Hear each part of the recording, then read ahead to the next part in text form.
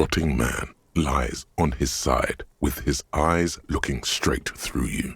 His body is supine and open to intrusion by autopsy. The lieutenant adjusts his glasses and takes a deep breath.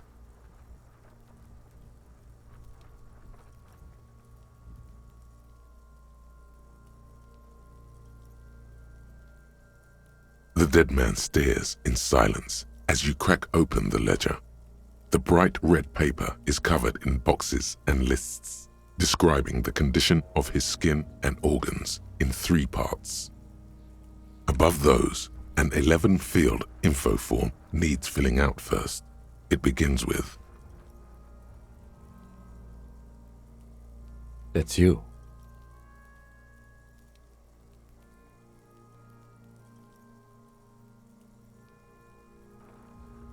The corpse is indifferent to your scribblings, just lies there. The next box says, KK57-0803.0815. KK equals Kim Kitsuragi. 57 equals Precinct 57, followed by his date 0803 and time of arrival 0815 on the scene. He's indexed the case after himself, not you.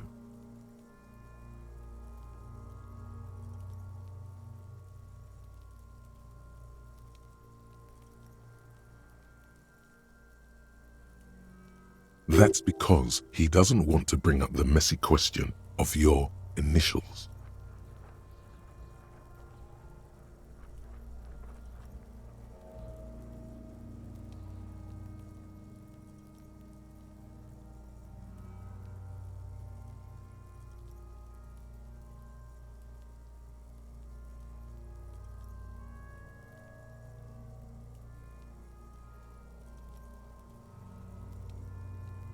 And what would that make the alphanumeric? HDB 41 0803. Help me out with the time of day, anyone?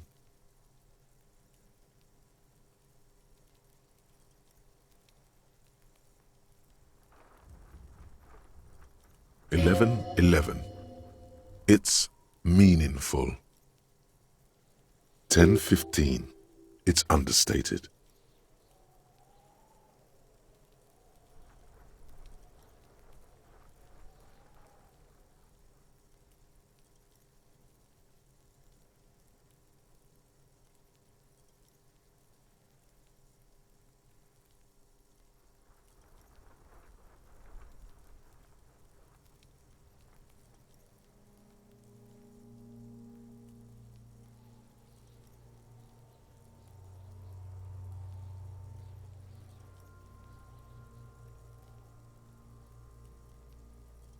Good. Let's go with that. We've heard the nom de guerre, Lely. It's better than nothing. Write it down. What's next? Date of birth? NA. Roughly 50. Dry 40. The damage is so extensive, it's better to err on the young side.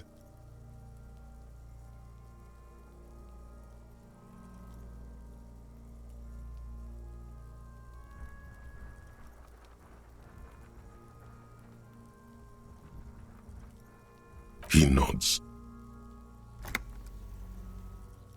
Mondial. Fair to olive-skinned, from the Isola of Mwindi. This is as vague as it gets. You might as well say whitish. The pudgy mess of curdled meat looks neither mondial nor anything other. Fucky fucky! Male. Pigs can have sex! Nor does he look male, with his pregnant belly and indistinguishable face.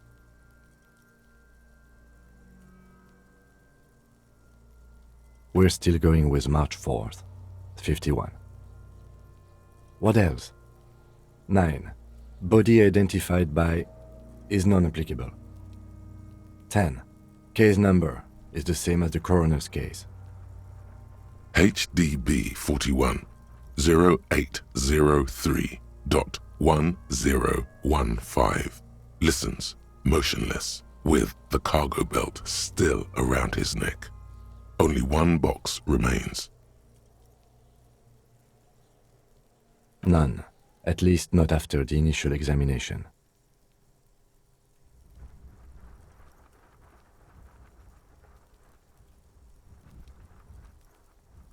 Interfering with the body's position or wounds post-mortem.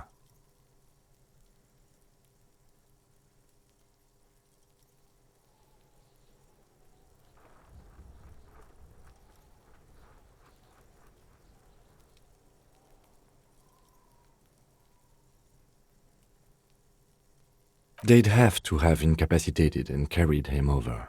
This man was more than a match for untrained dogwalkers. Your central nervous system recognizes this gesture. It's the stations of the breath. Ecclesiastic, religious in nature, a holdout from pre-DeLorean burial rites. It takes him 2 seconds to perform. Then, somewhere in Jamrock North, a small wood shed behind Rosencrantz Row, Lieutenant Nick Feuerbach puts his hand to the chest of a small corpse, no larger than a monkey. It's raining outside, light drizzle. There is darkness in the shed. Elsewhere yet, an obese female sits in a wicker chair, her silhouette bull-like against the window. Outside, Grand Coudon. The day is turning dim for Sergeant Mac Dawson. Hand extended, he approaches, to make sure she is dead more than anything else. And so, all across Jamrock, Coal City, GRIH, 42 deceased persons found today, 42 stations of breath. We should start the post-mortem. The corpse cannot feel Kim's hand on his chest. It no longer meaningfully interacts with its surroundings. A thicket of boxes and lists on red copier paper tries to answer why.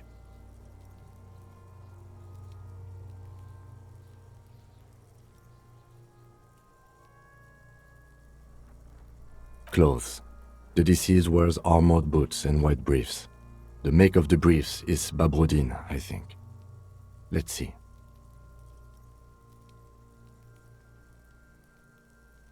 See, it's happening.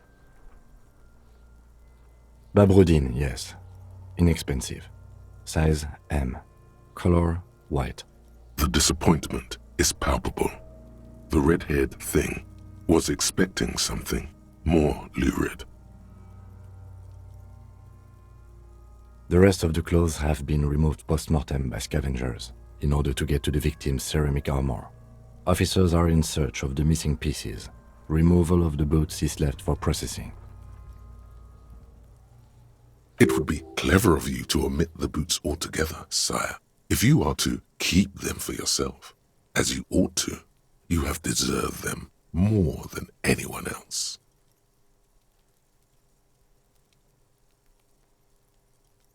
Patience.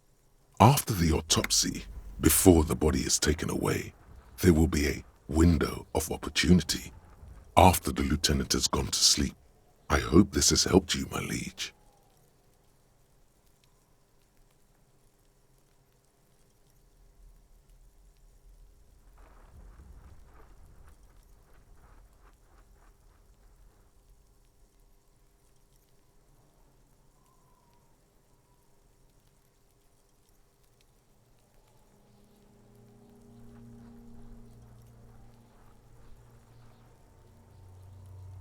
Tattoos. The upper torso is covered in a single, continuous tattoo, resembling a map of the night sky. It reaches from the right shoulder to the heart. The ink is blue and white.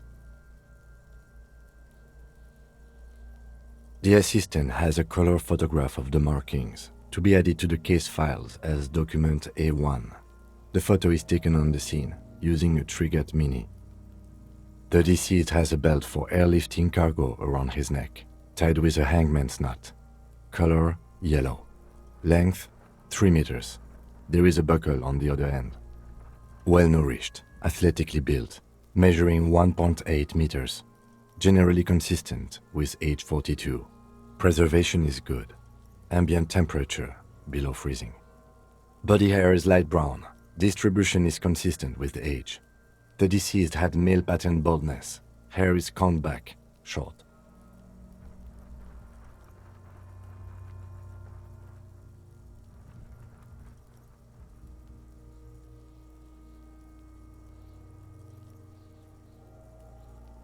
Lividity is consistent with hanging, albeit faint, as noted. The head is congested. Contusions are present on the head, chest, and thighs, consistent with stones thrown post-mortem. Low velocity.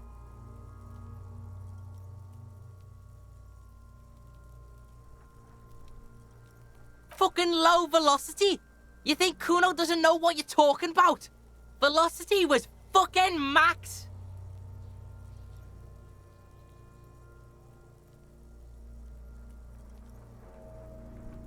Talking shit about Kuno's velocity. In addition, there are bite marks on the face, scalp, and chest, consistent with predation.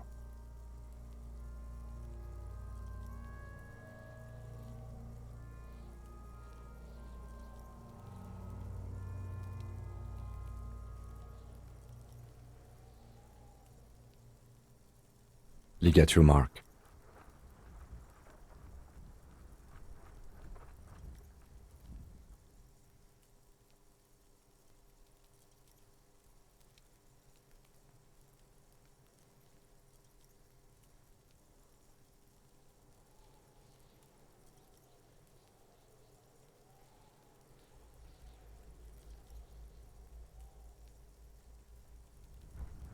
The steel wiring.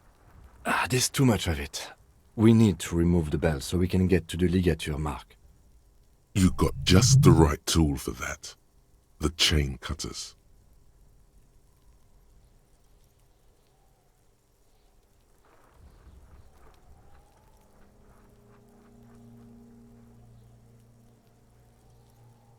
Always good to think ahead. Now,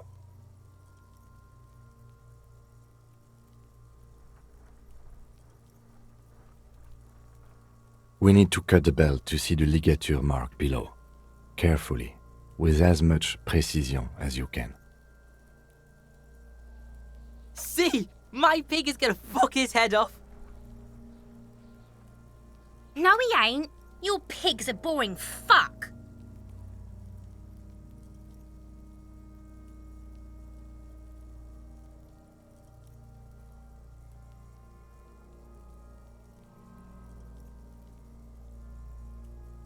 The belt is equally tight around the whole circumference of his neck, swelling over the edges like white bread rising from the east. After some deliberation, you sink the cutters into the knot tying the belt together. You squeeze the rubber handles together, sweat forming on your brow. Snap! The knot is slashed. Another cut and the belt falls apart like a flower bouquet, revealing the dead man's neck and the dark red ligature mark around it. The rope rises to a point, leaving a gap in the ligature mark. The suspension point is in the back of the neck.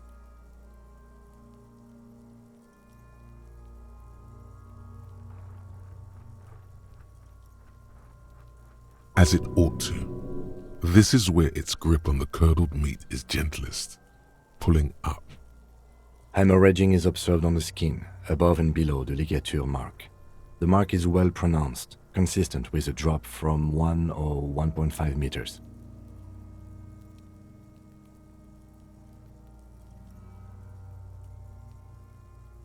Chest is intact, normal contour, abdomen is protuberant, pelvis intact, genitalia. No! It's gonna happen, see? I fucking knew it! Genitalia is male and unremarkable. No evidence of injury.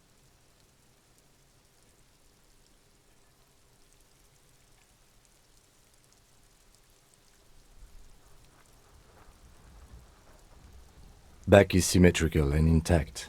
Upper and lower extremities are intact, but asymmetrical. There are combat injuries on the right hand, thigh, and hip.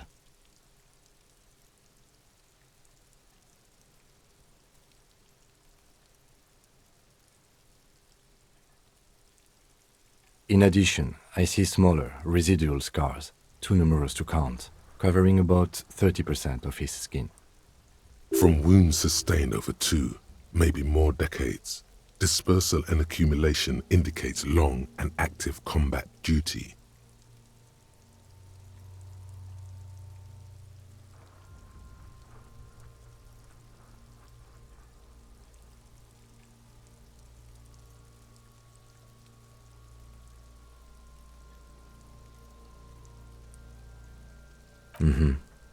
We have a real museum here. Of battles, wars. Last item. Hands.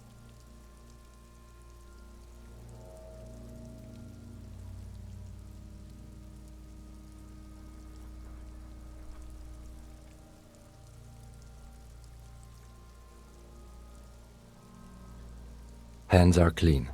No sign of a recent struggle.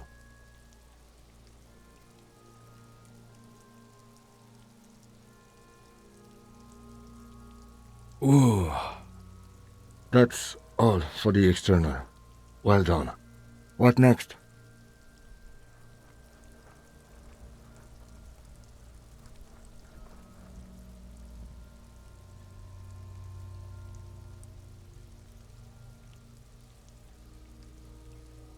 Central nervous system.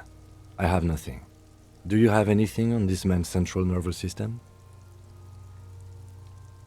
Of course, there is a moral to be drawn from it, a moral to this story.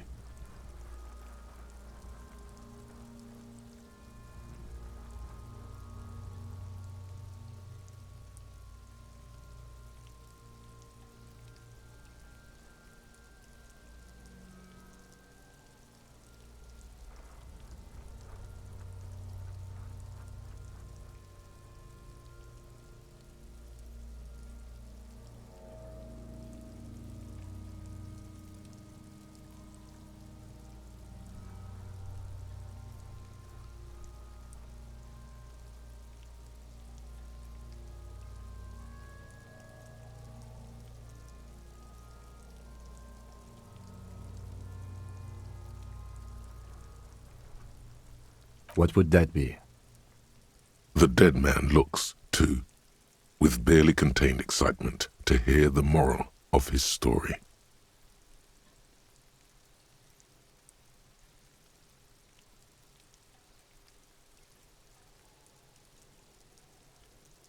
I think that may well be the moral of every story, officer.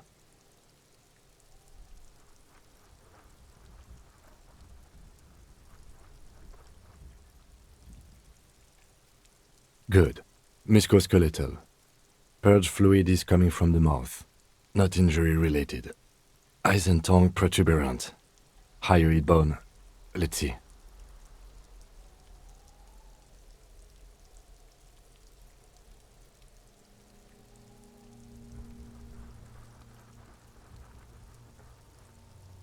With his eyes almost closed, the lieutenant puts his hand on the dead man's throat and begins to massage it, gently. A rotting smell erupts from the mouth. Purge fluid runs down his lips, black and viscous. You hear cracks as the lieutenant moves his sharp fingers inside the flesh, like the creaking of an old house at night. Yeah, jack that fucker off! The hyoid bone is fractured. The rest of the musculoskeletal system is intact. Unremarkable. Respiratory system.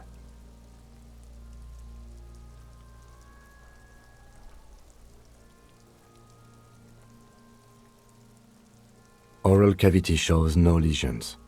The victim has received dental implants, possibly after a combat wound. Mouth swollen.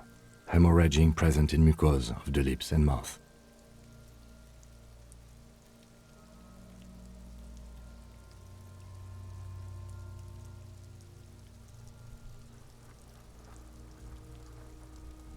Hepatobiliary, NA.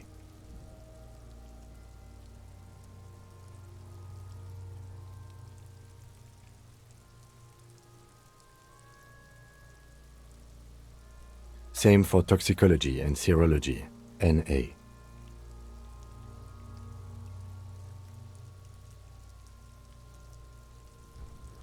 Cardiovascular. The body exhibits heavy lividity. Blood has gathered in the hands, feet, and neck. Hypostasis is visually consistent with the hanging. Gastrointestinal.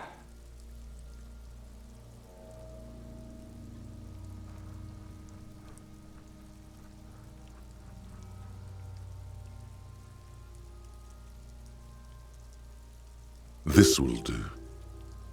Digested semi-solid food in stomach. Voila.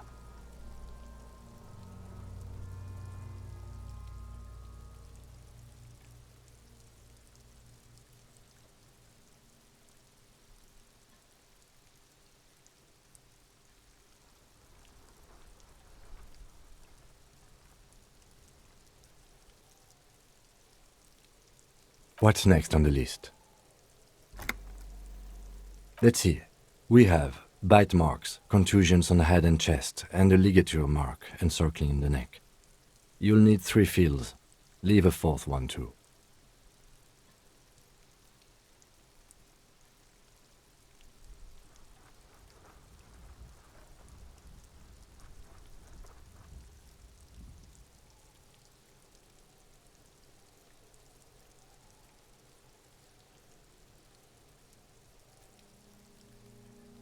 Nothing, just in case.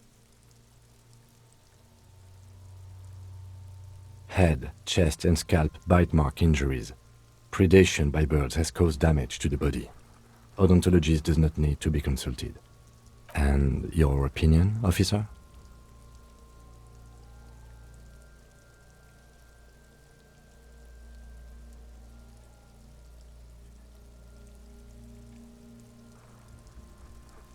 Agreed. Next injury? So, the scalp bleeds from a post-mortem head injury, a stone.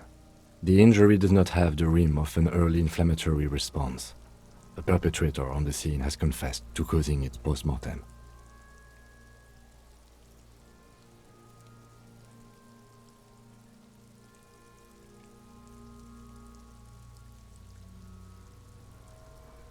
At maximum velocity, fucko! Has confessed to causing it at maximum velocity. Coagulated blood sticks to his scalp and chest, where the countless stones have hit the dead man. Beneath, the description of injury. 2 boxes.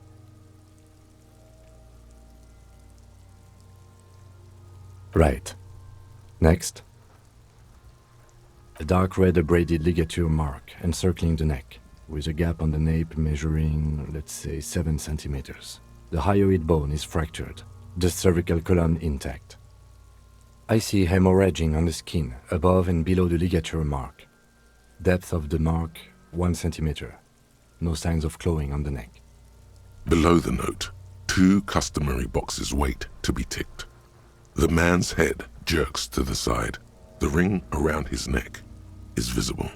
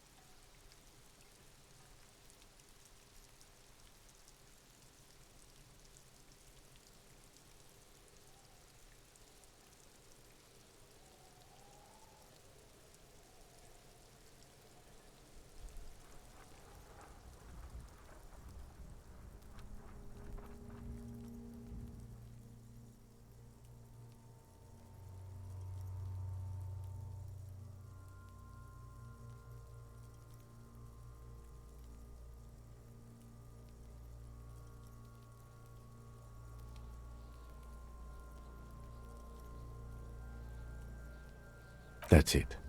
We have established cause of death. It's not much, and it leaves much to be questioned.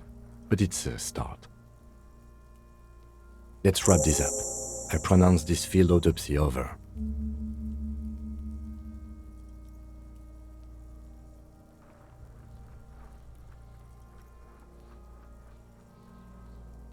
Well, we established probable cause of death. Some would say that's the goal of an autopsy. We were thorough with the list of injuries too. We described them all in detail. What is there to say? Given the circumstances, it was a professional field autopsy. I need a copy of that autopsy form. Then I will drive him to Faubourg for processing.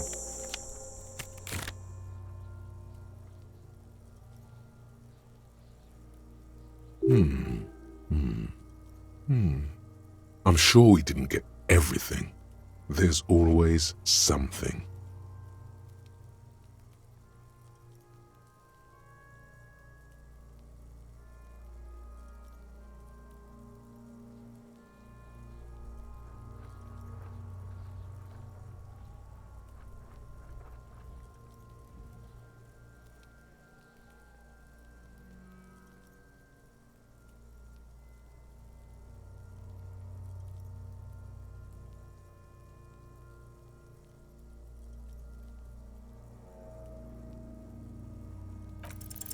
You run your hands over the victim's cold body, his limbs, his torso with its swollen organs.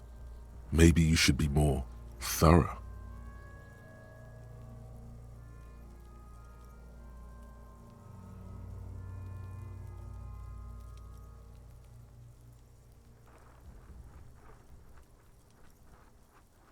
The corpse seems to yawn contentedly, as though it's glad you've run out of steam. Do you think we missed something? You can't shake the feeling that there are more secrets concealed in the flesh before you.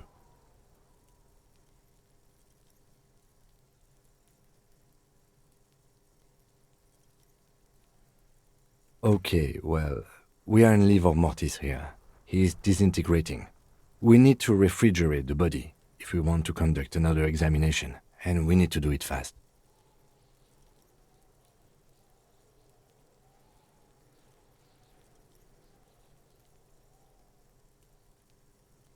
It would have to be industrial in size.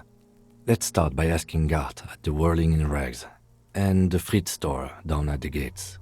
If they don't know, but only if all else fails.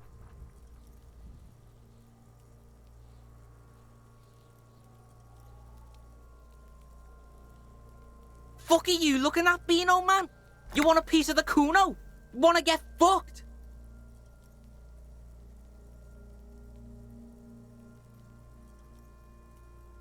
Only if all else fails. Kuno looks like he gets around. Knows Martinez. And its fridges too, probably. This is one task we cannot sideline. With every hour, whatever we are looking for will become harder to find.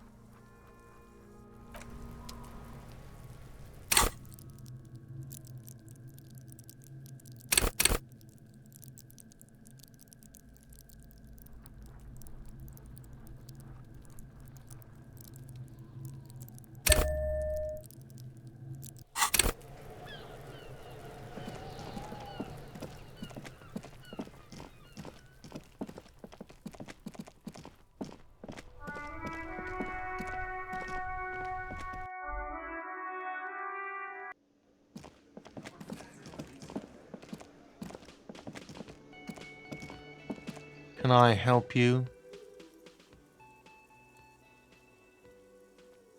Yes, for the dead body. You want to put a dead corpse into my fridge, right? Well, I have a fridge, and you're not putting it here. Because this is a culinary establishment, not a morgue. I can't believe you even asked me. It would only be for... Lieutenant, you too? You're asking too? No, the answer is no. I will not turn this place into some kind of macabre circus. Let's go talk to the frit clerk.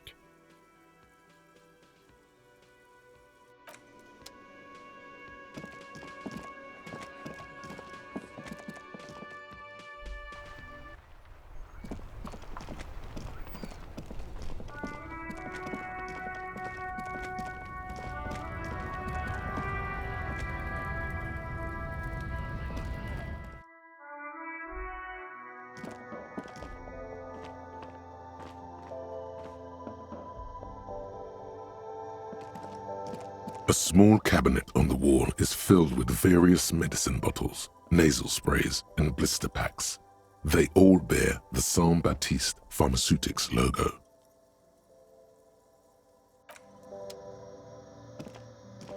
The tear machine stands in the corner. A sign says, 1 bottle equals 10 cents.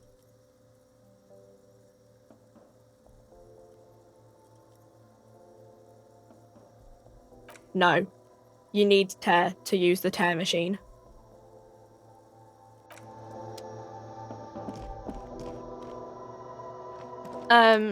Is this about the questions again? Because I don't really know anything. Right behind you. You're joking, right?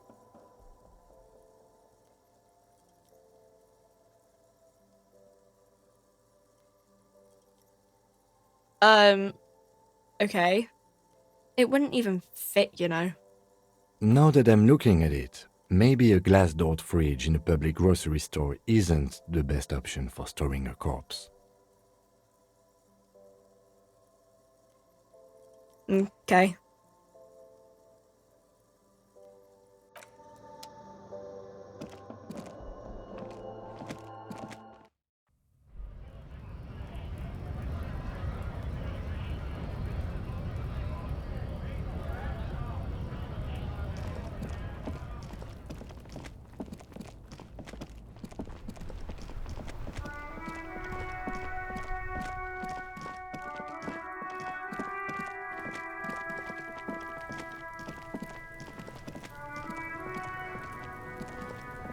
Fuck does Kuno care?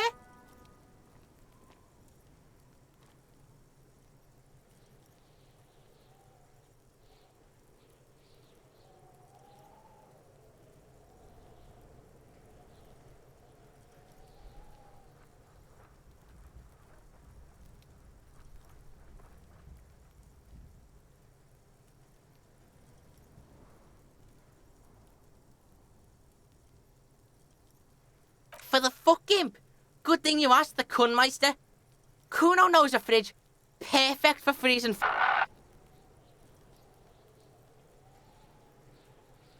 Bacon Man's in a rush. But what's in it for the Kuno? What's the return on Kuno's investment?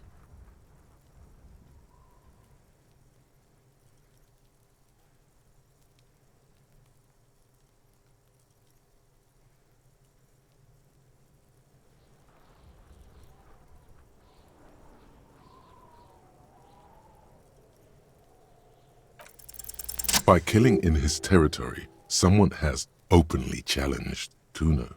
It's in his best interest to put them in their place.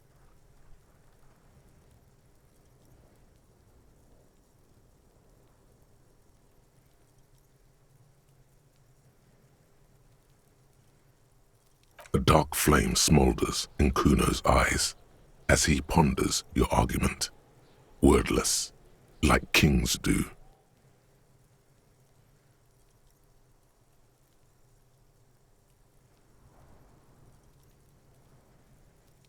Alright, Kuno hears you. See that shit house over there? A cold comes over you as you glance behind him at the crumbling colossus there, casting a shadow on you.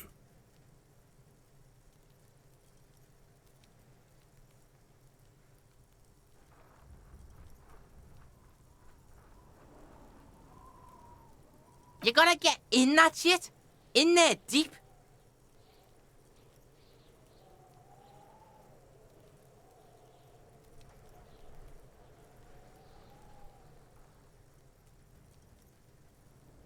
bookstore, you gotta beg the book bitch. Used to be you could get in there through the doorbell, jam that shit. Book bitch changed that. Kuno doesn't beg, so Kuno doesn't go there anymore. Yeah, book bitch, beggar. You stupid or something? He means the bookstore. We have to ask. Plaisance is the mother of the little girl peddling books on the plaza. We have to ask Plaisance in the store.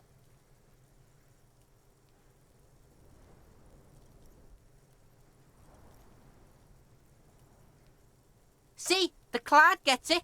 Listen to your four-eyed friend.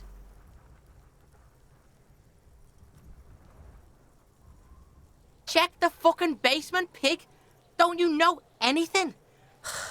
Always check the fucking basement, recon style. There's a giant fridge down there. Fucking will fit, no problem. It looks like a white bear or some shit. Try not to piss yourself when you see it. A white bear? A polar bear? You didn't hear it from Kuno, pig. But don't forget where you heard it from. Kuno owns you now, pig. You're Kuno's property.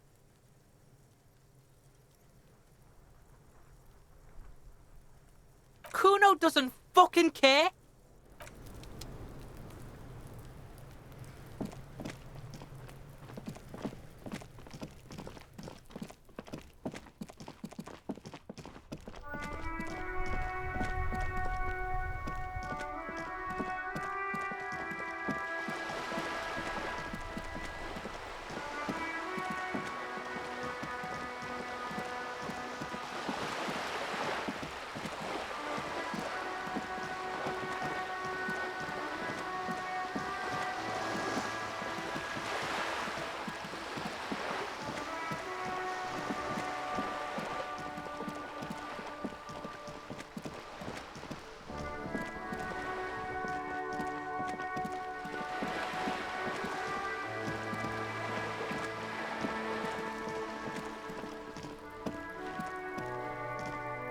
Just an ordinary wall.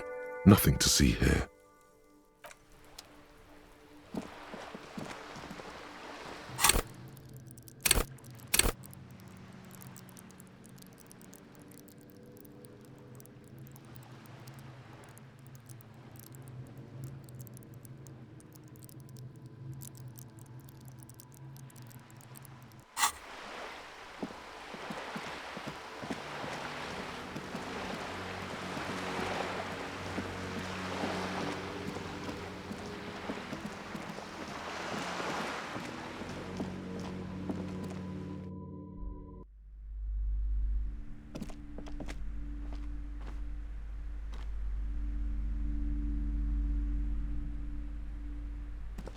Hello again, esteemed officer, and welcome to Crime, Romance, and Biographies of Famous People. Oh, I'm very sorry, sir. Some of these old paperbacks just don't have the durability. I would be happy to sell you another one, but unfortunately, it's the last copy we had in stock.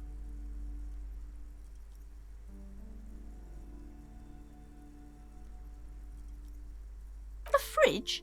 No, I don't know anything about a fridge. Aren't you interested in books? For whatever reason, she's lying to you about the fridge. Seems like you have to find your own way to the cellar.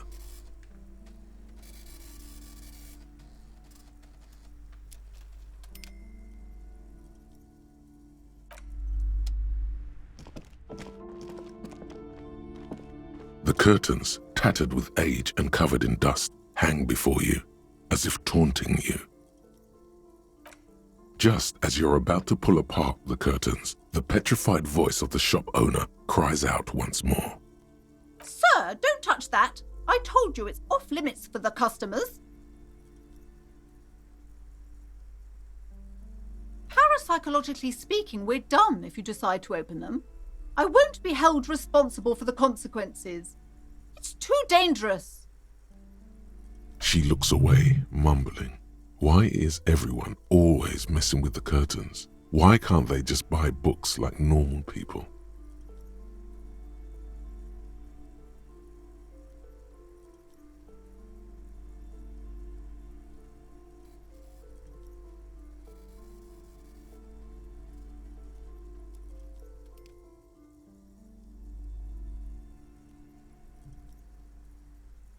everybody suddenly needs something from there. Leave the curtains be. It's what it wants.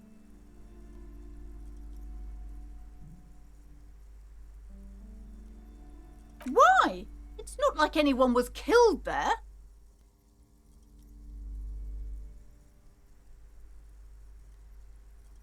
I am sorry. I don't mean to be so impolite. Just please don't go there. I can't allow that. You'll only make things worse and unleash the powers.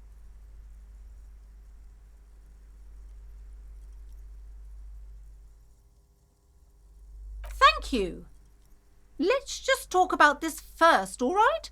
There's no reason for you to venture into the unknown. Talking is always good. Go see what she has to say. There is something mysterious about the curtains. Be careful. The curtains, tattered with age and covered in dust, hang before you, as if taunting you.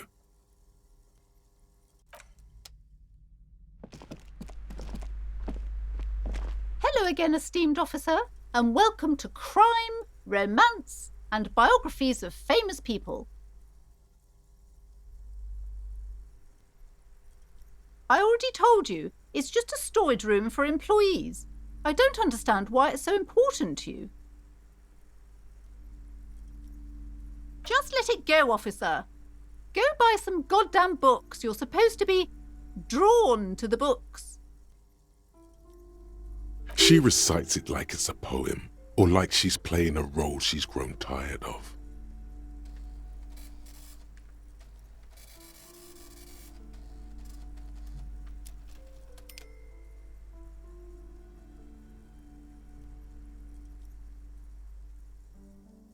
It's just for decoration.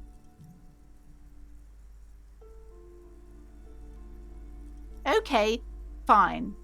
It's just because this place is cursed, just like everyone said. They don't call it the doomed commercial area for nothing.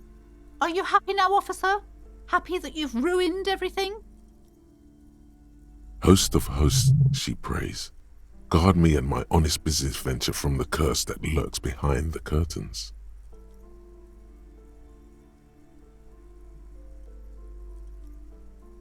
The curse is so much worse than you could imagine. It's a disease, eating at the very foundation. It's the curse of financial distress, of ruin and bankruptcy. Didn't that curtain just move?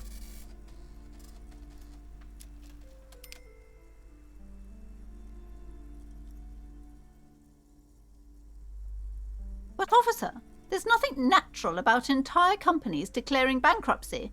I'm talking about cacodemons feeding off bad business practices and disappointing income statements. There's something wrong with this building, I can tell you.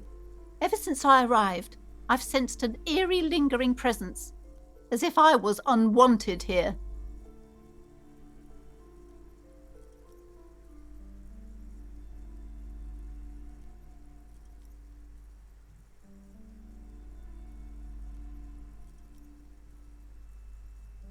Most certainly not. I don't want anyone who's not familiar with the psychic arts to get involved in this mess. Stay away. Leave the spirits be, so they can return to their slumber. My liege, you know what this case calls for? A para-detective.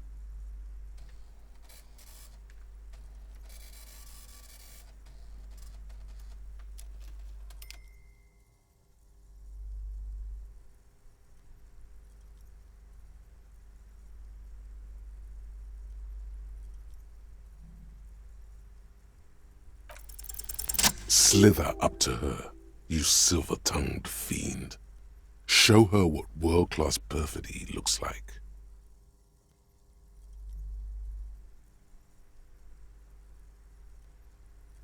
You're not lying. You're giving her peace of mind. The means are thus justified.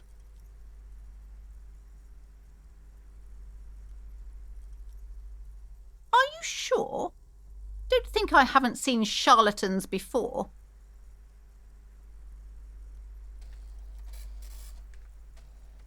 You're no para-detective. You look nothing like one, and you're clearly a drinker.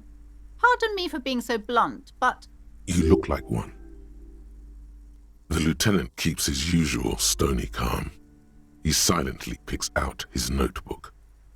Go ahead then, rock her world, he thinks. I'll compose some notes.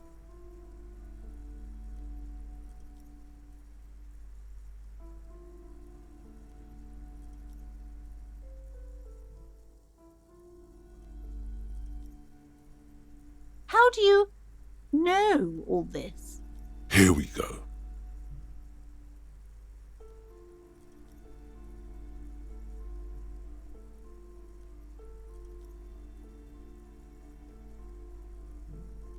You're part Simonese. Oh, it means our meeting couldn't have been mere chance. The hand of fate guides us.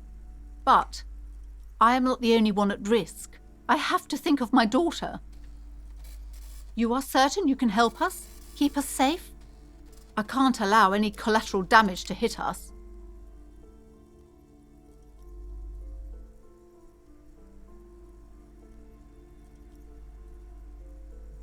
If you promise, good officer, then you might be our last hope. Do you swear it?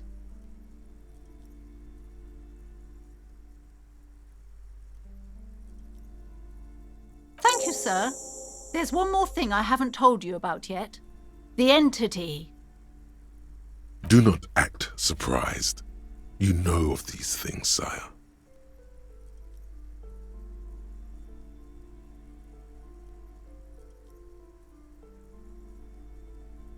You have? The entity takes the form of a woman, a witch probably. I've suspected that she must be connected to the curse ever since I first saw her. Did you know that she lives inside the chimney?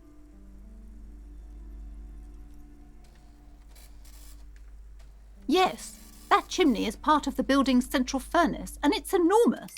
She has barricaded herself behind some metal security curtains. God knows what she's doing there. Some unnatural magic, I assume. You should go find the entity and ask what happened to all the companies in the building. What is the source of this curse? Here's the key to the warded door behind the curtains. Take it. Oh, and please do return to me after you've looked round. I'm quite anxious to know what she has to say about the curse. What you discover in there. Unbelievable darkness and ruin. What you discover? Probably just office space and the damn fridge. Don't be scared.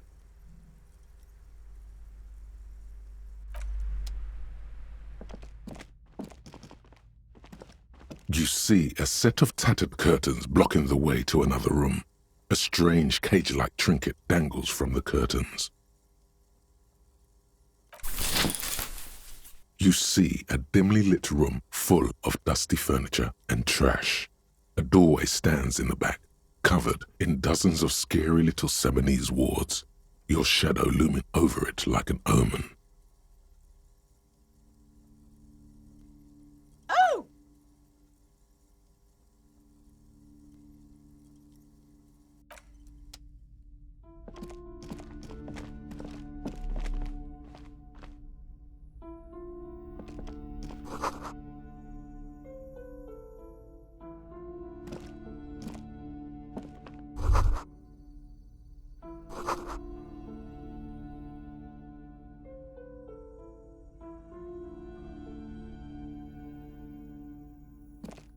A heavy door with a missing handle stands before you, covered in dozens, if not hundreds, of Simonese trinkets and charms. It appears to be locked.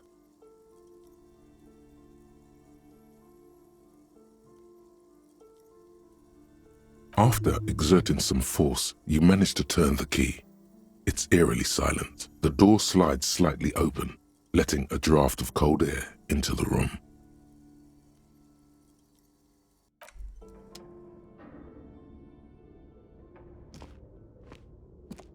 What is this place?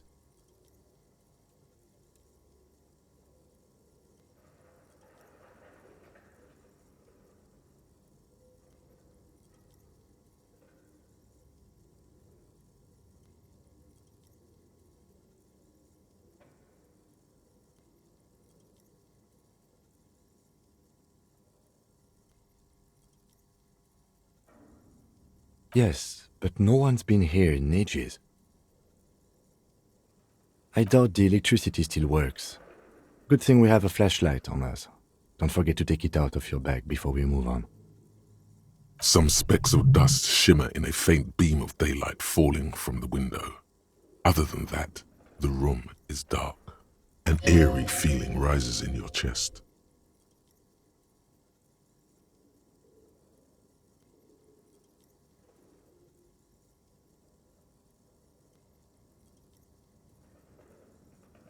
Sounds good.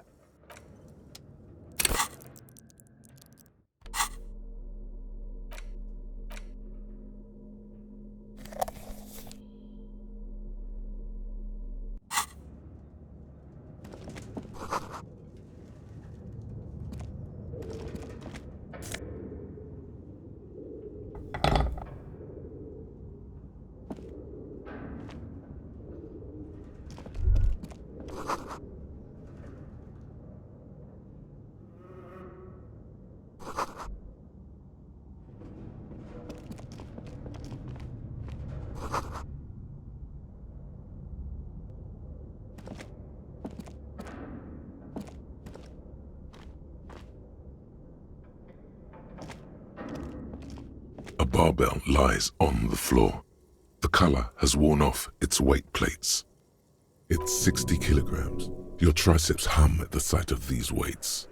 Show the world what kind of beast it's dealing with. Lift them.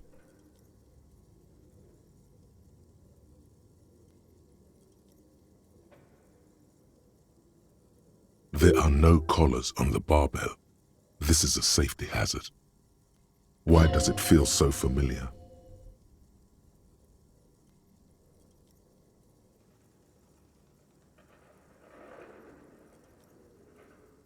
No, it's not that. It's the stale smell of rubber, the squeaky sound of sneakers, your bruised knee against the mat, and a whistle. Then the feeling is gone.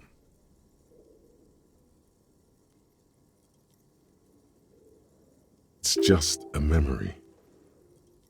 A memory from another life, when you were young and fit.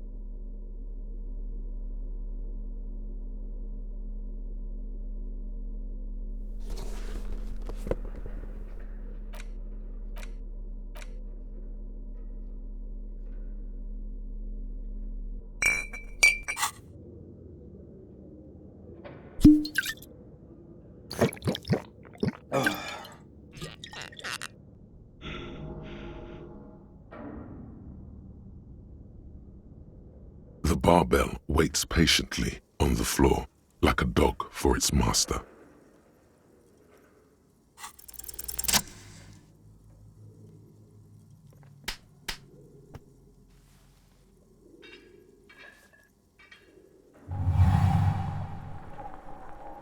Conjuring up an inhuman amount of strength, you raise the barbell up in the air. Your biceps tremble, but you're a savage. This is a children's game.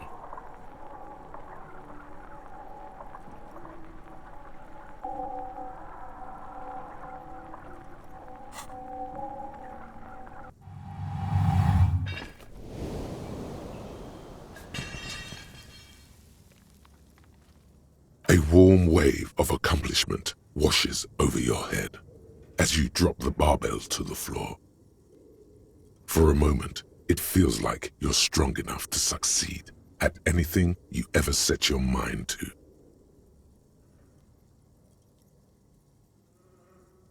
Hey, but you're still in a ghost house. What if someone heard this? What if they know you're here?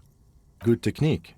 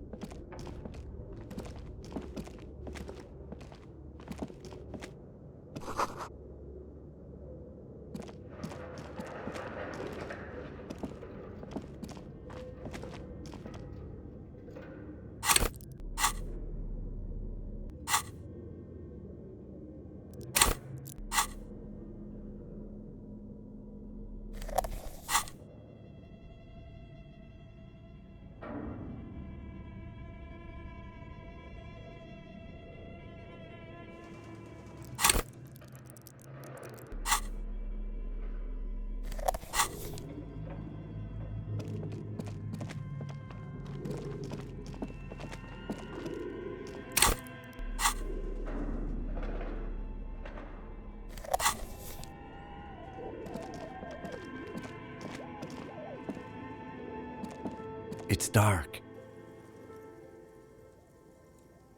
And the flashlight works a lot better if you hold it in your hand.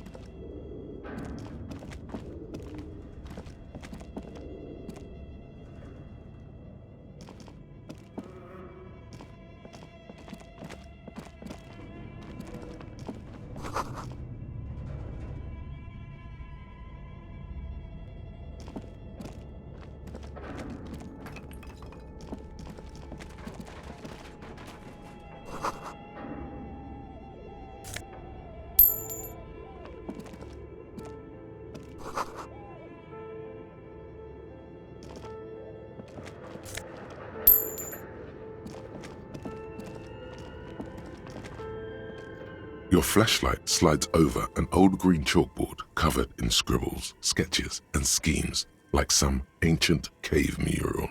Some of the writing has faded with age, but you can still make out sections here and there. Photos and drawings have been pinned to the board. These lithe, pointy-eared creatures appear to be different types of welkins. You make out autumnal candle welkins casting wax-based magic. Translucent welkins with organs shining under their skin, and even ether welkins hailing from the vast emptiness of sidereal space. Who are all those creatures? Fantasies of a tortured, feverish mind? You should adopt one of those welkins as your persona. No longer a mere man, but a welkin. One of the welkins, towering among the rest, appears to be different, however. It's Vara Hamira, a high welkin, his face white and scarred like cracked marble. This is clearly a welkin supremacist. The note says, all non-welkin races will be purged. The Haldor, the Twarg, the humans, and even headless men, all of them, purged. Imagine a world filled only with welkin, green welkin, dread welkin, and the high welkin to rule them all. An inordinate amount of time has gone into drawing these little welkin creatures.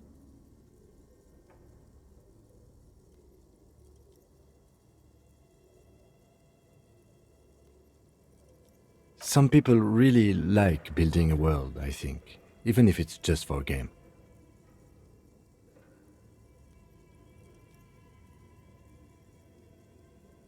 Just look at those details. So much effort. The photo collage depicts barren, icy landscapes wrapped in perpetual night. You see permafrost and glacial landforms, dead trees grown in under the snow.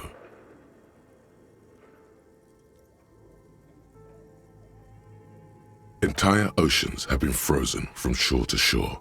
There are pictures of settlements on dried-up riverbeds, abandoned in a storm. Animal corpses in the dark, carcasses and bones. You see primitive oil rigs built into glaciers, boreal dvorg, yurts under the snow, great mammoth-like beasts of burden. Albeit dark and cold, this vision also feels cozy in its own way, like eggnog or morphine, a much-needed respite from our own world. A pinned postcard reads, "The heat death scenario, a desperate fight for geothermal energy engulfs the world as Wirral becomes untethered from its sun, drifting through the universe."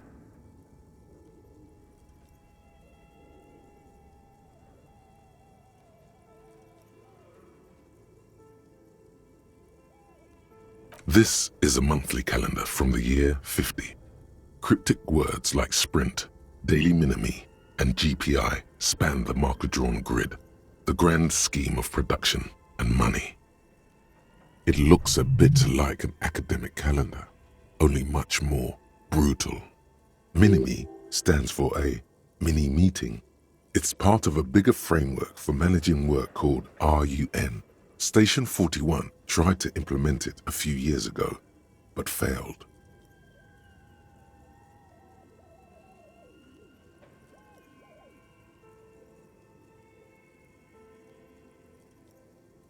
As time goes on, the numbers in the boxes grow rarer and rarer. The board becomes an empty snowfield in the final days. Only failure and regret dwell in this region. Looks like they didn't make it. A note in the bottom left corner of the chalkboard says, "See the prod schedule filament for details." The handwriting is only partly legible, but you can still make out 3 slogans: "Call in, tune out," "Wirral untethered," and "Heat death of the universe."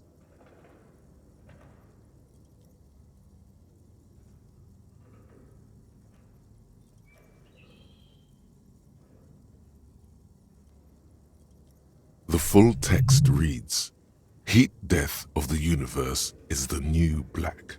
Another note says, "The biggest advancement in role-playing systems since the 30s.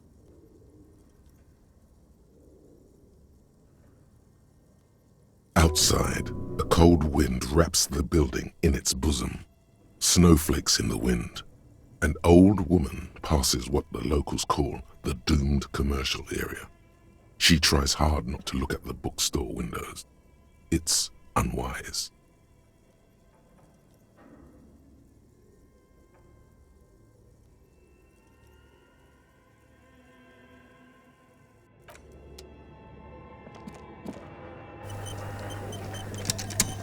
This appears to be some kind of machine with a cube-shaped heart and a wired framework.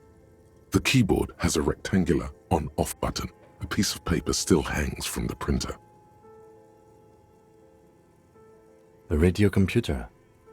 Just sitting here without anyone in sight.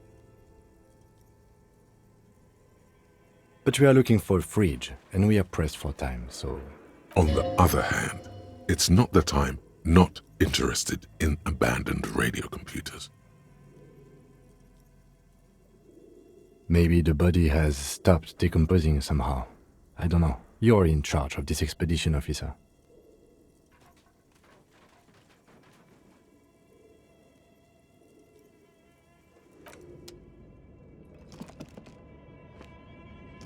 This old fireplace is covered in lines drawn in blue and red marker, the mesh spreading over the stone like blood vessels on alabaster skin.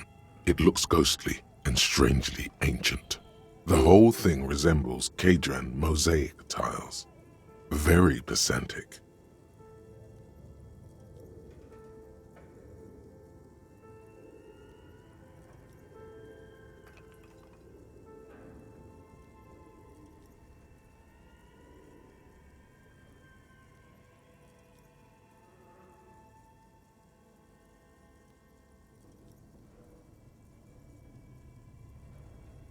History classes, students with their textbooks open, studying the roots of our civilization. Those aquarelle blue tiles looked beautiful in the sun. Radio frequencies, it seems.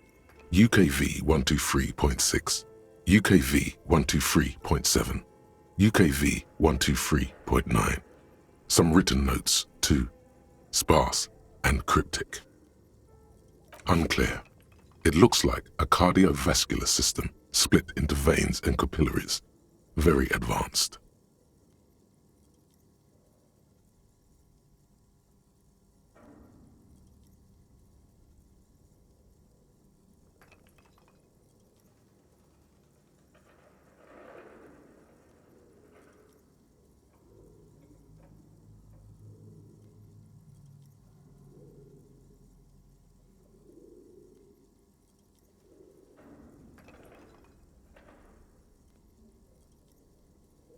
Perhaps.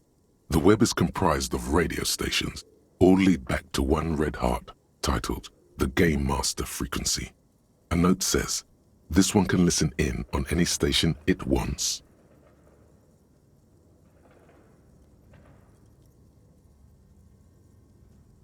Someone very important, the leader of a massive on-air game built by these people.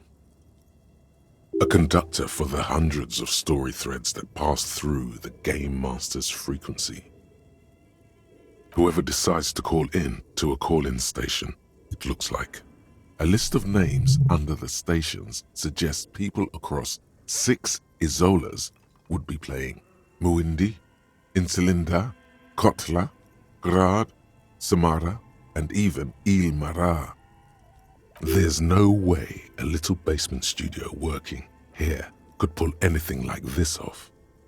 My God, it's as if the less money they had, the more ambitious their project became.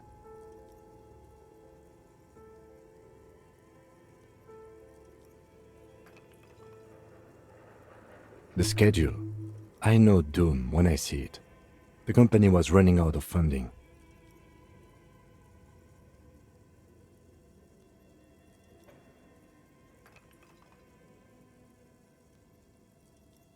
Nothing. It's just lines on marble. An echo from times long gone. No one has used the fireplace in ages.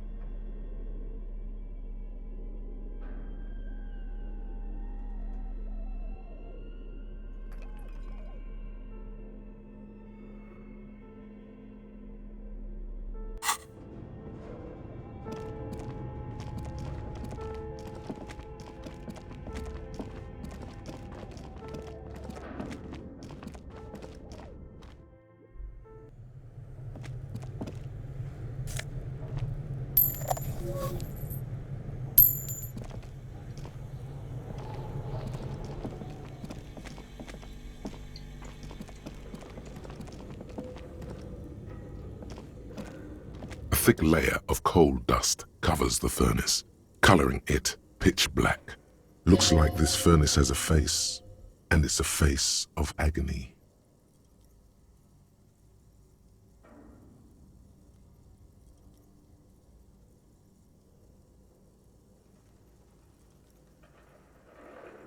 It's dark and grimy here. In the darkness you can hear chatter. It's coming from above. A voice or several voices talking to each other. Near the smoke chamber, upstairs. The echo is so prominent, It's impossible to discern what the voices are saying or what's producing them. What are you doing?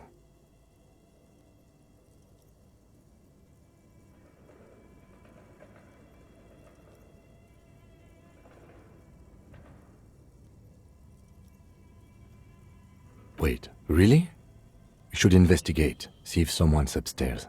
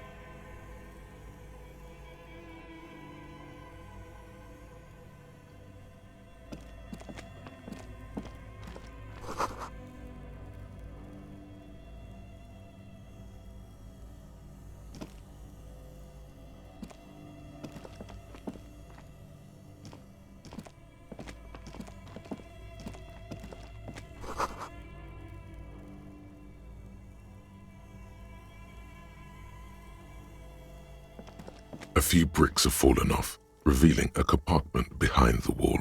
It's too dark to see in.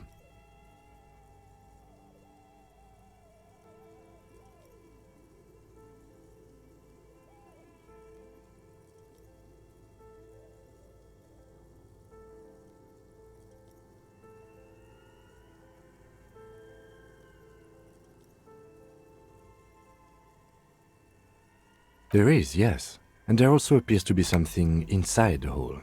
Interesting. Do you want to take a look?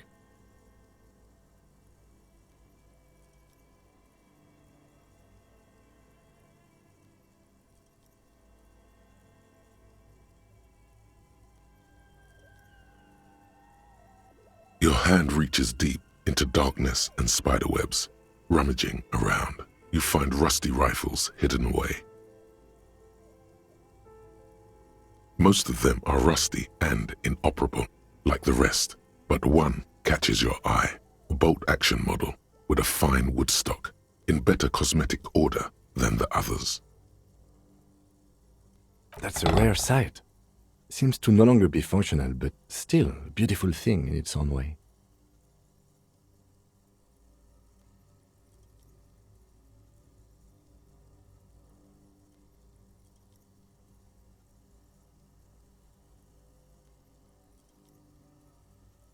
It means there are firearms, albeit inoperable, still lying around in Martinez. It's an interesting coincidence, I would say. Might come in useful in the future. He likes this find.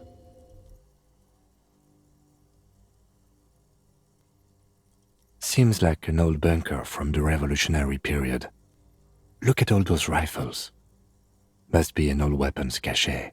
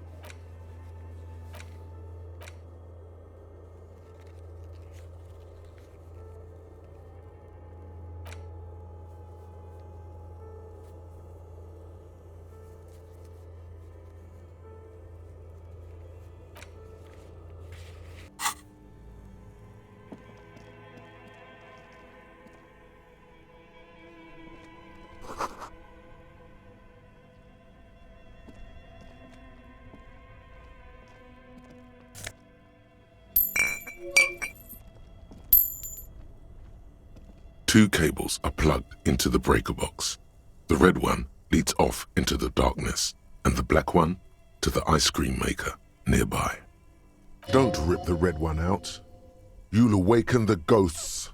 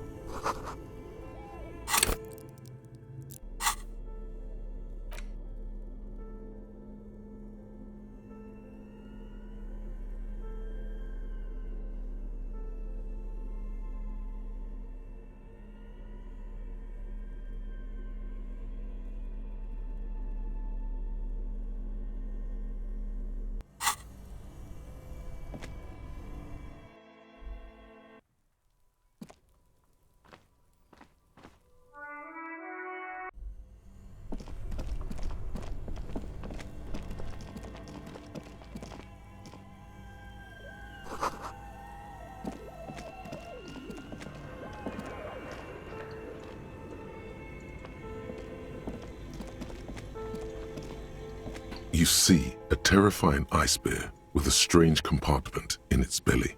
The door is covered in frost and the bear's eyes are glowing red.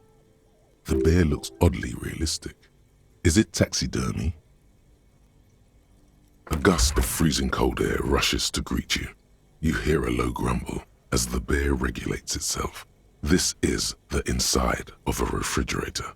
The lieutenant takes a peek inside. His hand has found the holster of his gun.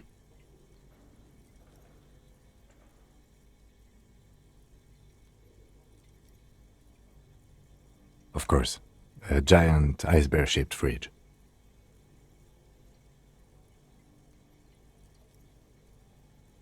Just what we were looking for. Let's see what's inside. The shelves are empty. All you see are crumpled ice cream wrappers with the brand name, Graphical Ice City. A handwritten note has been attached to the door. The fridge is huge.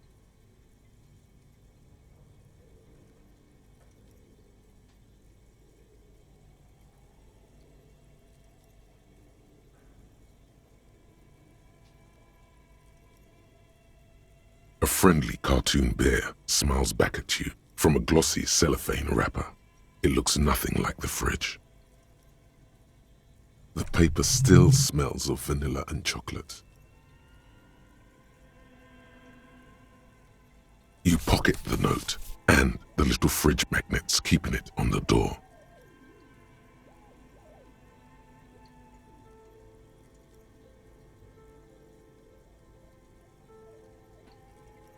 It's certainly an eccentric choice, but it is capacious and cold enough, too.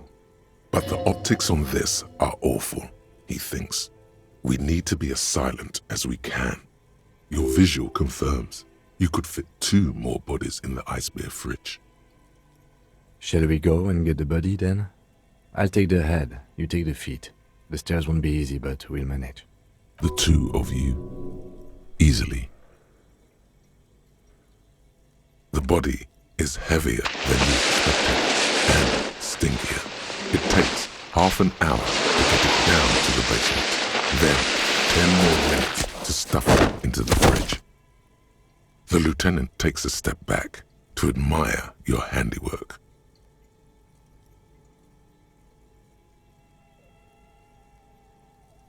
Beautiful. A dead body in an ice bear fridge.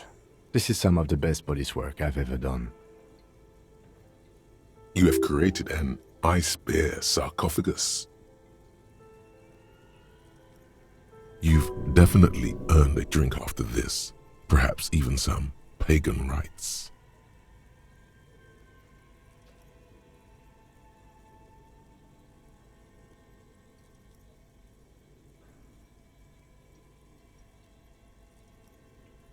Talk of the ice bear sarcophagus must not leave this room.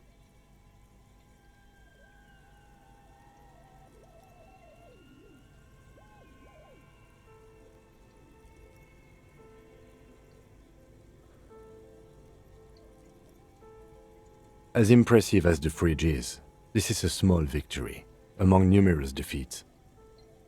At least we've stopped the body from decomposing further. Now you can conduct another inspection under controlled circumstances. Inside the icy realm of the ice bear fridge, the corpse stands slumped, waiting.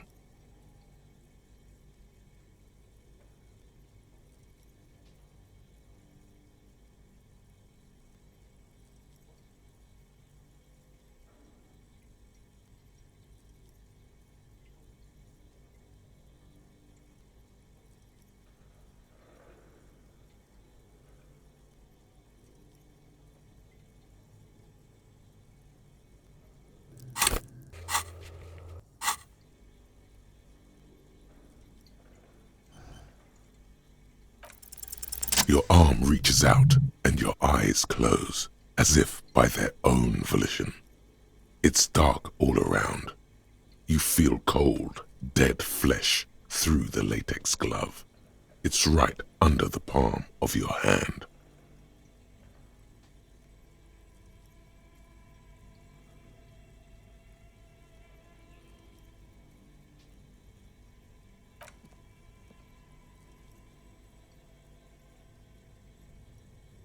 His face, his cheeks, his nose, his fat, swollen lips.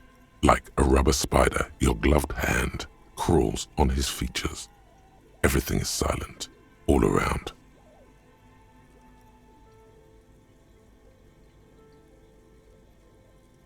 They are swollen shut. You need to really push to get in. Only the little one fits. The flesh changes shape as you bore in, searching for something in the cartilage. The thing you're looking for, it's not there. Crawl out, spider.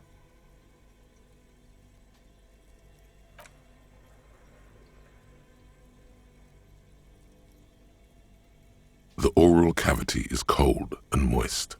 A ball-like tongue attaches itself to the base of the mouth, lolling around like a scallop. You're on the right track.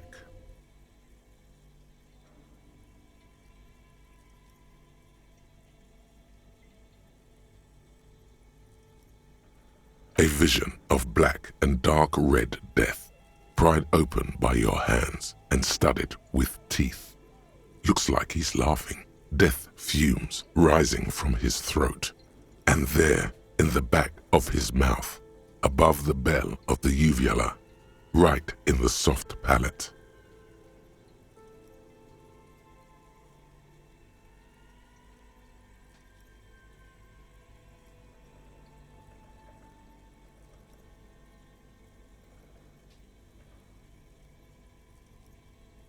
You see a hole, barely visible to the human eye.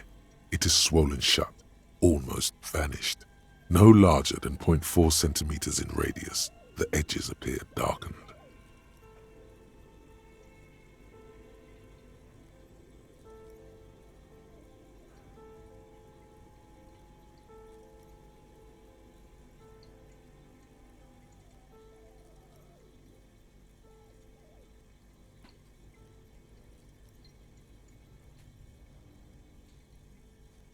An abrasion collar. This is what we're after.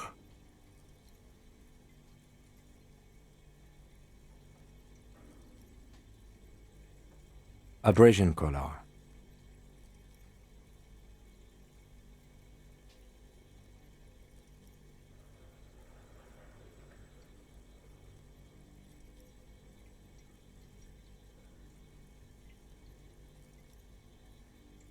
A black trickle of liquid runs into his throat from the wound.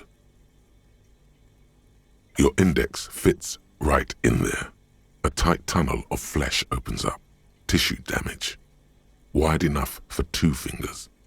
As you push both in, you reach through his mouth, right into his brainstem.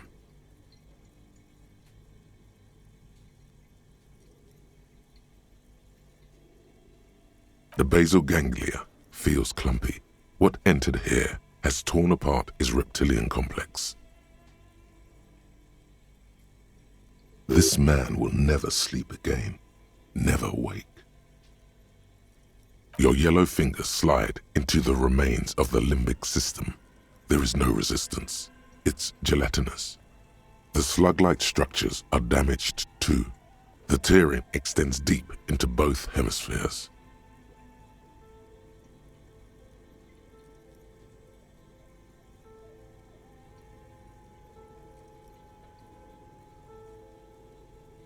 This is what he used to regulate his emotions with.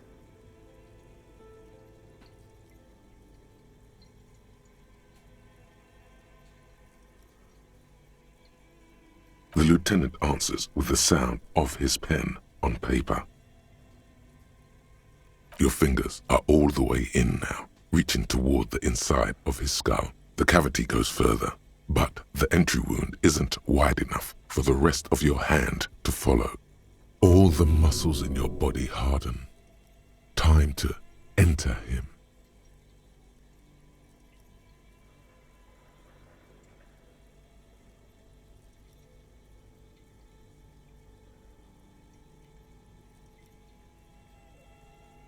Your fingers reach toward his skull.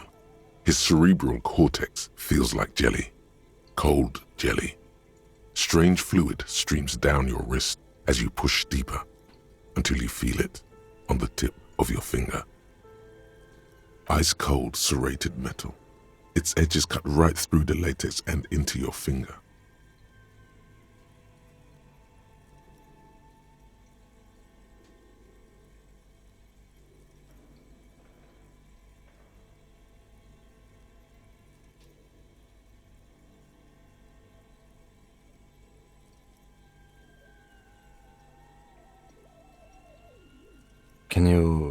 Can you get to it?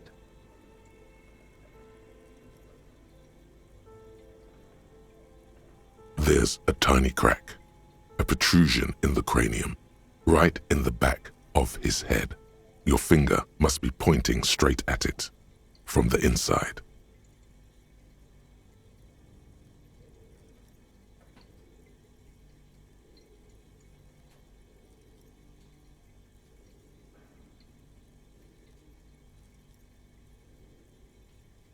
The object that is in there stops just short of the skull, in the encephalus, knocking this tiny fracture into the cranium. We have the makings of a very small exit wound here.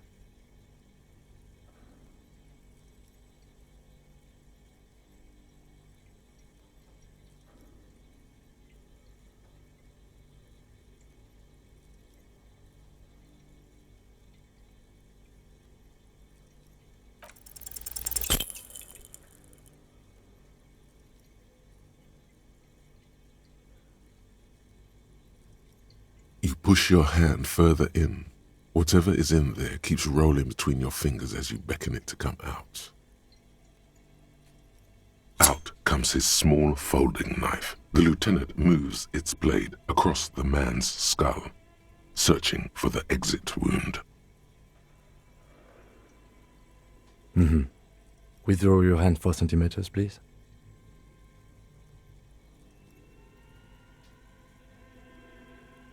With a crack, he punches the knife in the skull. Then, one more time, and one more, until the bone comes loose, like eggshell. Inside, you feel the jelly move from his poking. Can you push it out? A small flower of metal blossoms from the man's head, followed by your yellow finger. A bullet. A non-calibre, rifled. You may remove your hand from the victim's head now, officer. Well done. Here is your prize.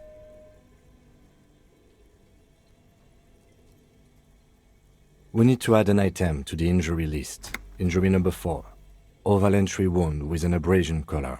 Soft palate, back of mouth. High velocity.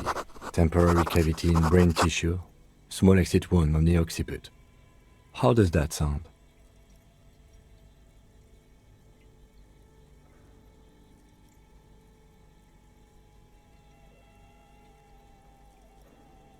Opinion, fatal injury.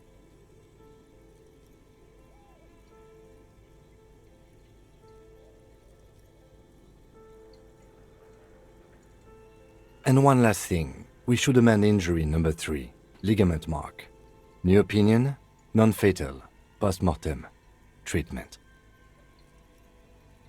He's proposing the bullet was the real cause of death, and the hanging an attempt to conceal this fact.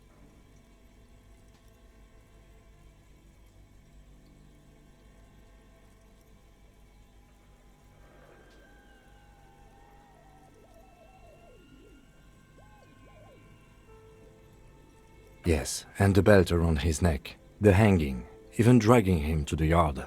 All of it was done after this man was already dead. I have had my doubts since you showed me the tracks. Why did they carry him over? Why not march him, I thought. There was no satisfying explanation. There have been other signs too, small details. Everything is too neatly designed for us to assign probable cause here, as we did, full-heartedly. Well, no more. We almost fell for it, he thinks. Almost.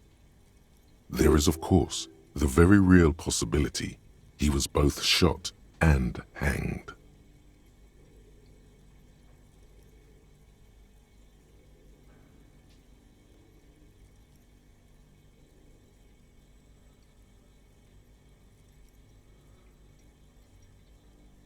Yes, we should take a closer look at it. I am certain it has more to tell us. This little thing could reveal much about the weapon that shot it.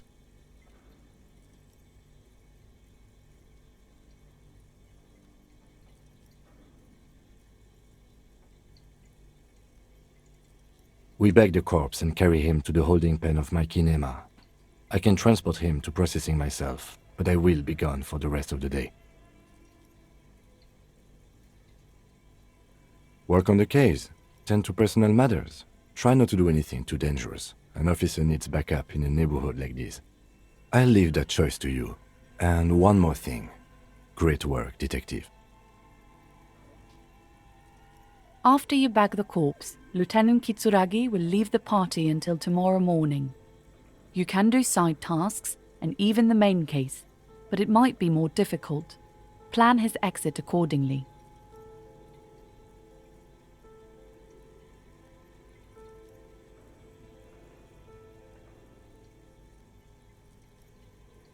All right.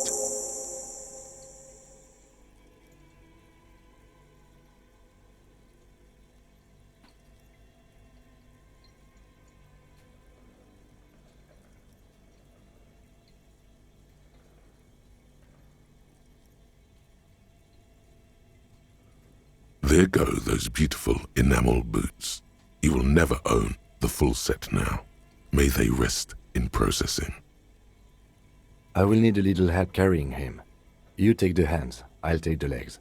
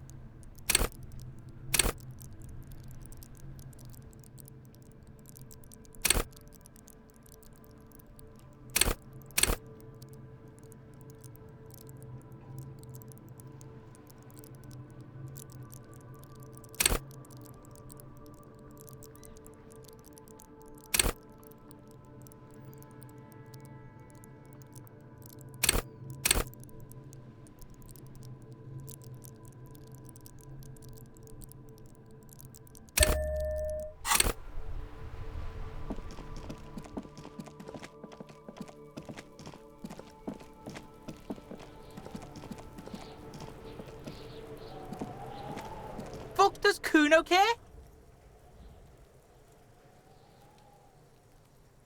Kuno doesn't.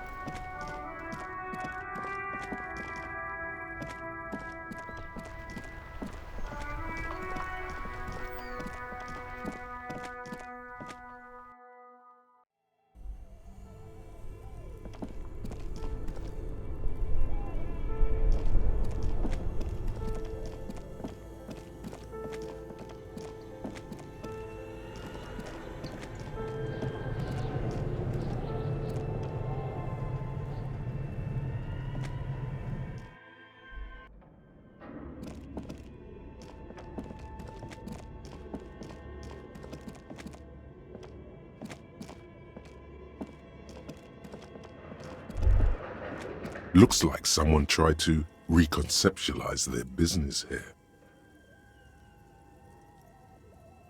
Look, the skis and rotor blades both bear the same slipstream logo. It seems likely that they started out making one, failed to turn a profit, and then pivoted to producing the other.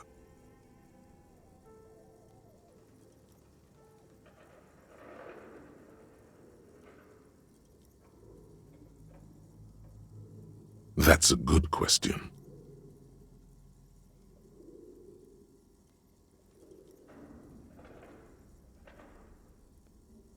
Reality is ruthless.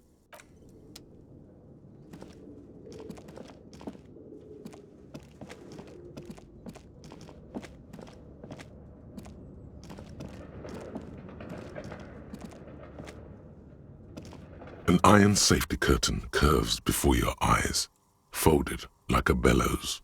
It covers half the room, blocking the way into a colossal industrial chimney. This must be where the entity lives. This is directly above the central furnace in the cellar. The voices probably came from here.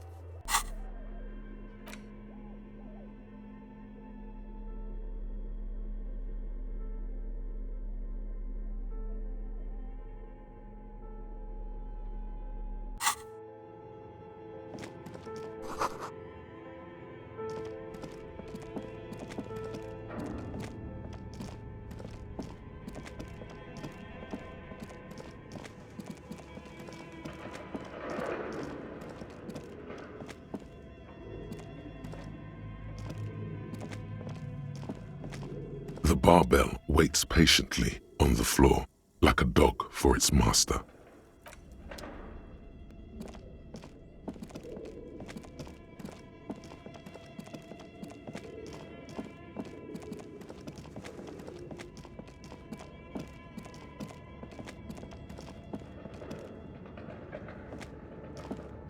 As before, an iron safety curtain curves before your eyes. It covers half the room, blocking the way into a colossal industrial chimney. This is directly above the central furnace in the cellar. The voices probably came from here. What an odd thing to do. Nothing happens. Still nothing. No one's home.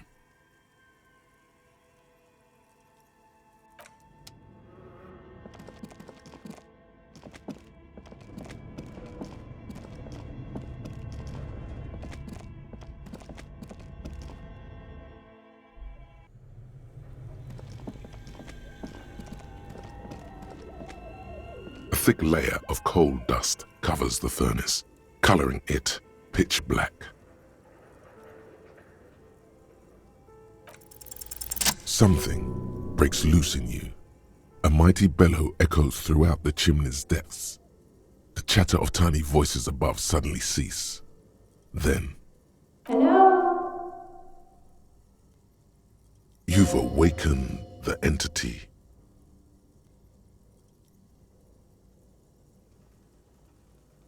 Hello? Did you say anything? I can't hear you. Please come upstairs. There's a safety curtain on the second floor. I'll open it. You hear a low rumble upstairs, the sound of a curtain being pulled aside.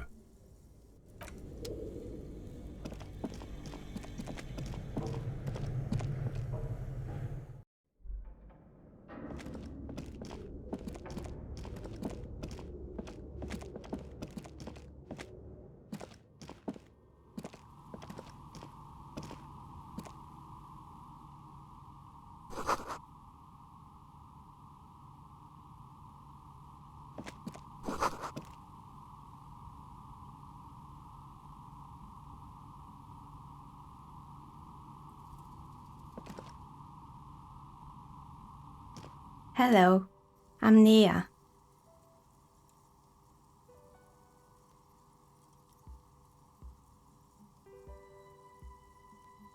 Did you try knocking on my window? I must have missed you. I've been listening to my Melius.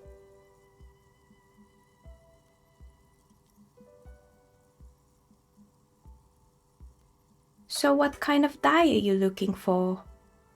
Could this be the malicious entity? Perhaps it's wise to go along with this masquerade for now. She's got a direct view to the backyard. You should interrogate her about the lynching.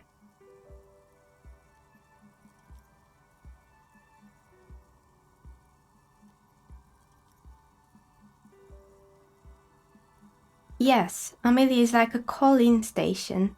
You need a two-way radio to access one. That's why I have these. Mostly, they just teach you to swear in different languages. But some of the stations can be quite interesting. I was so absorbed, I must have missed you knocking.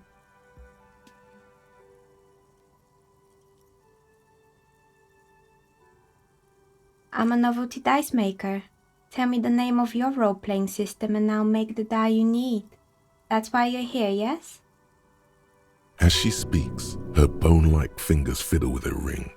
Her bones light, but her hands strong.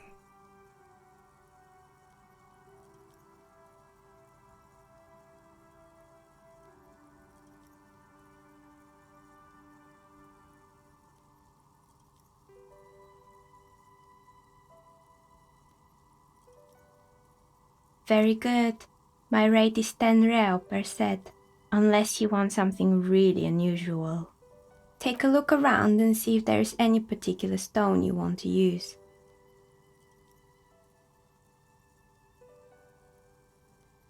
It almost looks as if the stones and dice are a natural part of the room, growing out of the shells like stalagmites. No falsehoods are present. She's a novelty dice maker and doesn't have anything to hide. Ask what you need. How did I become one? It was a business decision. I was a regular jeweler at first, but that's an unfocused field with too much competition. Some of my friends were role players. They asked me to make some polyhedral dice out of cobalt. That was my first order. I grew it from there. Not especially. I like working with rare materials and a steady pay. And role players as customers? They're nice people. Some of those nice people have big bucks to spend on novelty items.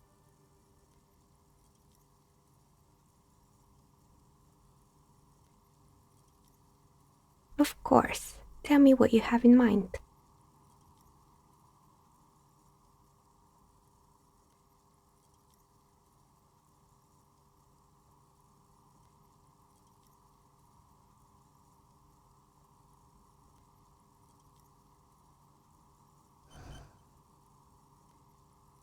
A star that fell from the firmament?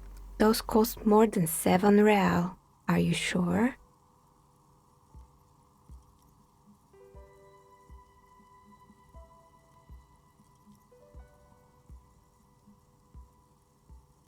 Alright, maybe some other tie then?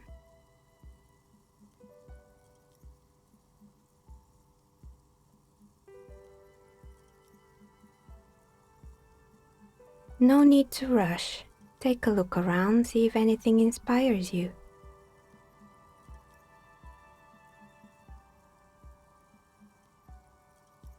We're inside the chimney of an old central furnace. It's strange, I know.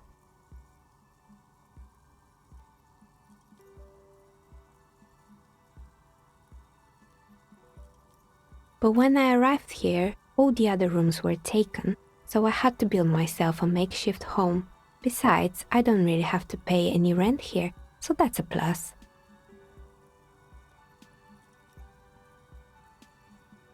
Plaisance was right. There's an entity living in the chimney. You should ask her about the curse.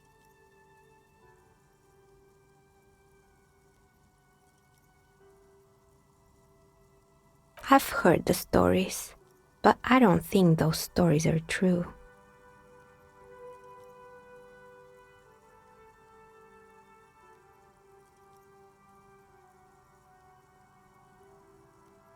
Plaisance, the bookshop lady?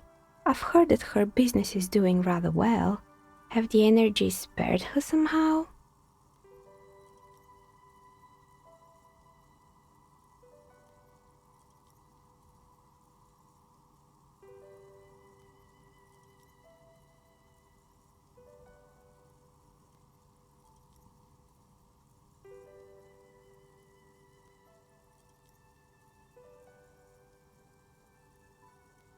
Alright, but it's not just the bookstore that's still up and running. What about the whirling in rags? Some people say it's part of the building complex.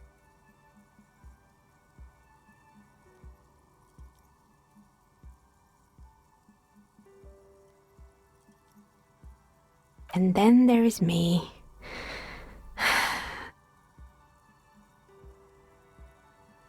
I've been here for 14 years, selling novelty dice to role-playing enthusiasts. Not exactly a million-real business idea, yet somehow I've survived despite the talk of malicious energies. Strange, isn't it? Maybe it's just because she's so talented that she's been able to woo the curse.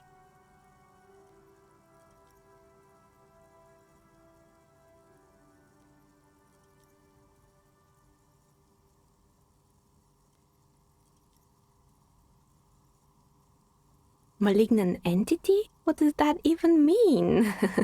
Some kind of sorceress? What about you, officer? Do you think I'm the malignant entity?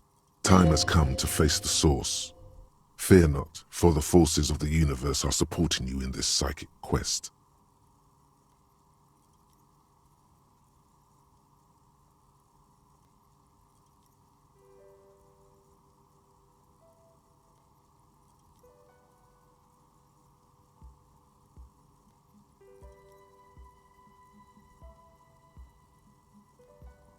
Exactly. Truth is always so disappointingly mundane and boring. But I'm glad we got this sorted out. Anything else I can help you with today? That's all she has to say on the subject. She's been thorough and truthful, as far as we can see.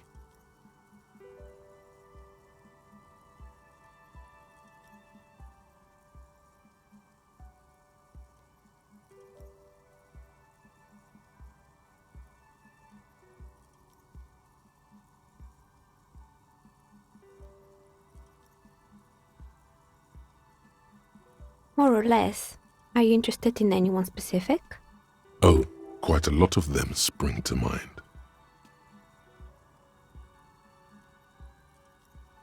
Yes, I think it was called Androgynous Orlando or something similar.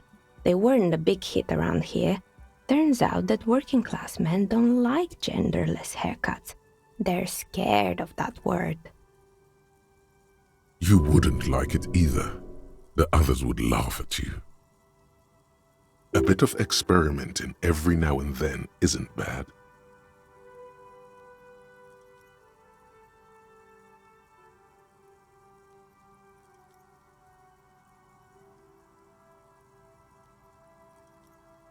I guess it just wasn't the time yet.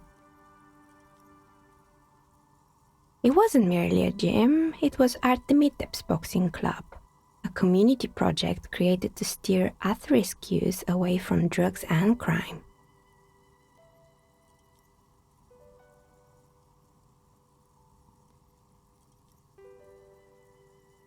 A kind man from Zemsk.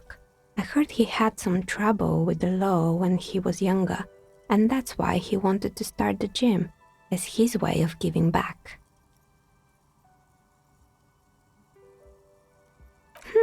Kuno. Who's Kuno?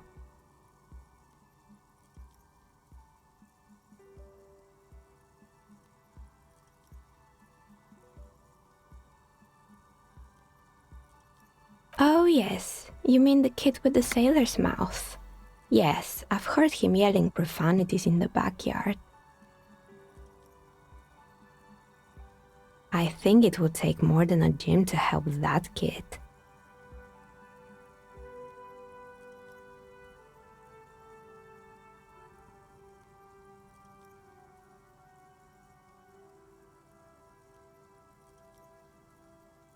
It didn't.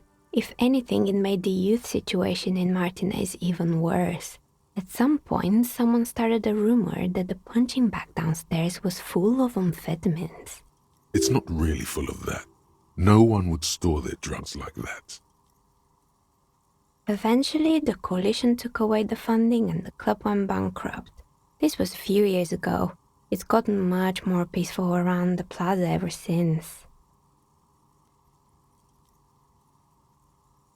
Oh, this one's a mess. There used to be a company that promised to repair windows 24 hours a day. What could go wrong with this one, right? Turns out, the business was actually set up as a front for an illicit group that was producing snuff medias. Who would have guessed?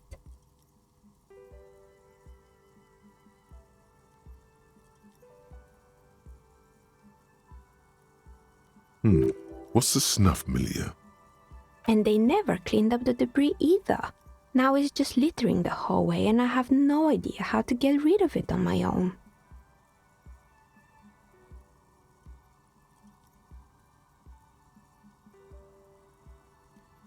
It's a sub-Rosa radio station that broadcasts real murders with real victims. Some people pay good money to get off on it. Nothing changes in her tone as she says that, as if it's just another piece of information to lay out for the world. People do that. I believe the ICP got them. They have a special division that deals exclusively with sub-Rosas.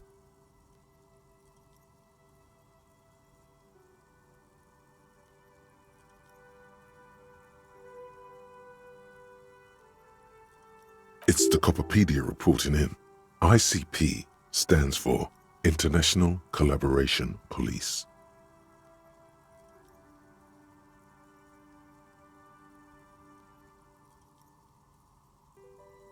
In any case, I don't think it's your job to worry about what happens on Milius.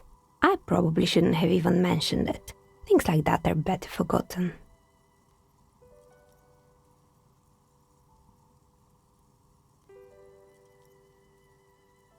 You mean Mr. Fabron, the taxidermist? No, he mostly just did drugs.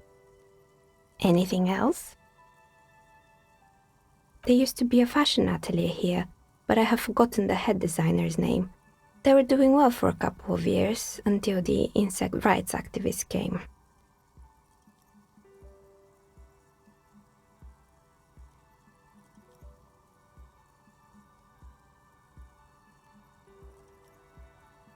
Yeah, the atelier didn't know it either. They produced a certain collection that used chitin among the materials. Apparently chitin is made in the Occident, where it's extracted from beetle wings. And you know how all kinds of political movements are big in the Occident. The activists shut down the biggest chitin supplier, which of course caused the price to skyrocket. And, naturally, All the most fashionable tastemakers refused to be seen in Kyton from then on. The atelier went bankrupt before they could finish the collection.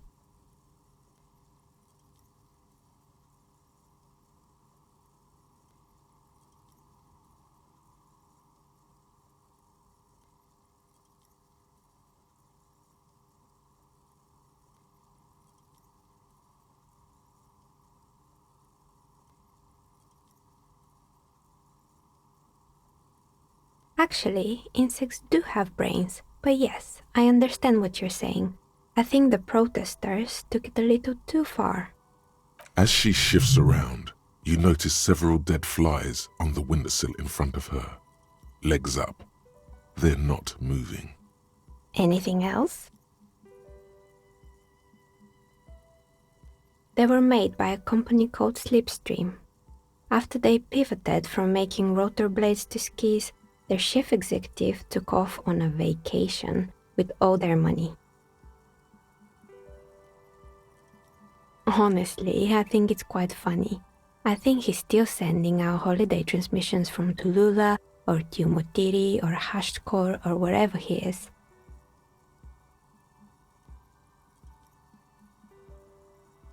The usual, I imagine, that he's been thinking up all kinds of new business plans and can't wait to get started on them just as soon as he returns. But Slipstream is history now. All their remaining assets got seized by the bailiffs in 47. I have no idea why those keys and blades are still lying around in the house. They were just props. Why return them?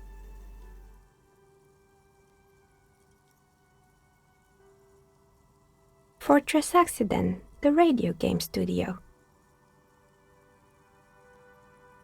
They were an interesting bunch. We talked about role-playing systems every now and then. Once, I even saw two of them get into fisticuffs over Wirral. That's understandable. Fantasies are serious things. The mind is the drawing board of history. They certainly took their work very seriously, even if they seemed to be chronically liberal with their schedules. The usual, they ran out of money and couldn't get the project done on time. Well, I did hear them talking at times.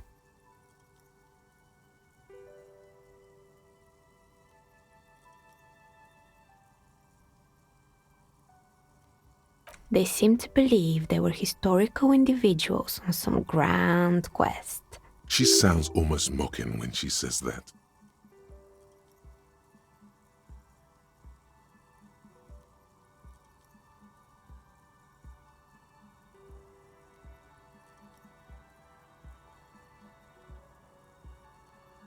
That's what I thought.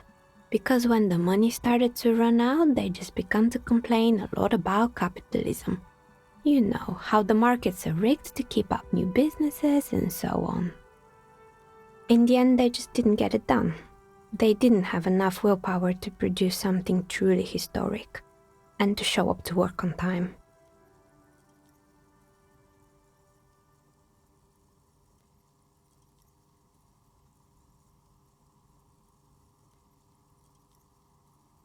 And so is producing something extraordinary. Anything else?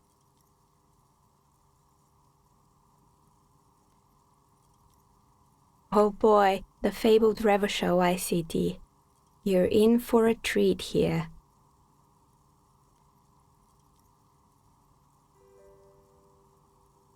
The place was owned by two guys who had some rather innovative ideas about marketing. The bear was one of them. Now ask me about their other ideas. Indeed. What were the other ideas?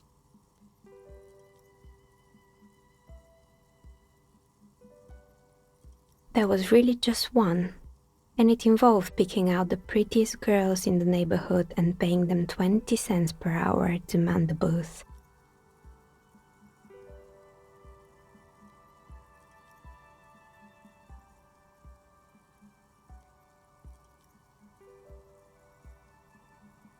And by man the booth, I mean slump behind the counter with a face that could maim you if you ever dared to disturb their bored magazine browsing.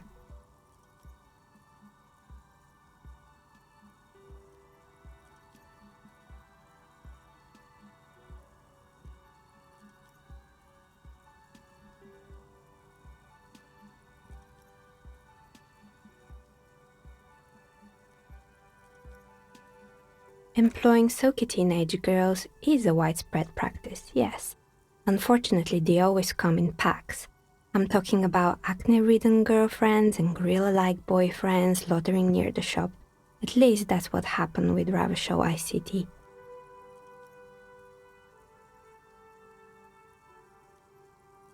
And they already had the bear.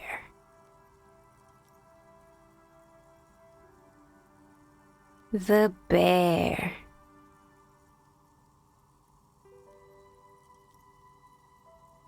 Of course not. The bear was terrifying. No one wants ice cream guarded by a hostile apex predator. To make matters worse, the fridge didn't work too well either, and half the ice cream came out malformed and partially melted. Eventually, Ravachol ICT lost the price war to its rival, Glace 5000. Glace 5000 sold caramel sundaes for only 5 cents a piece, out of regular fridges.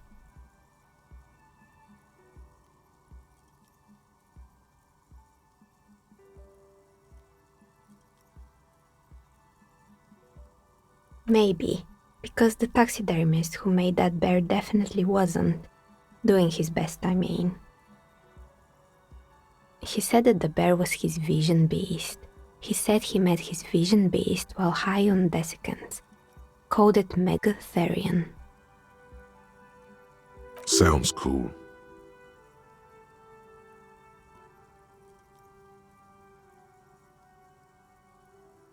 Megatherion, a mega wild beast. It's an imaginary beast that guides you through life by telling you to do more drugs, mostly.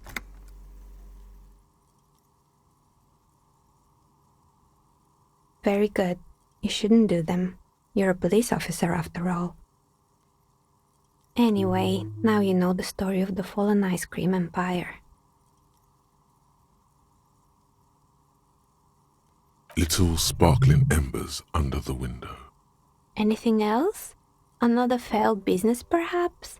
I've been here for a long time. Oh, right. I hope you didn't try to ring me.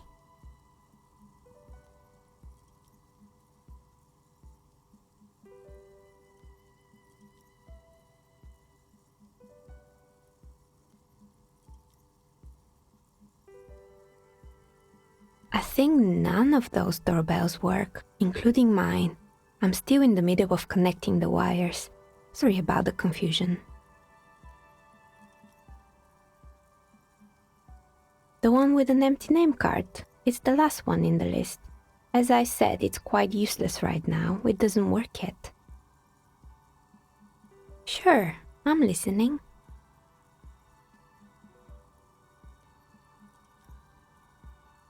I'm pretty sure it still doesn't work, but sure. What do you want to know? Sure, I'm listening. Good. I hope it clarified things a bit. What else?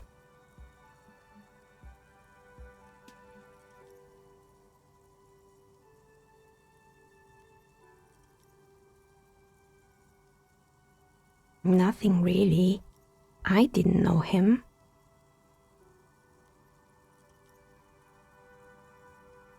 I'm sorry, detective, but as you know, I usually have my headphones on when I'm working.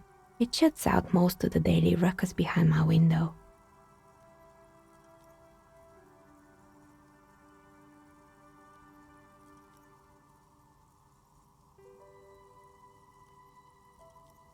I might have, but in this case, all I would have seen is my own reflection staring back from the darkness.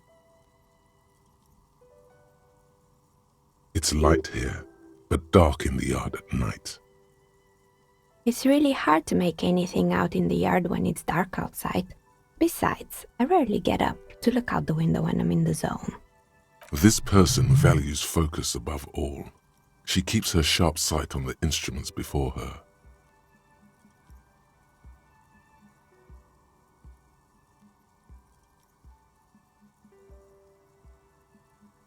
It's an odd profession, making dice for people, but I like it, and I prefer doing this to sitting at home.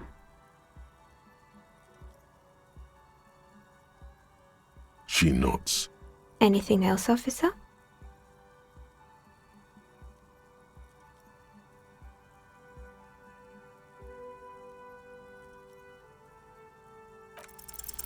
You feel nothing. If anything, it's uncomfortably warm in here.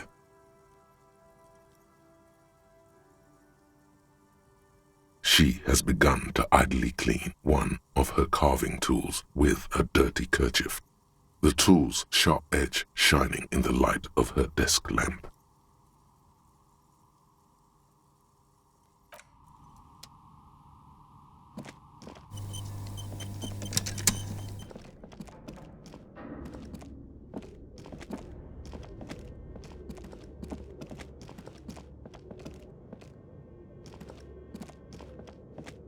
The dusty radio computer sleeps on its wired frame, forgotten and unused.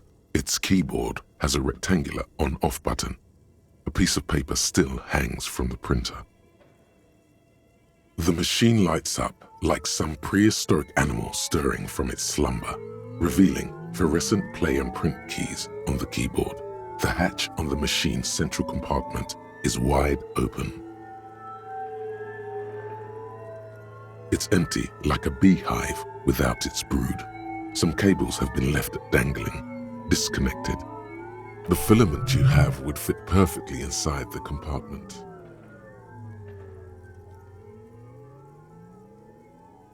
Like a smooth draw, the filament slides into place. On the keyboard, the play key starts blinking.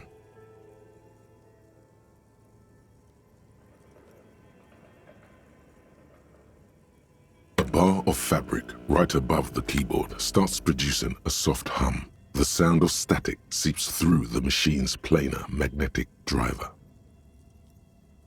Have you stirred the ghost of the doomed commercial area from its rest? Could this be its dismembered heart beginning to flutter? The static gets louder, slowly filling up the abandoned hall, until a voice speaks out, crackling and old, cutting into the air.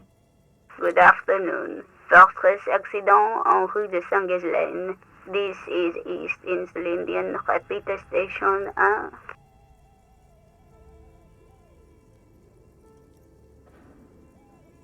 Please repeat. Is this the production schedule?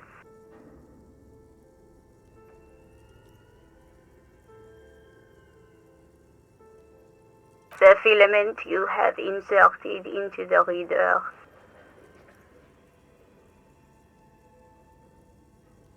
That was a question. Have you inserted it into the core? Good. Please repeat the password. Password? Of course it would have a password. That's why there's a human administrator involved.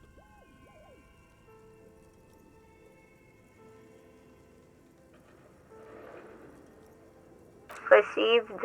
I will register this login attempt. Don't worry. Passwords have a way of turning up sooner or later. Fortress accident. Is there anything else I can do for you today?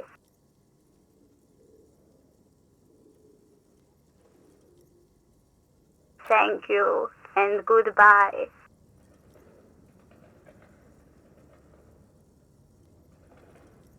Tiles on the cube are still smoldering, casting the framework in a soft glow. Fluorescent play and print keys shine on the keyboard. The filament slides out of its glowing nest. Nothing happens.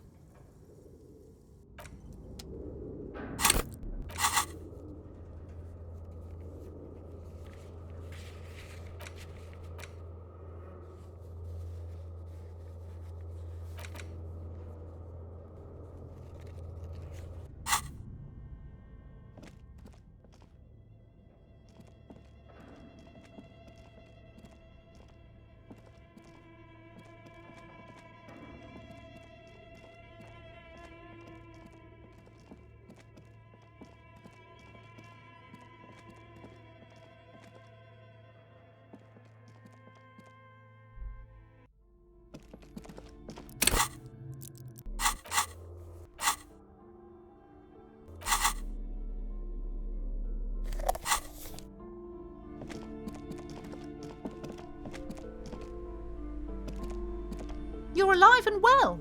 Don't keep me waiting now. What's in there? In that dark sarcophagus?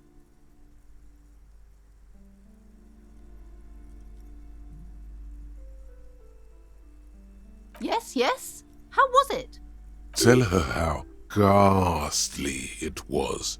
You know it's what she wants to hear.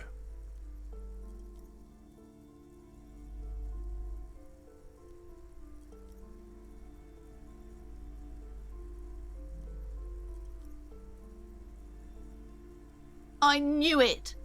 Oh, such horrors that have been thrust upon us. But what else did you find? Did anything survive? No, of course not. Have you located the entity?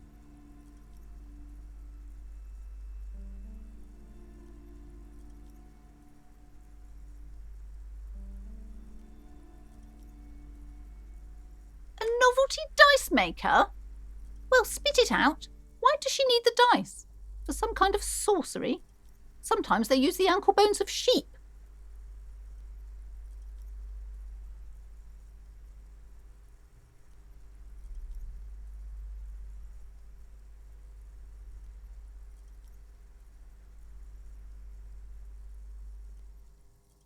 I don't understand. If it's not her, then where is the source of the doom? How did she explain the curse? The narrative she's built herself, it does need tearing down. Just don't say you don't have any answer yet. The uncertainty is killing her. To hell with it. Perchance you ought to just lie, sire.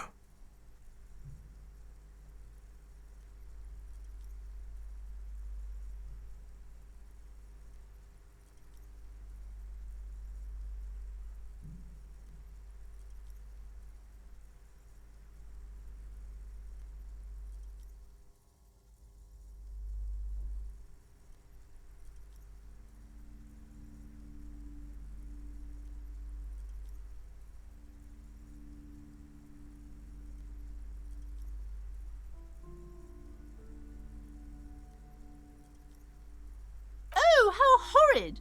I knew something wasn't right about that place. Tell me, did you find a way to break the curse?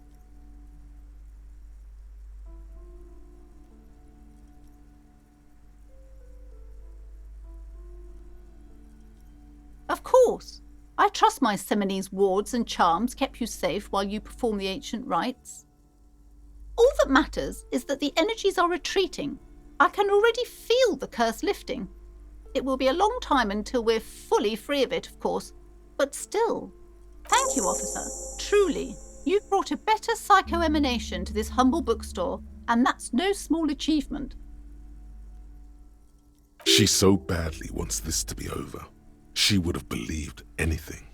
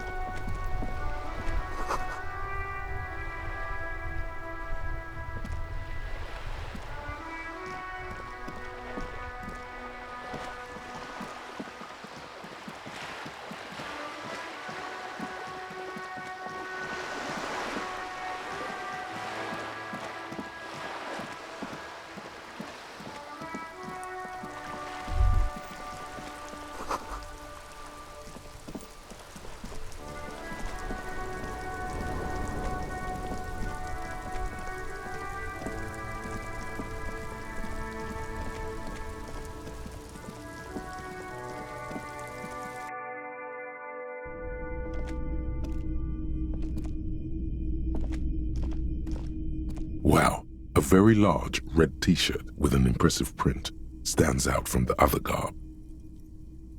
Oh yeah, the print depicts a muscled man striding toward you, a giant sword in each hand, encircled by burning embers. Behind him is a cluster of cabins engulfed in flames. Beneath him are the words, Hyundal burning.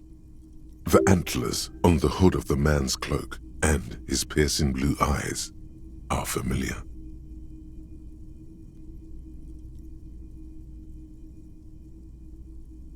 Smells like worn cotton and a little old sweat there.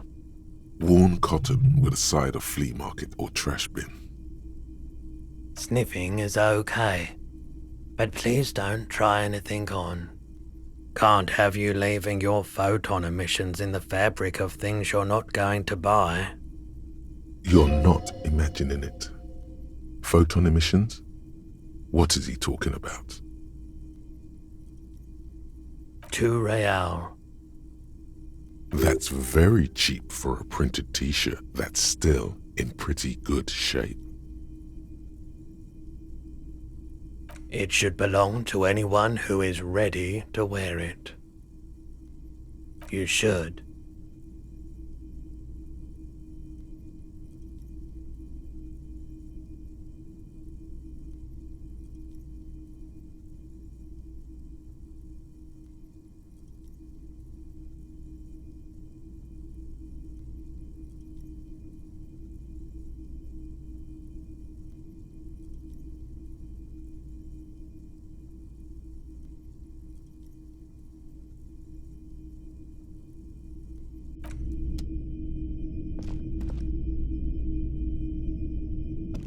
Hello again. How can I help you?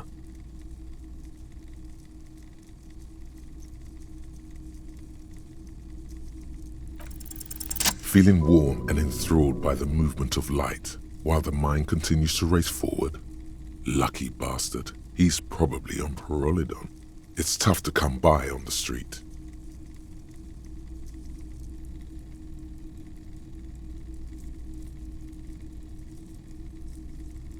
A drug developed by the military to treat and prevent radiation sickness. It has psychedelic side effects, and it makes your eyes turn yellow.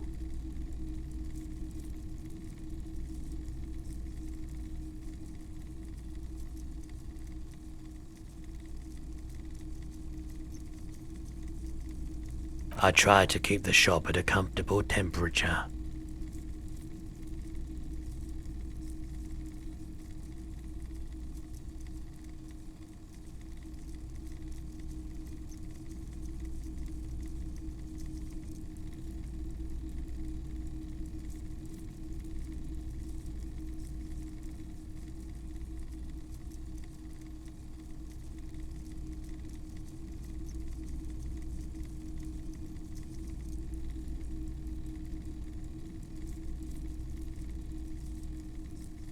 I've had to take it, you know, since the People's Pile cleanup. I was with the Emergency Relief Brigade.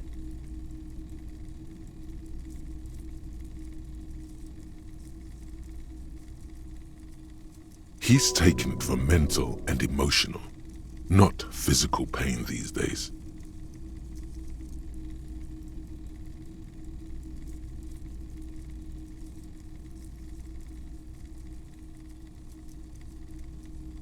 A bad idea. Some poor leftist built a particle decay generator in hopes of bringing affordable electricity to underserved communities. It malfunctioned. Radioactive waste everywhere. Probably some of it in you too. The People's Pile was a Type U particle decay generator that failed immediately after entering service, releasing radioactive waste into River Esperance.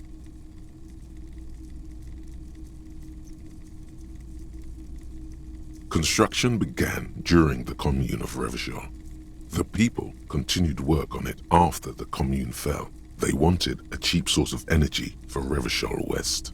Needless to say, things didn't work out. An emergency valve defect resulted in steam pressure blowing the turbine, taking the fuel containment vessel up in the explosion. Both the faulty design and lack of finances contributed to the catastrophe.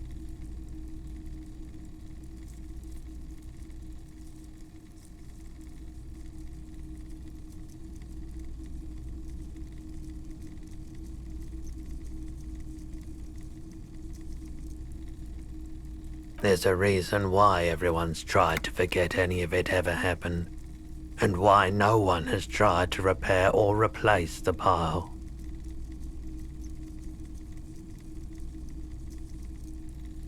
So much disappointment and early deaths, cancer mostly, and we knew all that was coming even as we were cleaning up as best we could.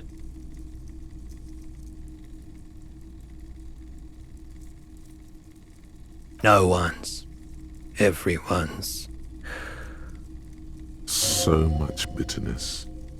A bunch of poor people built themselves a primitive nuclear reactor, hoping for the best. What do you think is going to happen? The cleanup happened 15 years ago. I was young then. Later, my second aunt died. Left me this shack and all the assorted junk in it. So I came to Martinez. People told me don't go there, it's a shithole. I said, people, we just had a nuclear pile meltdown. I'm gonna get as far away from Forburg as I can. Still in the same city, but...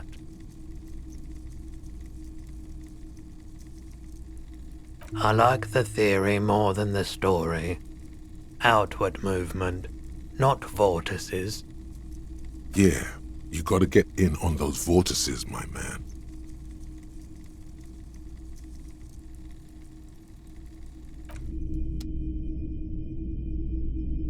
Hello, hello. Let me know if I can help you with anything.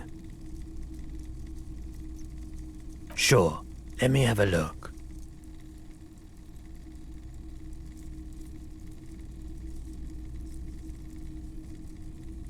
Anything else you're thinking of selling?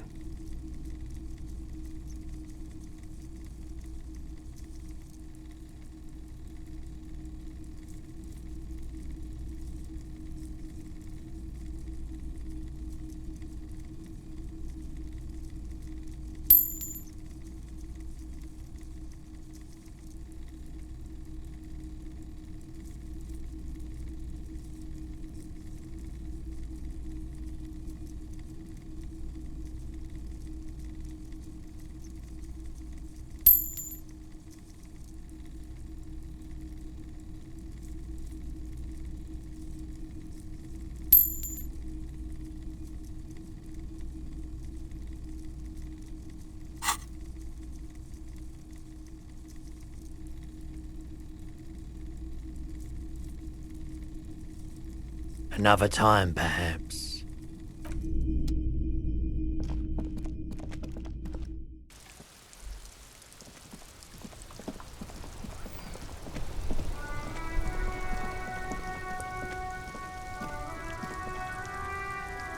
The shine on these sunglasses lasts a lifetime, officer. 100% guaranteed.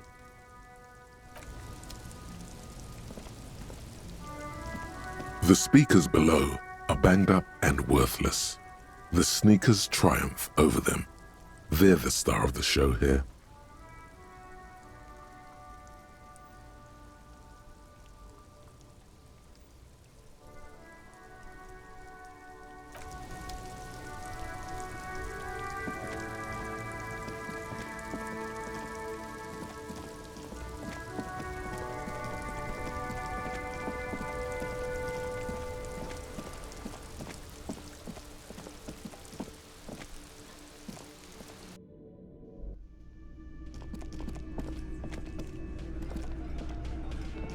It's you again. What is it?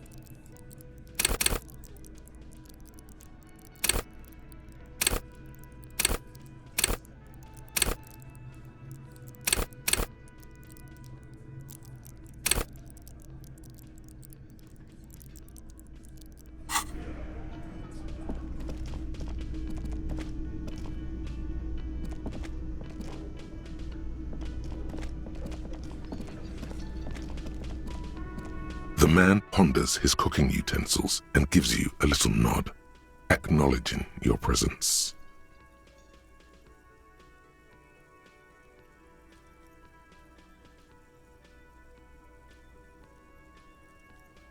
The mention of mañana gets his attention. He smiles and delivers a whole slew of unfamiliar words and lively gestures. Then he falls silent again. The man says a couple of sentences in that strange language of his and then seems to wait for you to speak. I'm pretty sure he asked you a question. He doesn't know your language. You can just say something cool in return.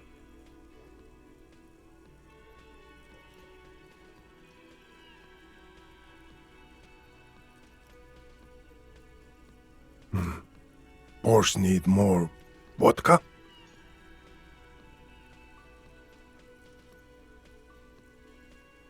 Of course, vodka. Now that makes a very, very special borscht indeed. Turn it up and then ask for some yourself. Turning it up seems like a dangerous idea, honestly. The place is a powder keg.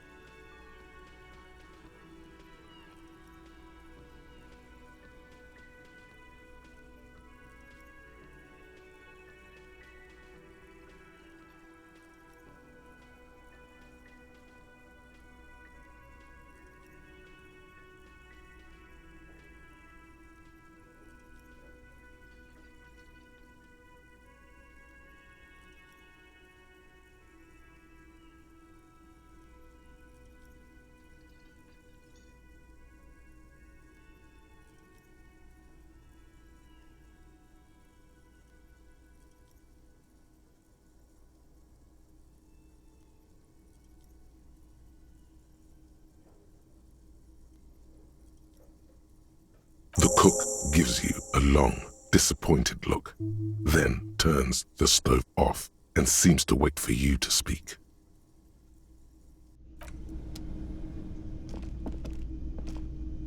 You see a heavy steel door with a prominent dimple lock. It's painted blue. The door does not budge.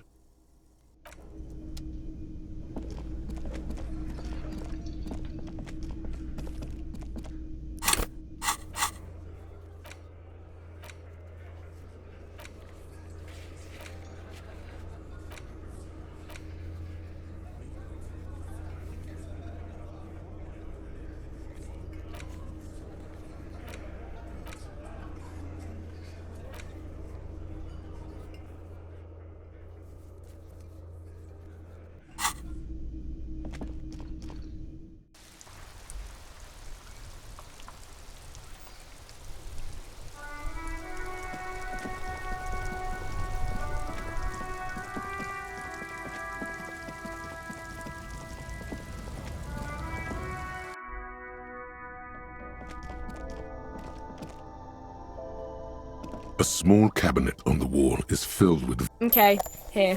I hope Saint Baptiste makes you feel better.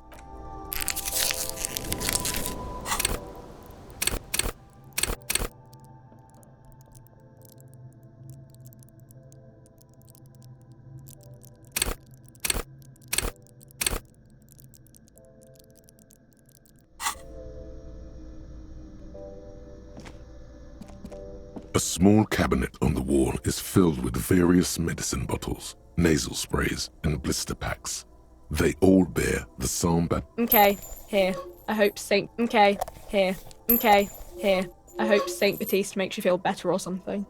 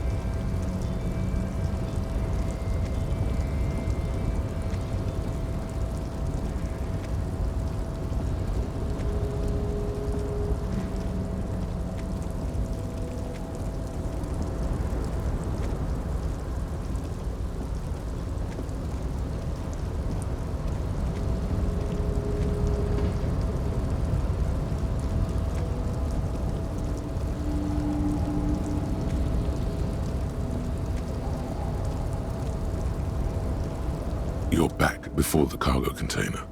Its drawer has not lessened since you were last here. If anything, it seems to have grown slightly. The container door appears unmoved by your attempt at flattery.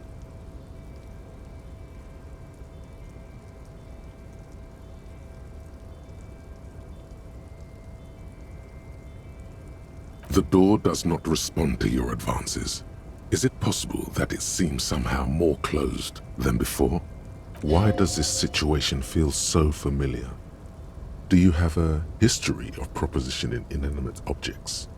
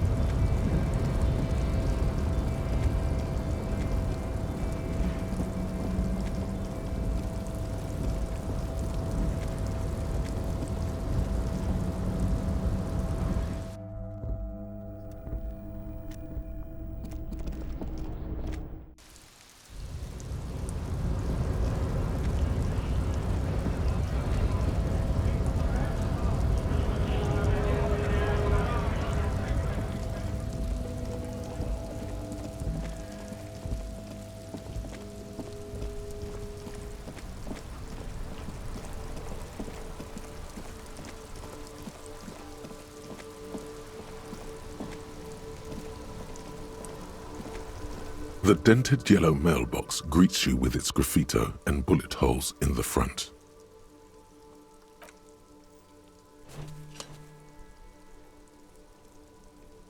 The box seems happy. Eat shit pig, fucked by the coon, and St. G with a crown have been scribbled on it. Jenny is a whore, and best set mailbox also.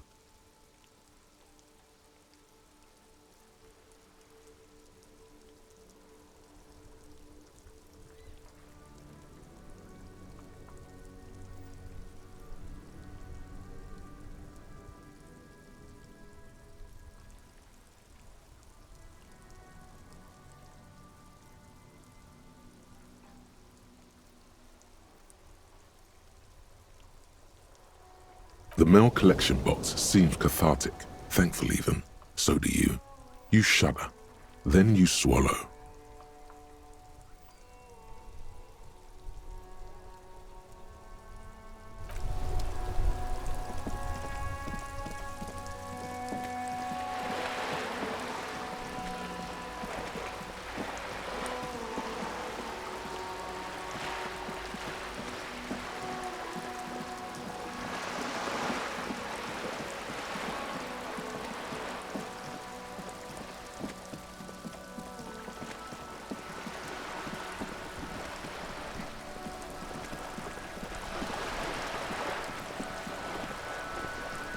You're back. Good.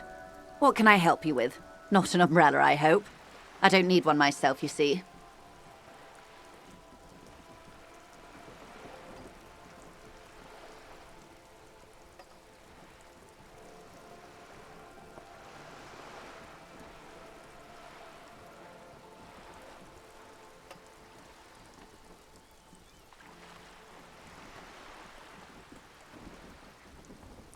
Very rugged. Good choice. Now, I suspect you had questions. Nothing like talking to pass a rainy day. Am I right?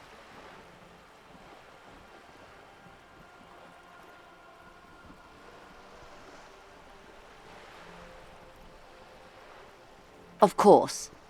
Excuse my hesitation before. For about half a minute, in silence. She wears fingerless gloves. Her fingernails are cut short and fractured, like those of a working woman.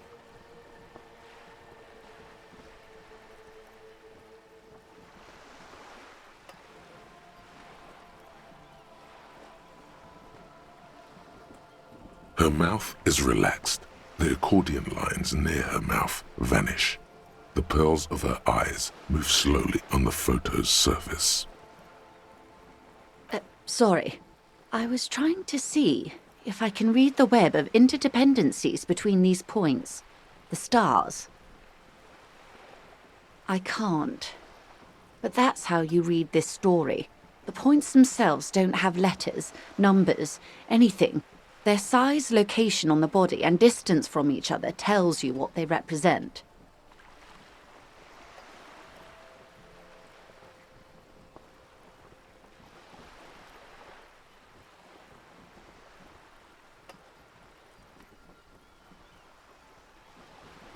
Close. Port cities. This is an Oronese map of the waterways, a sailor's tattoo worn by wayfarers of the Dolorian century. Over 300 years ago, the sailors would mark their bodies to map their travels.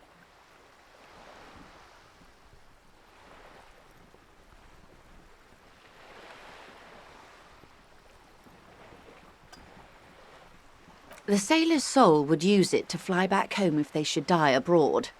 This is a sort of contraption to be reeled back in by. The silver cord, they would call it. His platoon members? The other contractors, though I do not suggest you go and show them that picture. This man was their friend and comrade. Surely there are other people to ask about the tattoo. This is not necessary to complete the task, officer. It's a dangerous side task. Search elsewhere.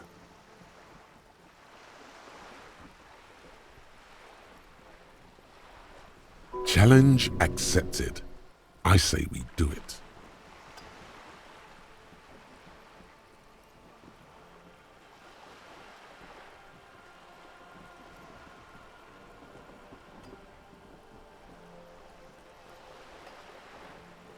I am relieved you think so. I don't think deciphering that tattoo should come before public security.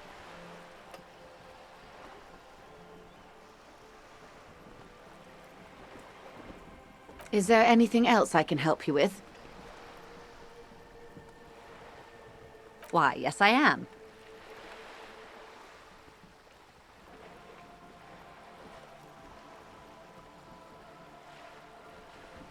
The boat? No. It is called Cordelati 19 because that's the type of sloop it is.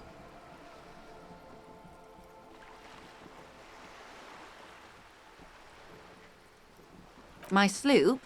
I like it a lot. It's the eel's hips, baby.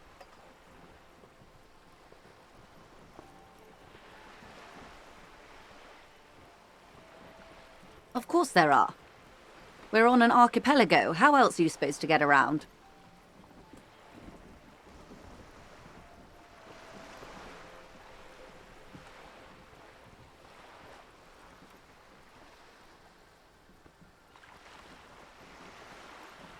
Yes, we are. We are on Le Caillou. Technically, the neighboring Ozone and Fas Alamer island groups are archipelagos, while La Caillou, by contrast, is a single fertile landmass, the fourth largest island in the world. It is not an archipelago.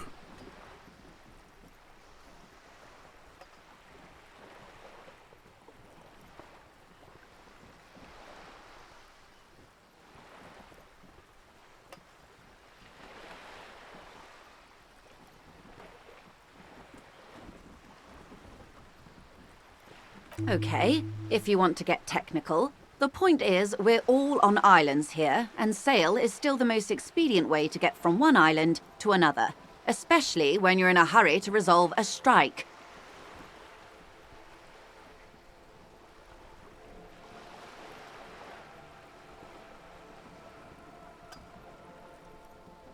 She nods attentively. Good.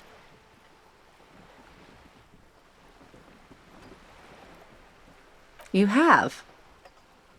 And how did you like Mr. Clare?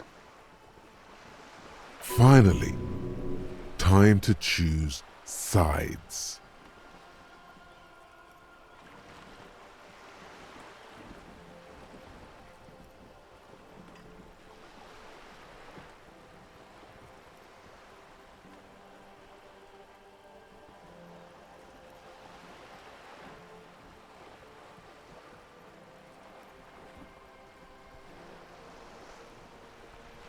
Oh, come on now. He has his uses. How else would he have stayed in power all these years? Or wait, actually, corruption. That's how he's done it.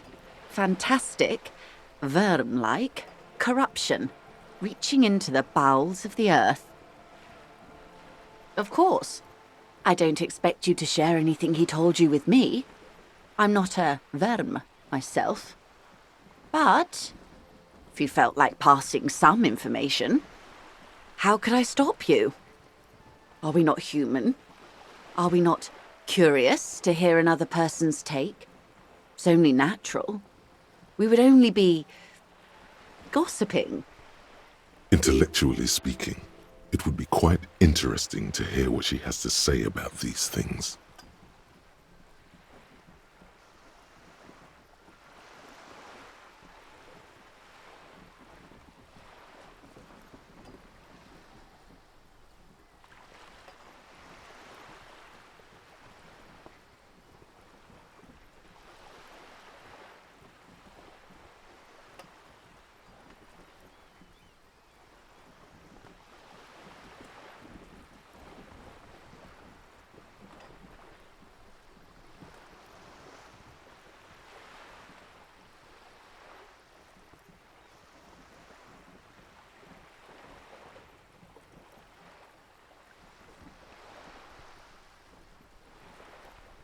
Weird?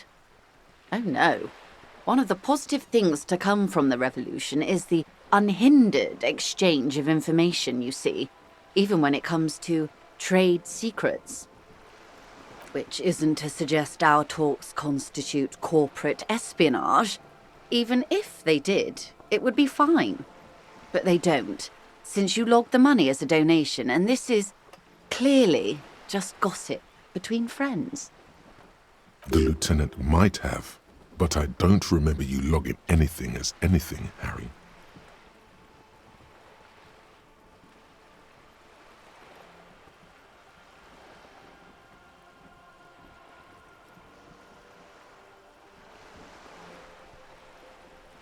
Of course, Detective. Should something come up later, down the road, don't be afraid to drop by for a chat. Until then, is there anything I can help you with? This reality? Yes, reality is your side case. An experimental side case.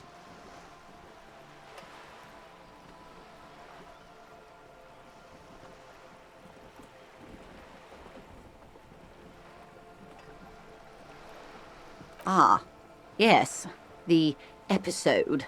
Sounds like an acute case of encephalopathy, now that I think of it. But then I'm no doctor. Ask away, officer.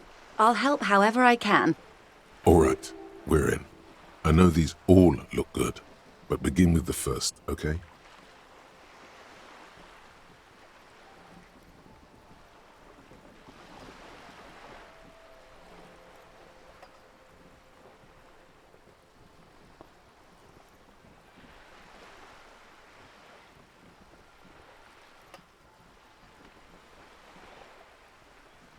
We're in Martinez, baby.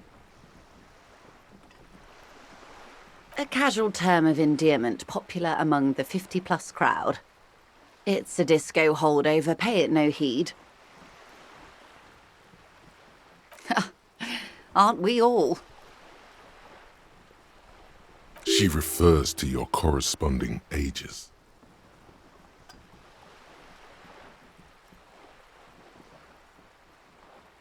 Martinez is a district of Revachol. A very small district tucked away near the industrial harbour, north of the 881 and Jamrock.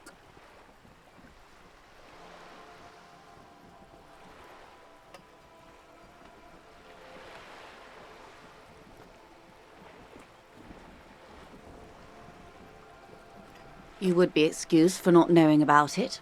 Unimportant, they say. Forgotten, even. Shelled to smithereens during the Revolution. It has its charms, just not this time of year.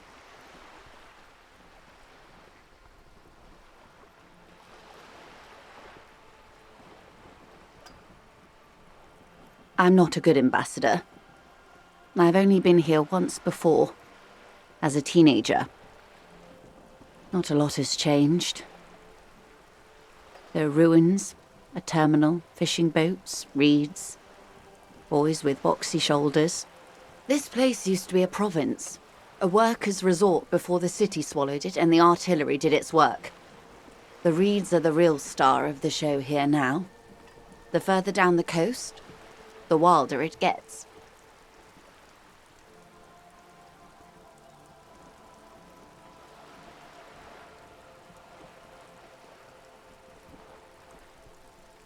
It's not really a sea, it's the Bay of Revachol, and the bay feeds into the ocean.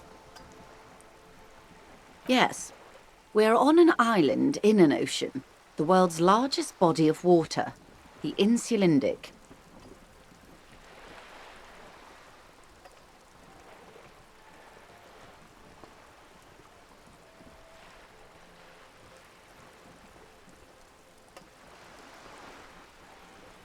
Known to the early Revacholians as les immensités bleues, the blue immensities, vast, lukewarm and unknowable, flowing in and out of sight.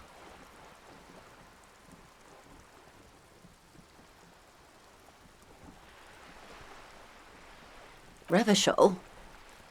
Revachol is what you call a city. The great kind.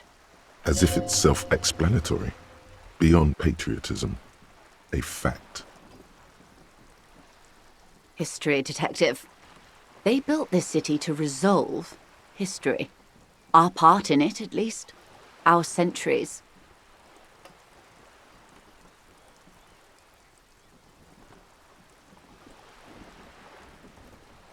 In the DeLorean century. 380 years ago. They say it's where the terrible questions of our time will be answered. The tensions are highest, the fault lines deepest. By that I mean conflicts. Ideological conflicts. The stuff of men. We are standing on a fertile, self-sufficient island able to sustain up to 200 million people in the middle of the Insulindic Ocean, the world's connective tissue. It's where the money is.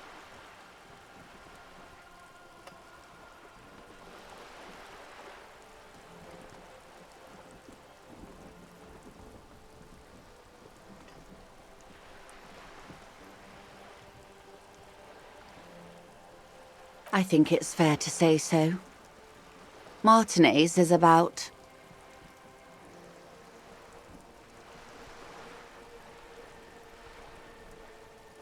A collection of tall ghosts behind the water vapor, light reflecting off their glass windows. 22 kilometers from the center of the world. That soldering iron is the bank of the world building. The bottom floors are Insiacom. Coalition government, Insulindian Mission Command.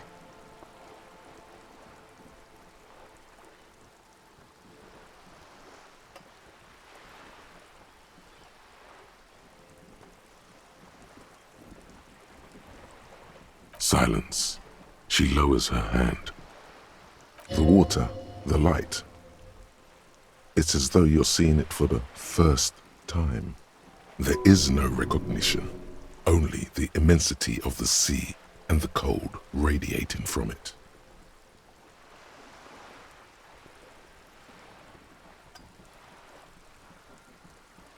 She observes your eyes scanning the horizon, then breaks the silence, slowly. This is one thought you need to complete. Where are you? Was there something else you wanted to know? I remember something about a lowdown. These are unimportant times, Detective. You and I were born after the dust had settled. 1,000th of a second too late. For the big time. The revolution.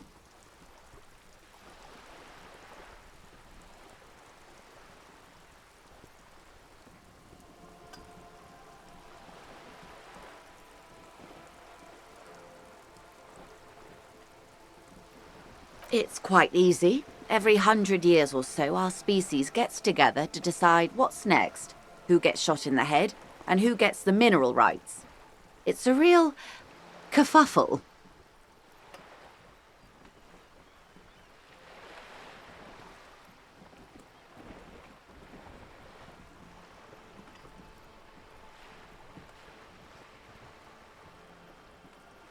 Why, of course. We're talking Duke out Central. Full swing intraspecies warfare. No, I would say the apes were neutral. On the other hand,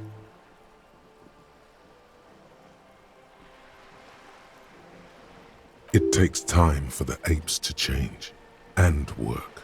Perhaps what happened here was part of that time and part of that work.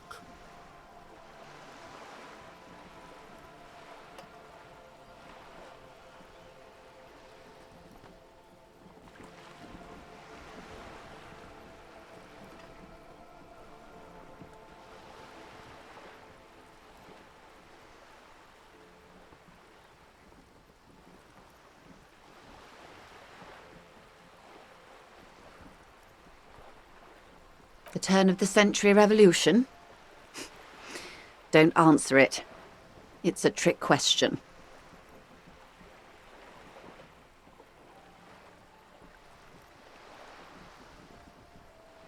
The revolution began in '02 on the Isla of Grad, though by the end nearly the whole world had gotten involved.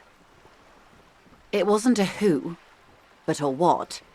A pandemic of Zarat, a particularly virulent prion disease, which the authorities in Grad proved unable to contain. Then Marzolf came along and overthrew the government.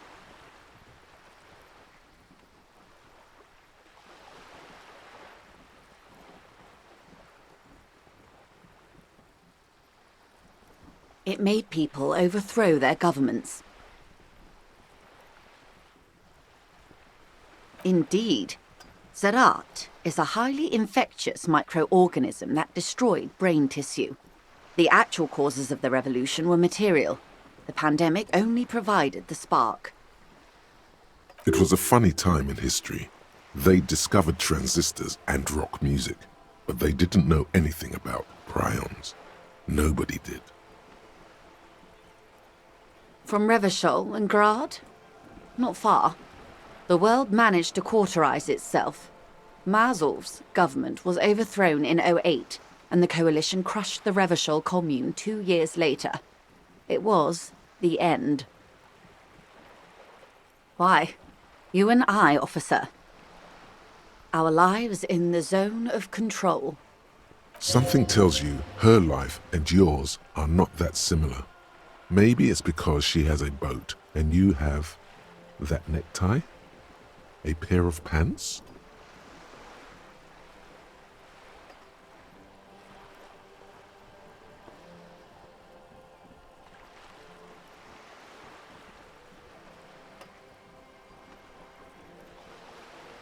No doubt. But we share the same time and position on the planet's crust. That counts for more than you think.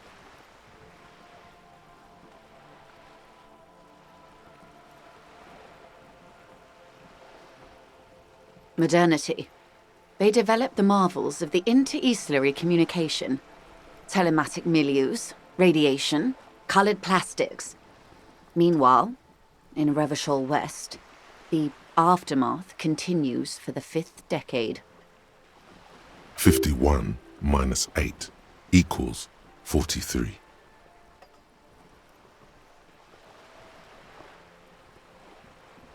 Time flies.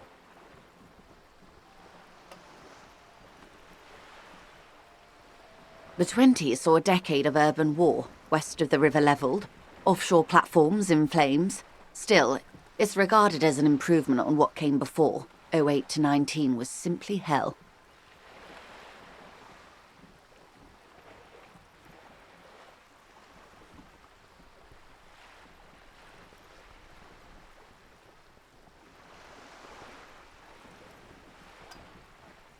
The 30s?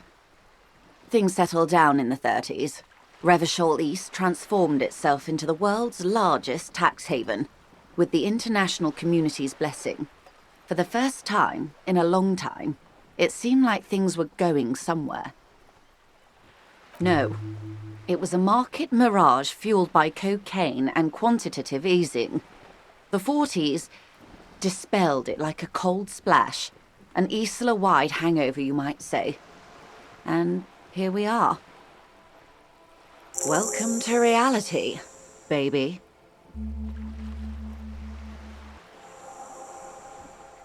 For her to be where she is, Wild Pines Group must have picked the right side.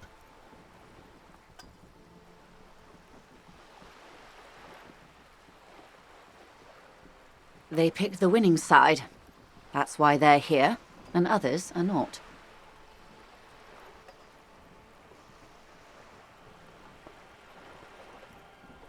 Perhaps it wouldn't have turned out that way had I been in charge. I might have bet on the king and led the Pines to doom. I would have sided with the cannons. If you'd seen the calibers of the things, you might have too. Perhaps it's better I was born when I was. 10 of the 14 Indo tribes got it wrong. Feld, Kupri, Tricentennial. So I suppose I would have been in good company.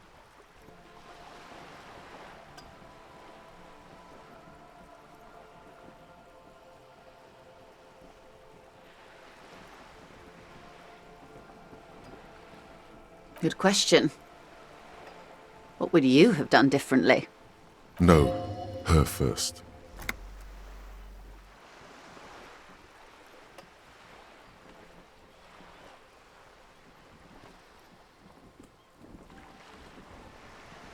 And I asked you, past-less detective of the Citizens Militia, what insight has acute encephalopathy given to you?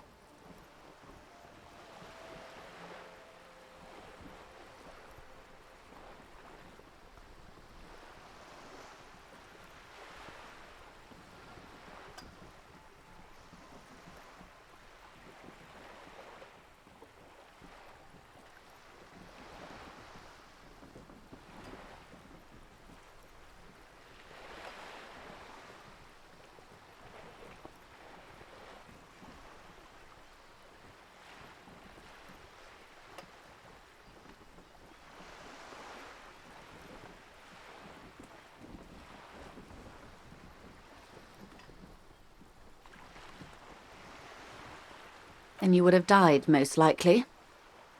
Not far from here. Maybe even right here, during the beachhead, defending the coast the day the Coalition took the city.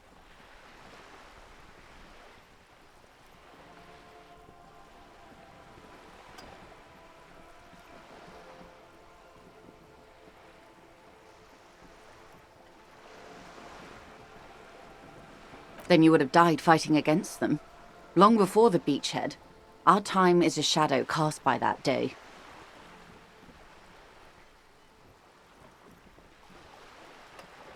They are what they are. Who knows? An afterbloom may yet come. Anyway, enough sentimentality. Is there anything else you want to know? Not so fast. Who is she in all this? Ask her who she is. She owes you an answer.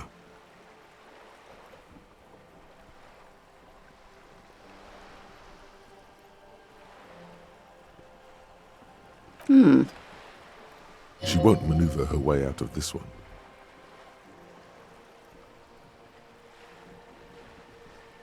I am the vilest of the vile. A traitor, a devourer of nations and infants. I am an ultra.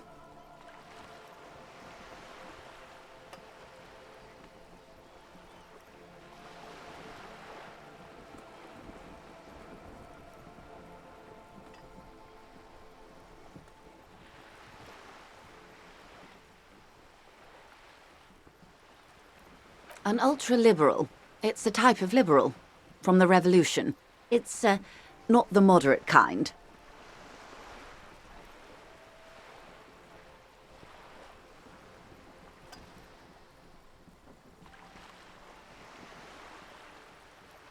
Haven't you heard? I am a nether creature of the Forbidden Swamp, one of those who pushed the king under a shit wagon and betrayed the revolution.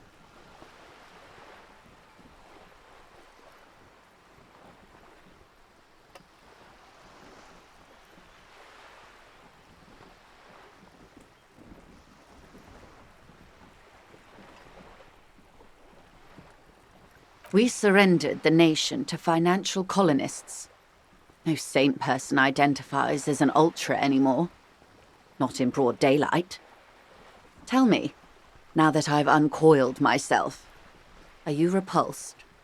In her green eyes you see a mixture of truth and self-satire. Decades of guilt and pride.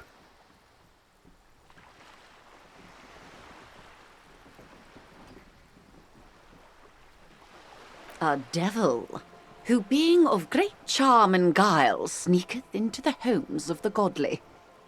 That dialect is ubi sunt. You recognize it a quote from somewhere.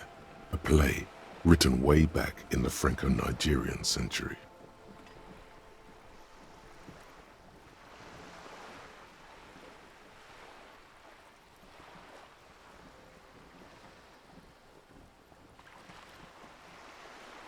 Ah, maybe you remember more than you let on, despite whatever brain damage the alcohol may have inflicted.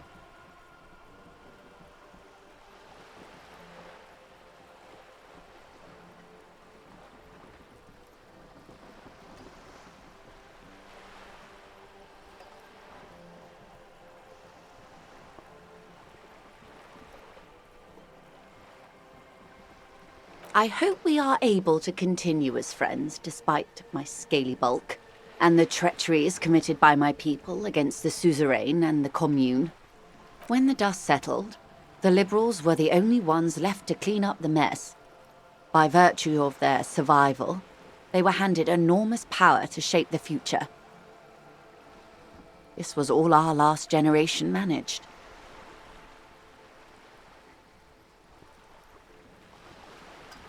With due respect to our overlords, the eternal caretaker government that keeps Martinaise a monument to the efficacy of its artillery.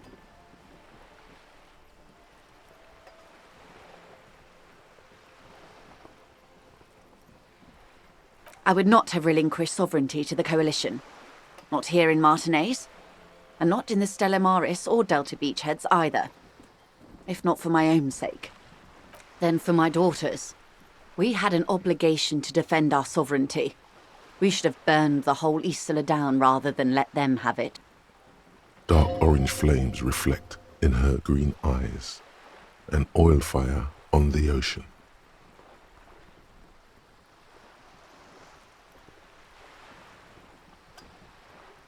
Yes, I suppose I am. But I wouldn't be a patriot anywhere but here.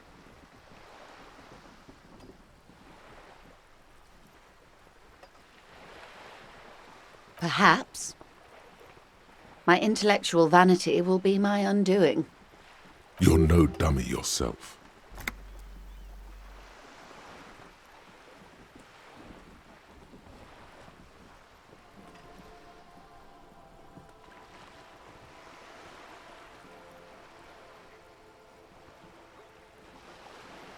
A smart boy getting smarter, one basic term of reality at a time.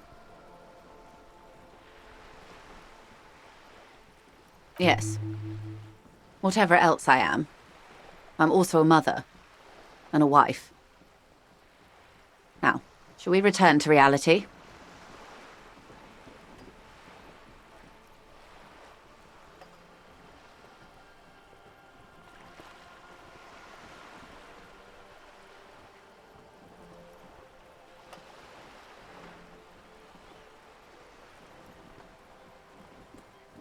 It's a neurological disorder caused by a lack of vitamin B in the brain. Symptoms include a retrograde amnesia. It's quite serious. You should get yourself checked out. Well, it's either bariatric surgery or long-term alcohol use. That seems unlikely.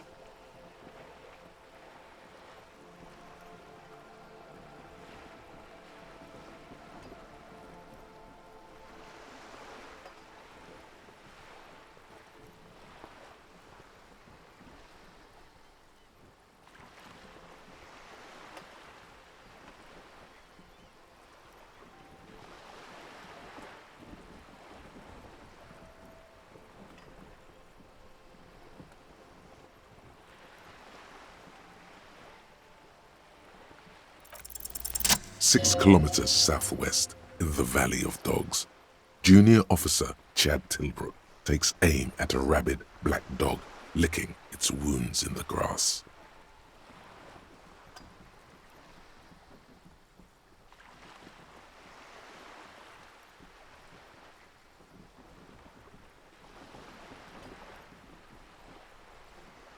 To his left, his partner, Emil Mullins, whispers, "You heard what happened to Tequila Sunset in Martinez?"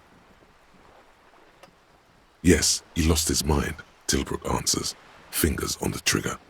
"Don't worry, Emil." He pulls it out slowly. Slowly now. He'll find it again.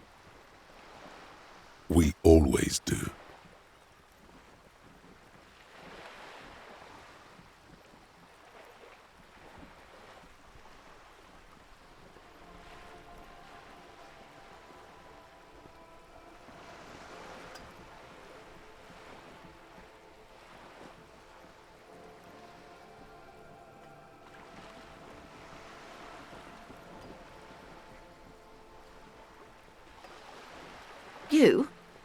You're an officer of the RCM.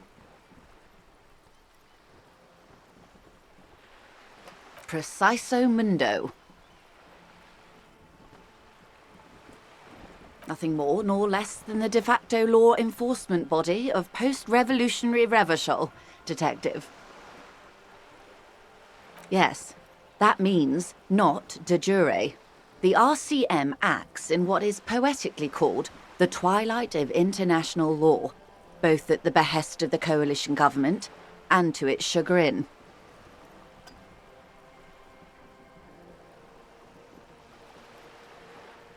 The RCM's responsibilities are defined by the Emergency, Wayfarer and Animates Acts, 3 pieces of legislation keeping the city in a, let's be honest, laissez-faire stasis to the benefit of foreign capital.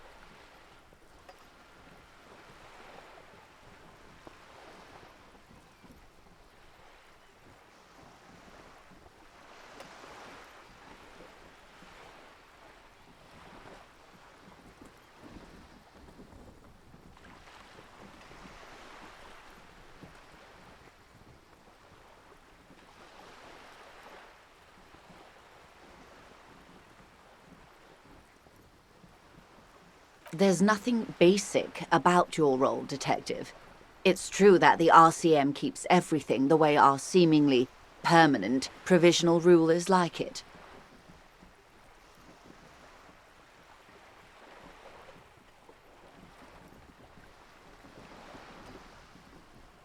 Yet, on the other hand, I know these people. I deal with them daily. Let me tell you, dear, they are not fans of you. The post-revolutionary decade was a disaster for the coalition government.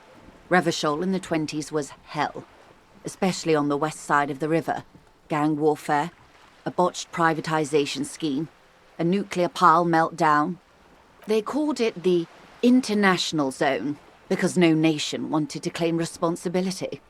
The RCM restored peace where the coalition failed.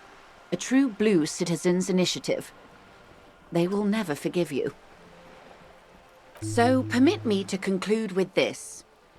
Who you are to me is the police, the only legitimate law enforcement authority in Revachol. And if those authorities drink so hard they need help recalling the basic terms of reality, well, I'm here to help.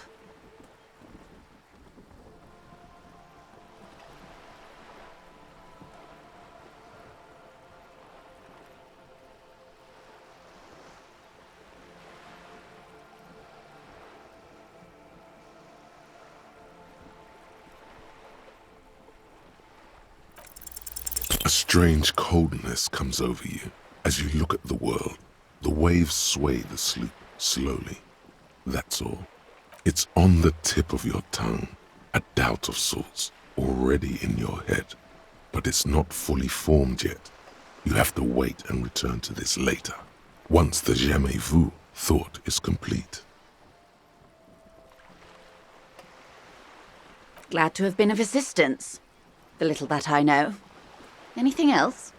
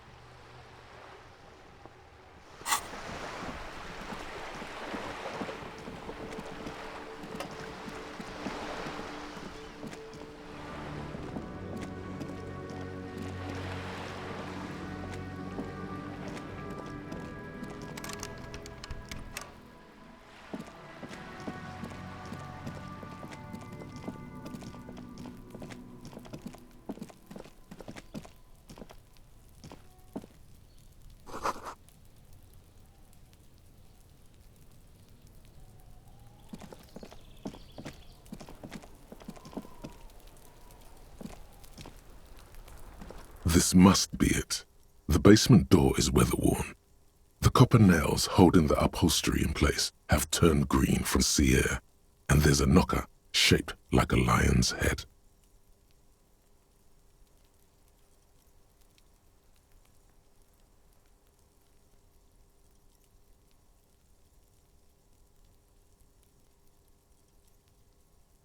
The door is slick with rain. You don't hear any movement inside. In fact, it's oddly silent in the yard around you. No birds chirp.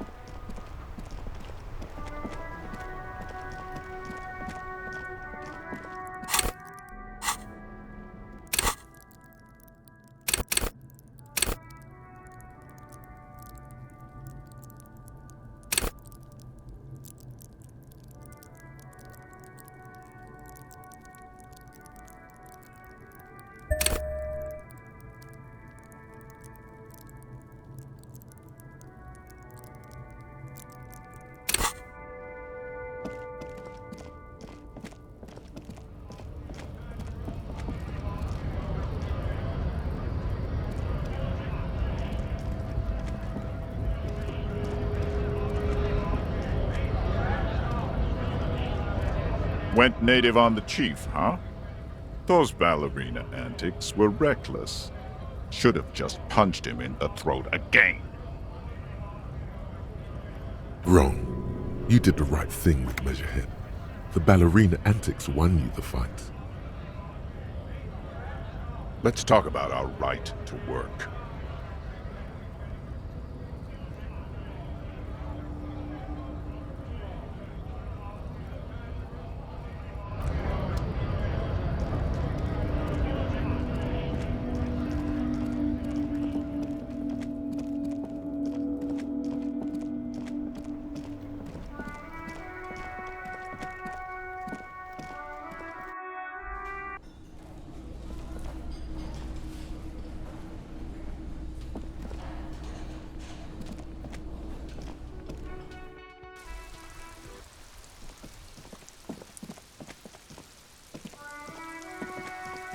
The tracks are as they have ever been, a bit more worn perhaps.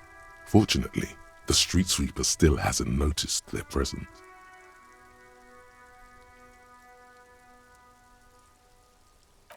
Maybe, probably.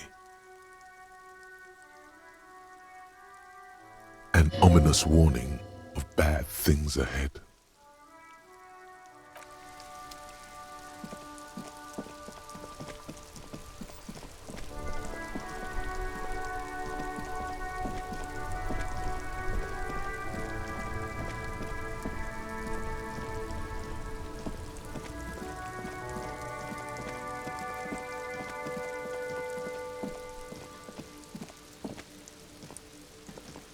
A rusting control panel with loose wires dangling out from the hole where an indicator light used to be, and a mechanical lever sitting in the middle.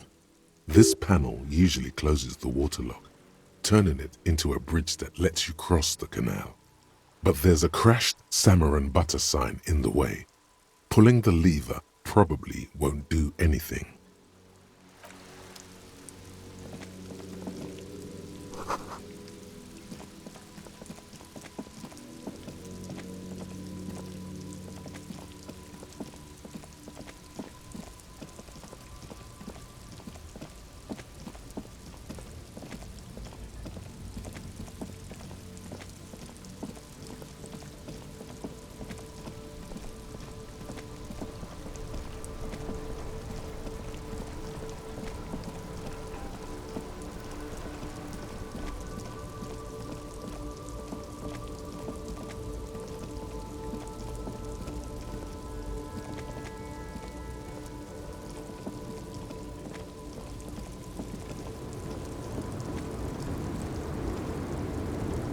Lowman, you caught me at an opportune moment. This awful weather keeps me awake. You can entertain me with your questions.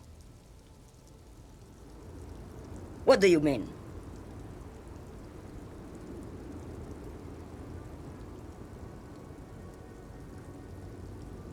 Yes? What about it? Oh, don't worry about me. I'm one of the best communers around. I drive routes no one else will. Lomonosov's Land, Udachnaya Zemlya, the Western Plain, the Transcatolia Magistral, U41A, Adestradas do Mirador, all the good ones, the deep trenches, where the bluebirds fly.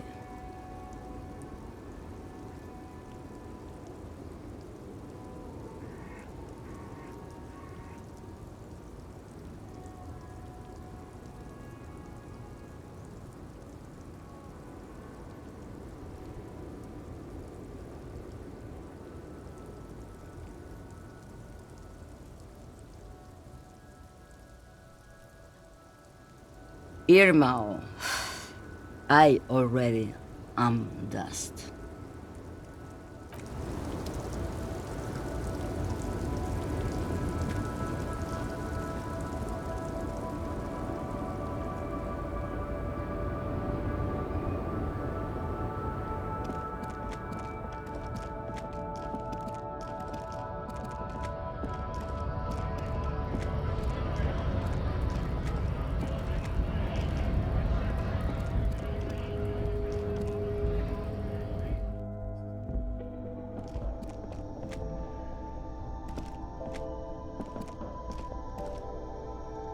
You see several packaged raincoats fill a low shelf beneath a display of croissants and juice bottles. The raincoats are transparent, except for the big Fritta slogan on the back.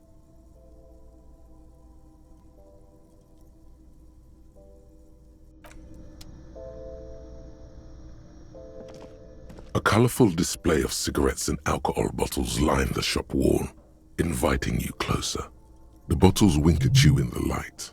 The smokes too glitter in their wrapping. It's like looking into a kind of heaven. Your knees are weak. There, in that dark green glass, all in vain. The great flowing river of warmth, wine, alcohol, beer, alcohol, love, alcohol.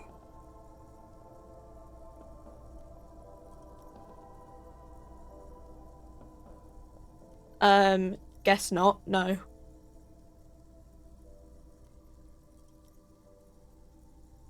I'm obliged to inform you that both alcohol and cigarettes damage your health, but I guess you already know that.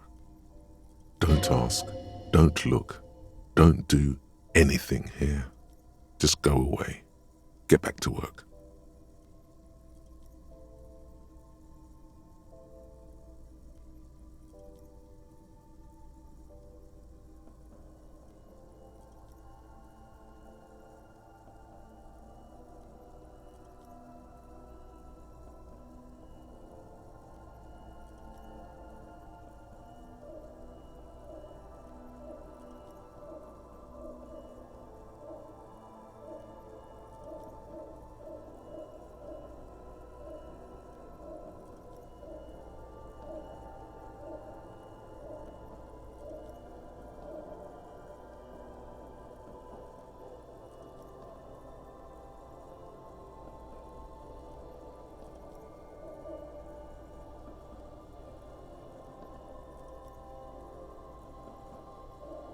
Here you go, mister.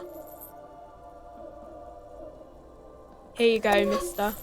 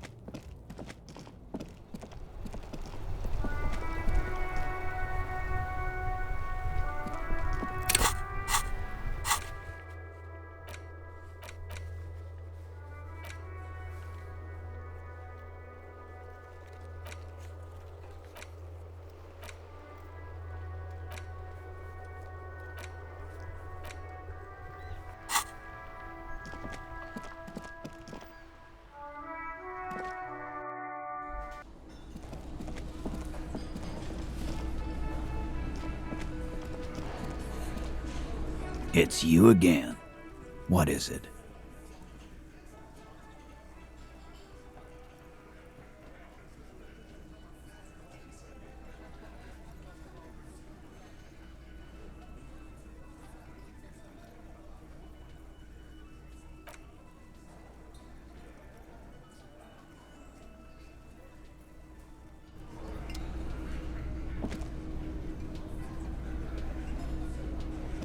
I've got nothing to say to you. Why are you wasting your time?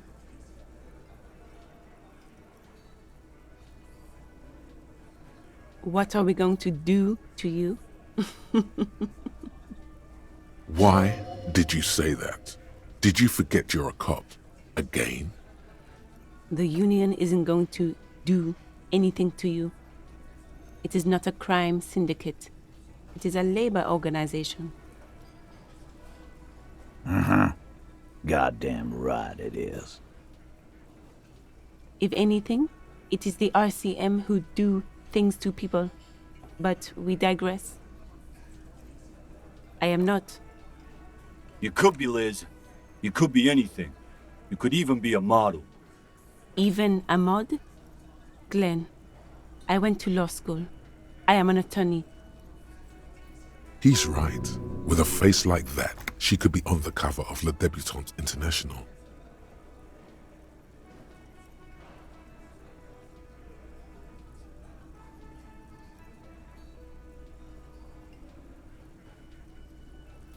cold look in her eyes speaks louder than words. She is not amused. It's not her. She's not a hardy girl. Definitely.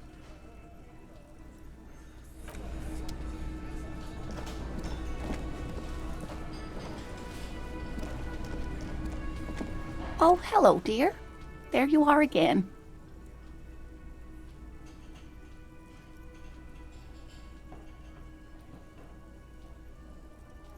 Oh, sweetie, it's fascinating. But I shouldn't bore you with entomological minutiae. Well, it's a phasmid, technically, but... Ah yes, Phasmatodia, a diverse group of insects whose bodies resemble twigs, leaves, that sort of thing. Ghost insects, colloquially. Oh yeah, here comes the interesting. Where other phasmids imitate sticks or leaves, this one's a living reed. It disguises itself among the reeds here on the Insulindian coast. Hence, it's named the Insulindian phasmid. Perhaps you'll end up co-discovering it with us, officer.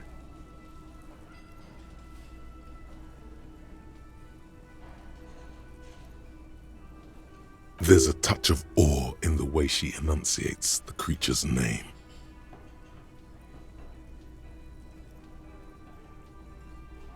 Well, some teenagers making out in the reeds saw one. They didn't know what it was, of course, but there was a brief article in a local newspaper about their encounter with a ghost insect that looks like the reeds. Gary sent us the clipping.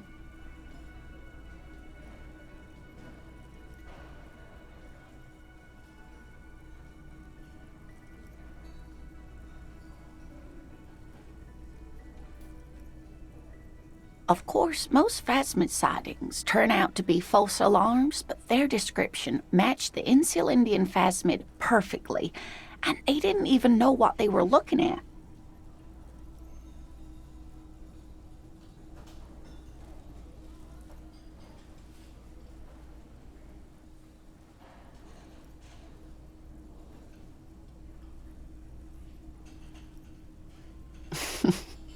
Not at all. Why else would it hide itself so carefully? Yes, it can blend in almost perfectly among the reeds. It's how it stayed hidden all these years, centuries even.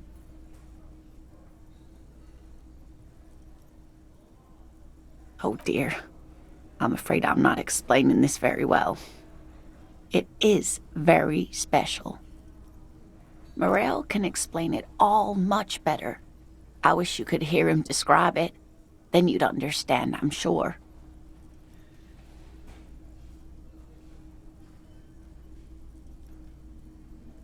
Oh dear, I'm not sure where to begin. Well, his expression is slightly grumpy, but his eyes are always bright and curious, like a small boy's. And his palms are quite coarse from all the field work, but he's quite gentle. You can't go around Revachol feeling grown men's hands. If you want to find her husband, you'll need more concrete information. Oh, well, he's a bit shorter than you, but with a larger frame, and he has longish white hair. Usually a bit uncombed, you might say wild even. One other thing, he'll likely have all kinds of field gear on him, even if he's not out in the reeds, you know, just in case. We'll be celebrating our 16th anniversary this autumn.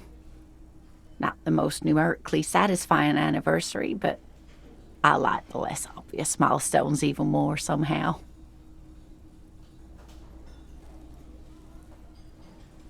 Via dating agency, I'm ashamed to say. I was looking to get back into the scene after recovering from my accident, and he'd just divorced. We hit it off, and, well, here we are. I hope I've been useful.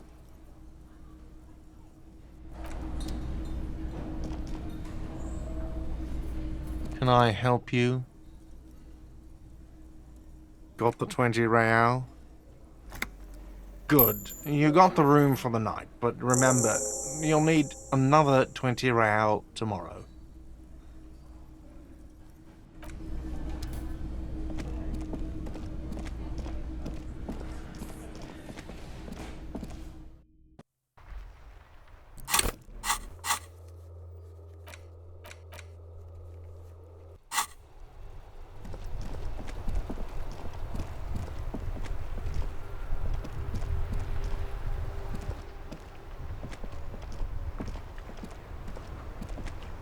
You sit on the wind-worn wooden planks of the bench.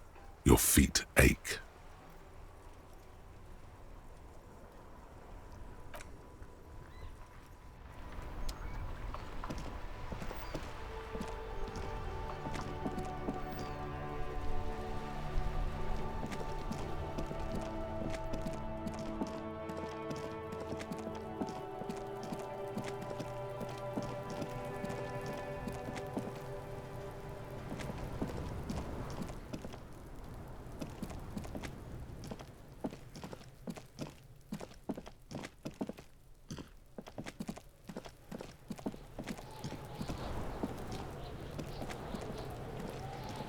Fuck does Kuno care? The fuck do you want with it?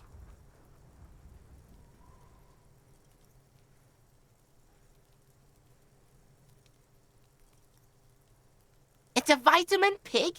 Don't you know anything?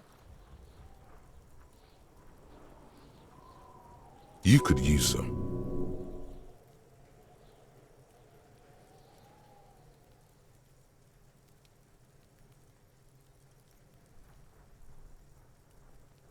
Yeah, it's the mag. You fucking need that shit to stay on top of your game. Kuno goes through like a tube a day, rips mag like a motherfucker, and you could use a bottle. Oh, don't teach him, Kuno! He's gonna use it against you, Kuno!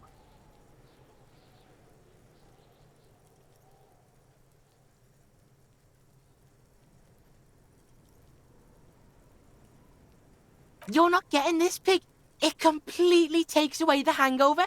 It's like you didn't do anything. Like you stayed home playing with your choo-choo.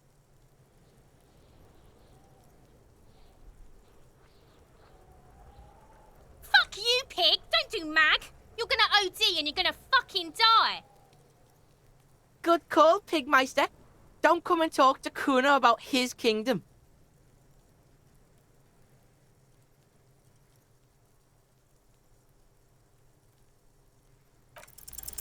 He's on your crime scene, bossing you around. And he's been here for some time too. This is where he hangs out. You have to get more out of him. He could be useful.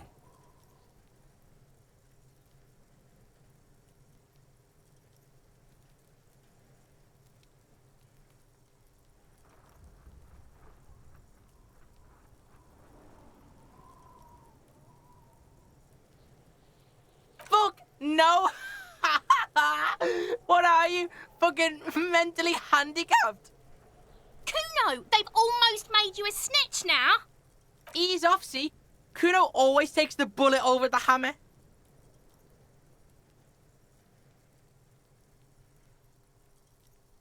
He'd rather die than work with the justice system. Kuno doesn't fucking care.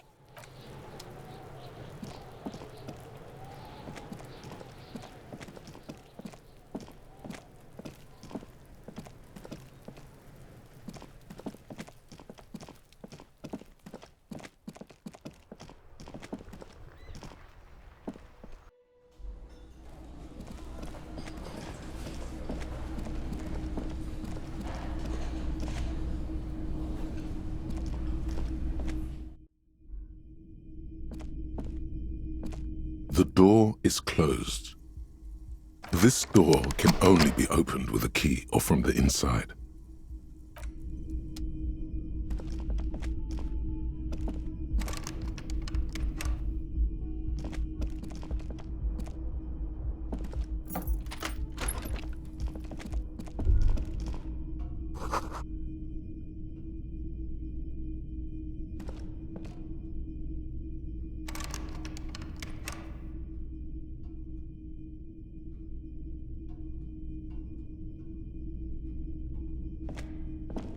mirror hangs on the bathroom wall. In it, your face, adorned with the expression.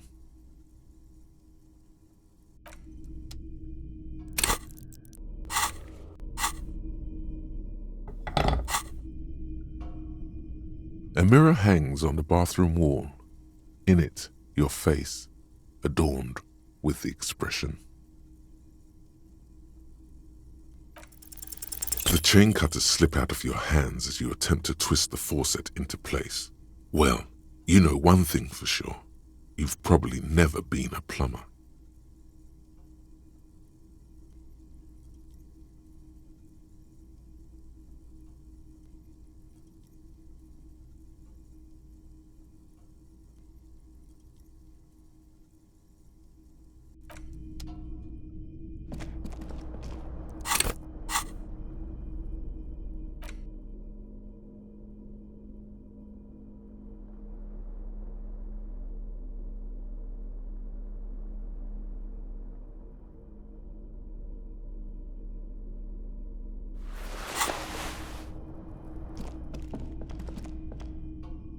A mirror hangs on the bathroom wall.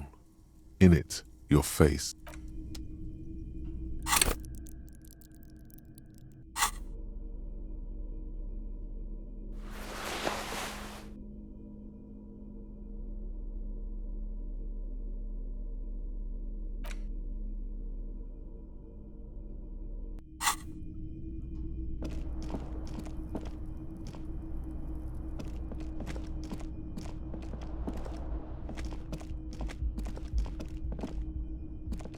The window stands broken in its frame. The morning light hurts your eyes. It's hazy, but you see the ocean and some war-torn buildings.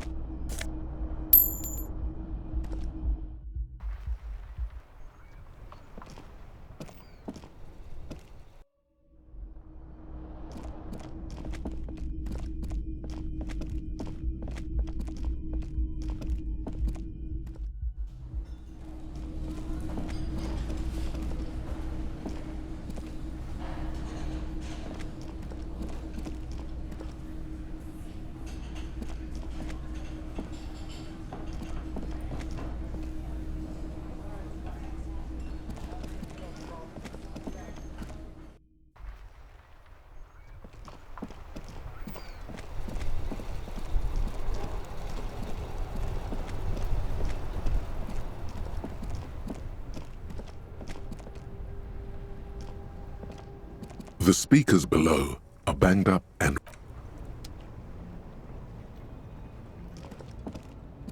Everything's still cool here, officer.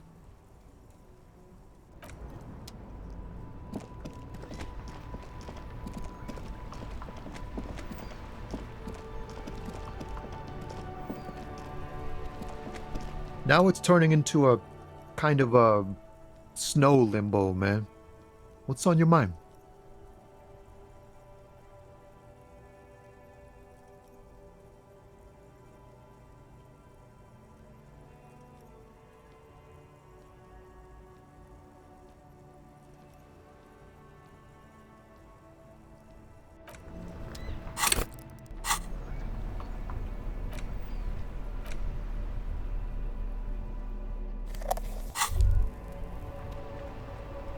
there it is, a brave little army in your pocket. The 1st Smokes Platoon. 20 brave souls standing in salute, ready to step into fire for you, sir.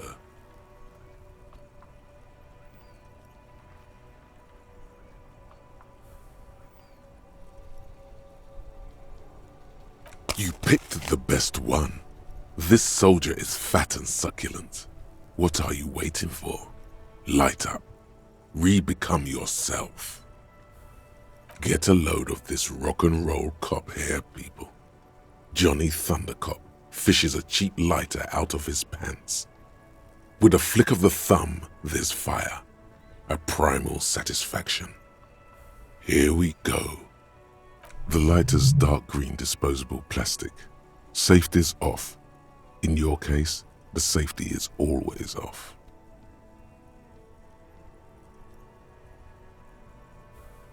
Thick, warm smoke gets sucked down into your lungs. Immediately, you feel a warm nostalgia fill your head, body, and soul. A nostalgia for yourself, the man you were in your youth. Johnny Thundercop is back, and he's chill as balls.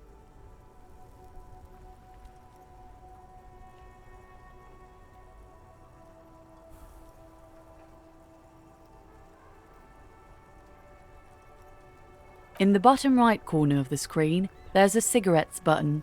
Cigarettes gives +1 to intellect skills, logic, rhetoric, conceptualization, visual calculus, encyclopedia, and drama. This is good before a white check, but damages your health.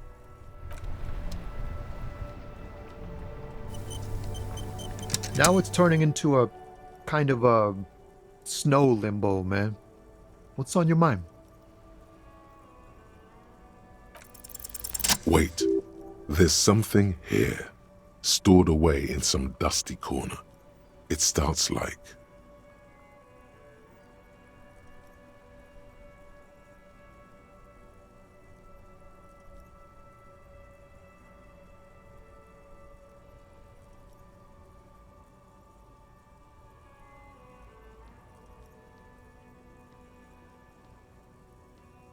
Whoa. What else?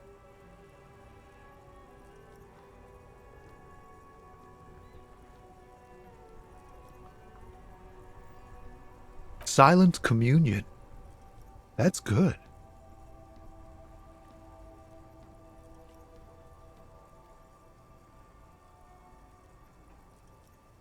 Dang, that's some great shit. You came up with that yourself.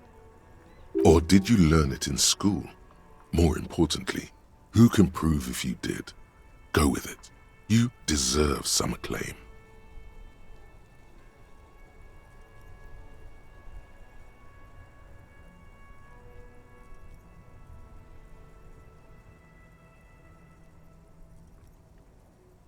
Right. But really, no bullshit.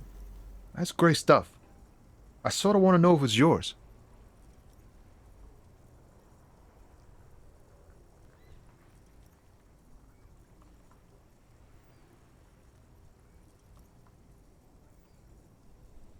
Fucking A.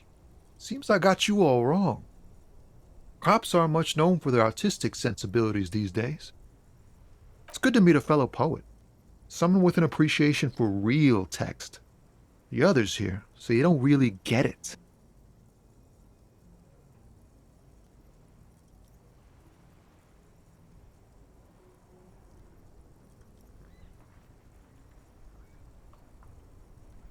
Yeah, I guess I owe you an apology for thinking otherwise. And again, great shit. You found some common ground with this man. Even impressed him. The next time you look in the mirror, though, remember those words.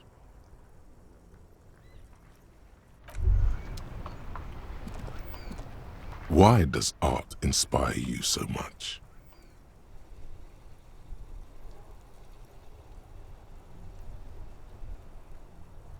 Excellent question.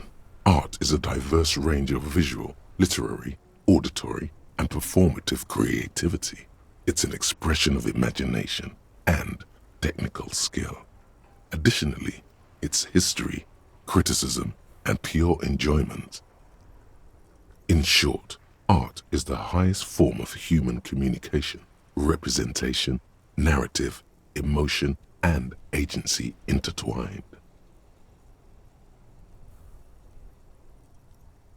Have you looked in the mirror lately? You have the exact features of a savage art critic, with that beard and those clothes, disheveled and prophetic. Perhaps you should try to critique architecture too.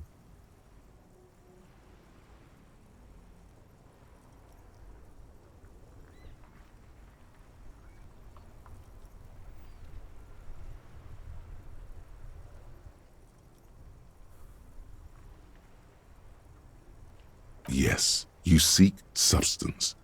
No vapid representations and reproductions of social mores as made manifest in stuffy biennials. We're talking real, living art here.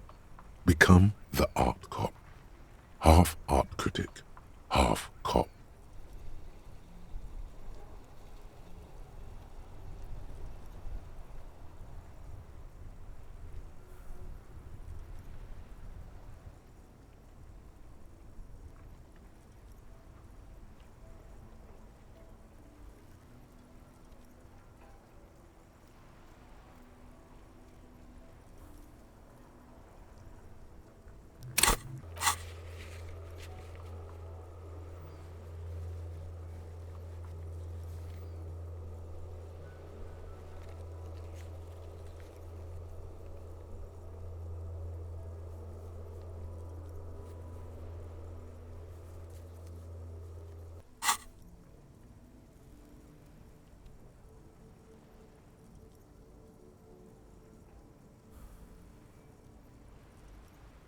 Quit being so indecisive. What are you going for here? Some kind of indecisive and camp aesthetic now? Strike a bold shape here. Go art or go home.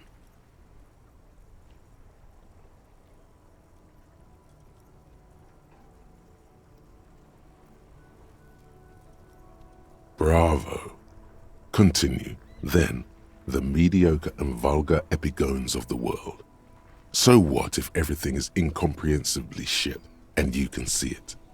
Take no responsibility. This was a good call. That guy probably thinks forensics is autism too.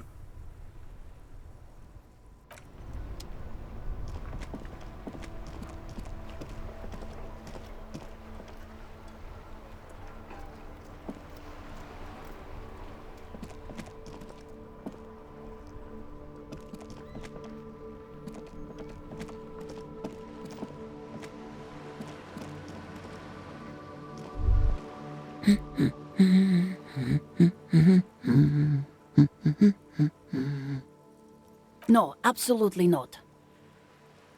Are you a policeman or a nanny?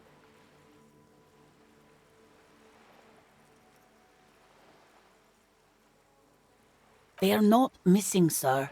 You know where they are. They're at home, smoking, giving the ladder of vices a chance. What? That's just... My daughters are perfectly fine. They're with their friends down in Shamrock. There's nothing to worry about. They're almost grown up now anyway.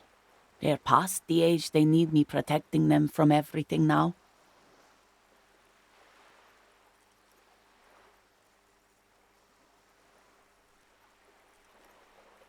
My youngest girl, Jolie, is just shy of 16. Jenny, she is turning 18 next month. But we shouldn't even be talking about them.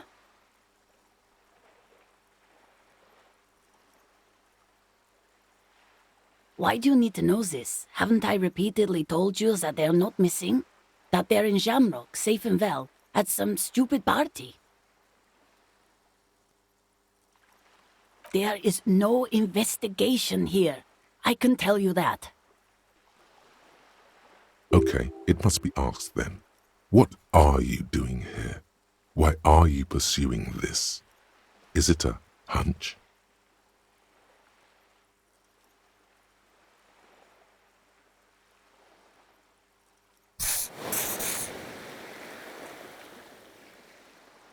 I don't mean to disrespect, sir, but you are being a bit of a cockatoo here.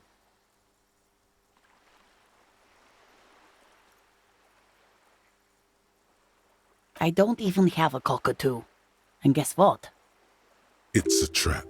Never ever say what.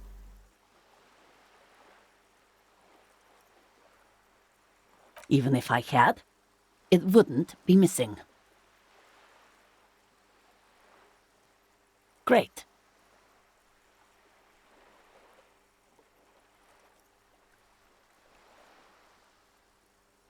Nothing. Go read up on them if you're so interested. There's a great book in the bookstore. Maybe you should. What if the cockatoo is your astral captain? Or your heraldic bird?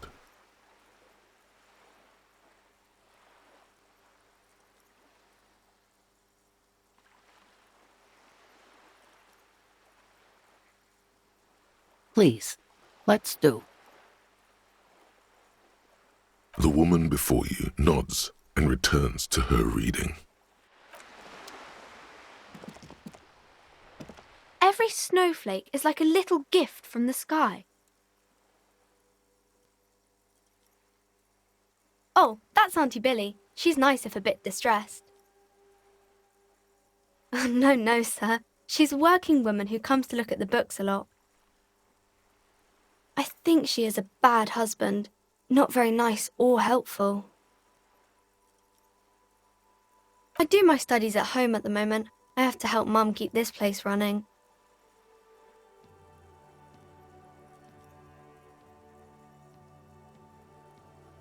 Mum says it's necessary to do both because it builds character. Mum says a proper worker is dutiful. That's how you get ahead in life. You succeed.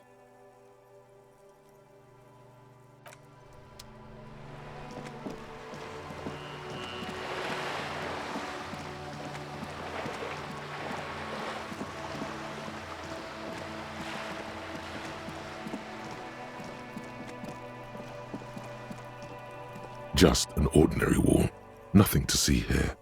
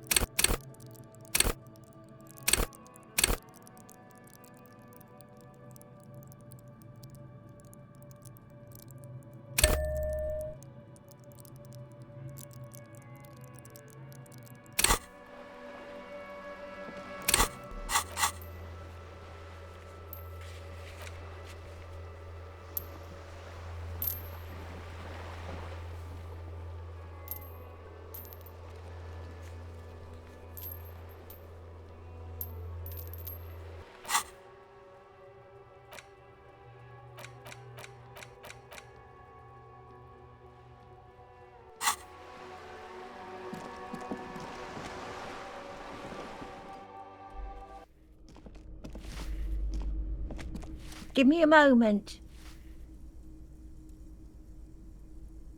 Ask away, policeman.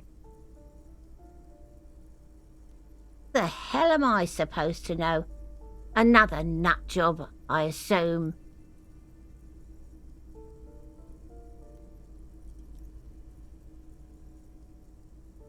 Some lunatic lost his mind. All kinds of morons pass through these halls.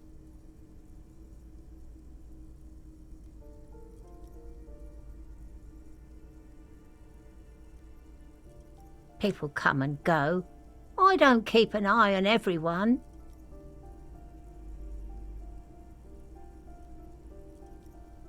They probably just moved or died, hopefully somewhere else.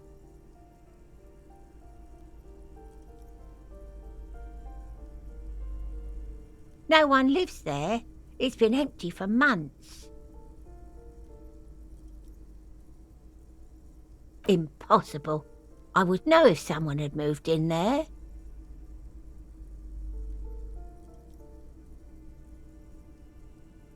Maybe it's those countercultural people again, breaking into a house like it's a public space. You're a policeman. Be good and take a look, will you? Great. Young people. They're worse than rats. You know, always littering the hallways with trinkets and empty beer cans.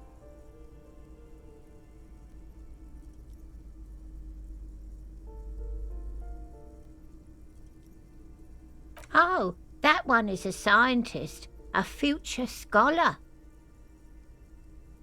I think he studies astrology at the community college.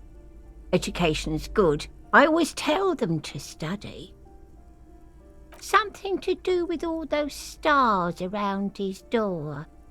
He asked me to leave his drawings up on the wall.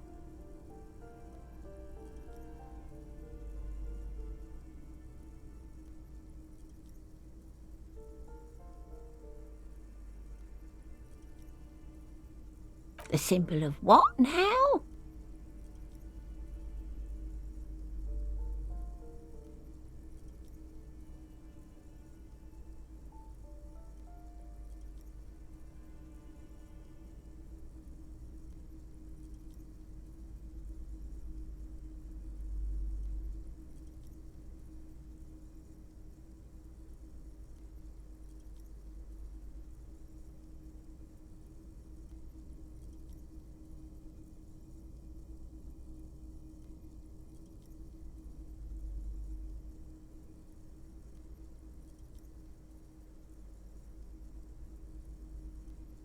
Huh, I thought Revachol was the capital.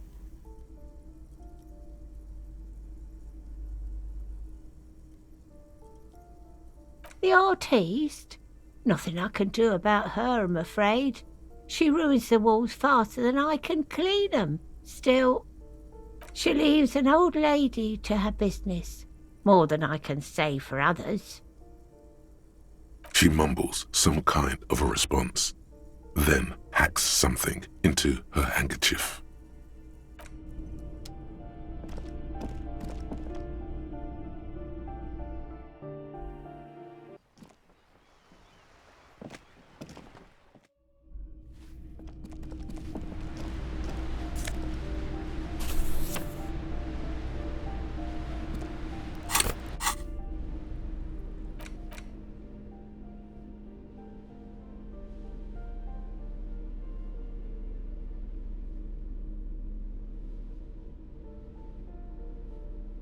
An intricate web of blue lines stretches across the torso of the hanged man.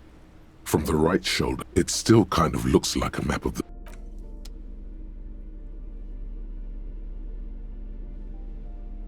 The worn map features the patch...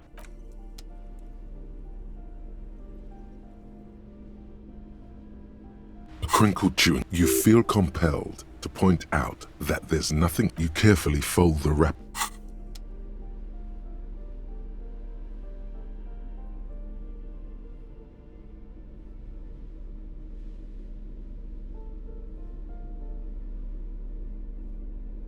The front of this quarterly journal features a large satirical portrait of the late King Friesel. From the sides of his head, a pair of white antlers spread to the corners of the cover.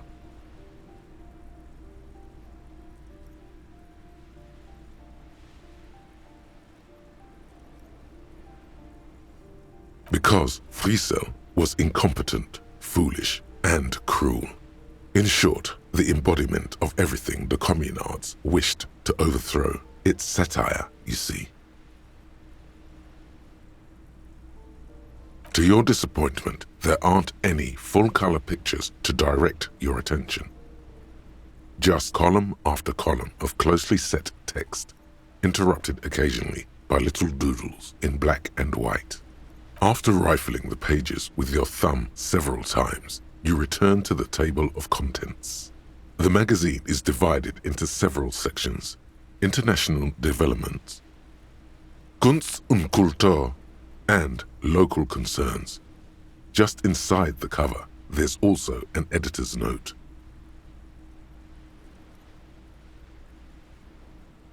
Comrade, as you know, this journal takes its name from Mazov's immortal expression, du cristal à la fumée.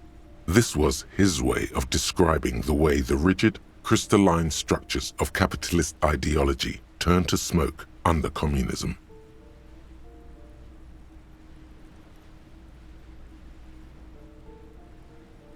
But, like the structures of capitalist ideology, we too are at risk of going à la fumée. Unlike many publications which are content to spoon-feed their readers reassuring drivel, La Fumée is committed to telling the radical truth, even when that truth may drive away potential subscribers.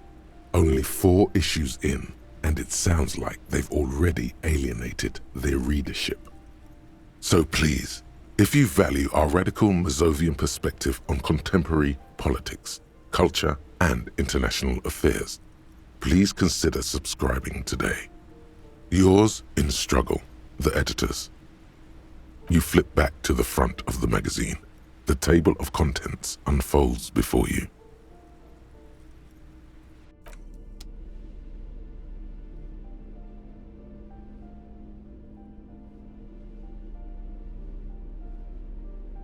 The note is written with a blue pencil on a piece of lined office paper. The kitchen magnets have left spots on its surface. Someone has scribbled, S. I can't believe the off-site copy is still here. The illiterate ginger kid keeps stealing stuff from the studio, so I had to hide it somewhere safe.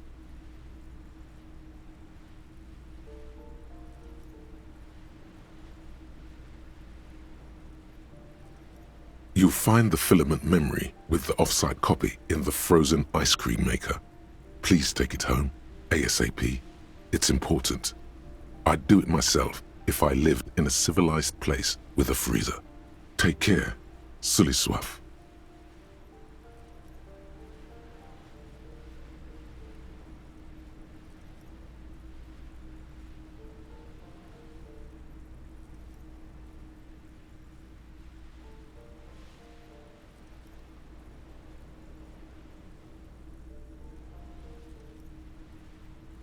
According to the note, someone named Sulislav.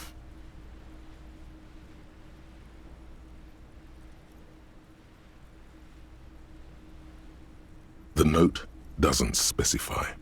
It's part of a radio computer. When not in use, filaments are stored at temperatures below 0. The note does not specify. Are you serious? You sure you don't want to hazard a guess here, Detective?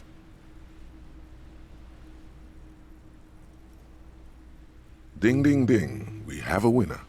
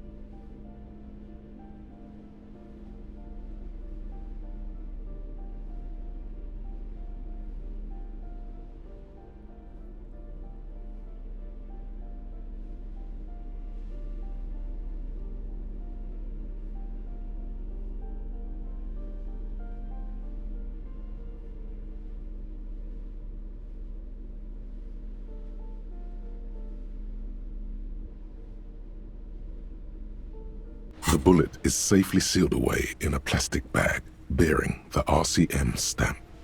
Kim has filled out the label on the bag with the item number, case number, and date and location the bullet was found. Beside his orderly handwriting, the bullet looks especially sad, like a tiny, shriveled head of cauliflower.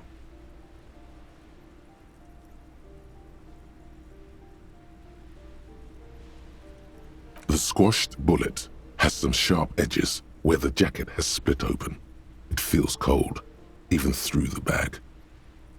You wouldn't ordinarily have cause to handle jacketed bullets. The citizens' militia uses cast bullets only. Little pebbles of metal loaded from the muzzle, usually in a cartridge.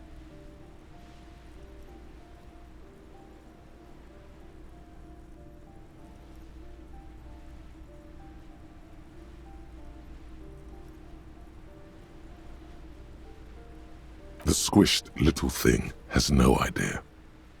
I know. You should find the gun that shot this bullet.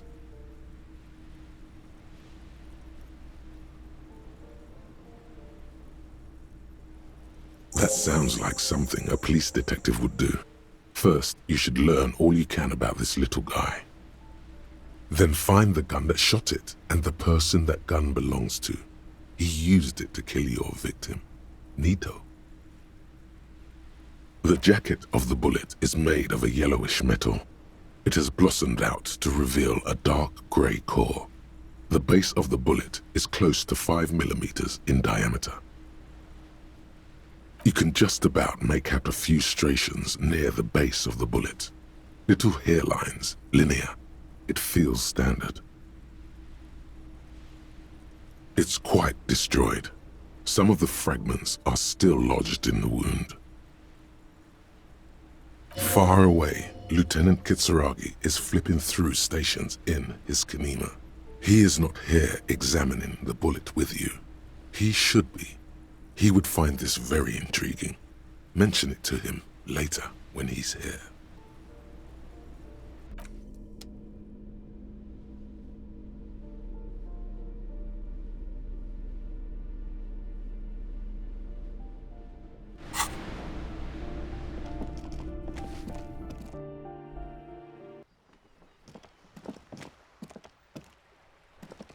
Hello again, officers.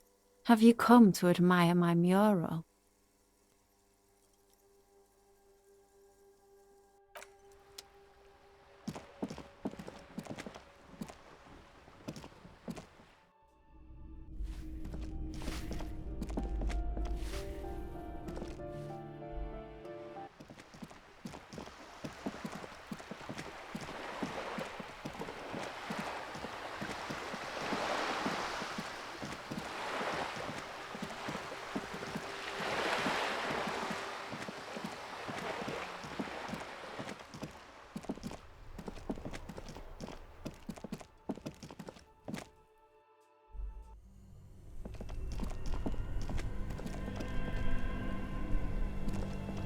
This orange machine is buzzing like an old submarine.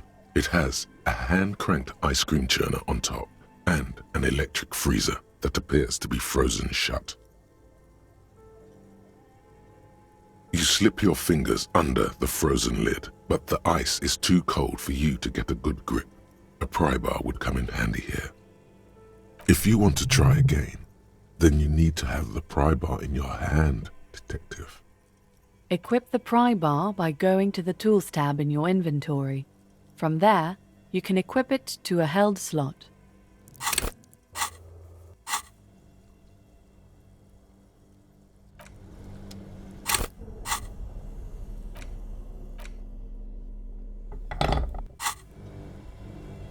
This orange machine is buzzing like an old submarine. It has a hand-cranked ice cream churner on top and an electric freezer that appears to be frozen shut. Turning the crank feels oddly satisfying, like stirring your childhood dreams. In the distance, you hear water dripping. It's all gone now. You'll never become a poet or an entrepreneur.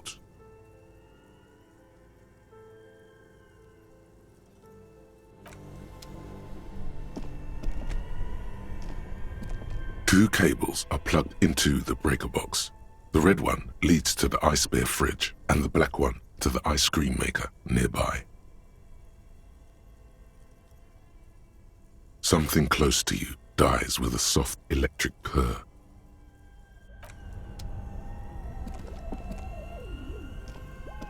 This orange machine is dead still.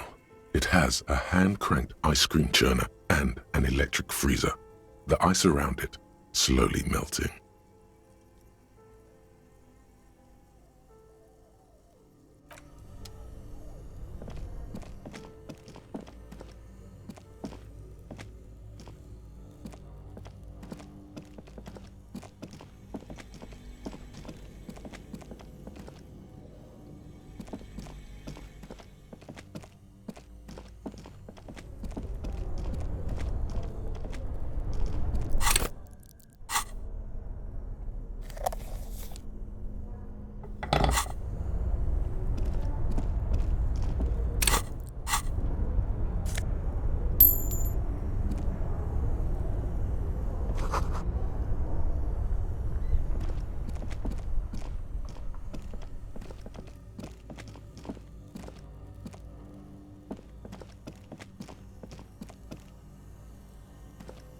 A few bricks have fallen off, revealing a compartment behind the wall.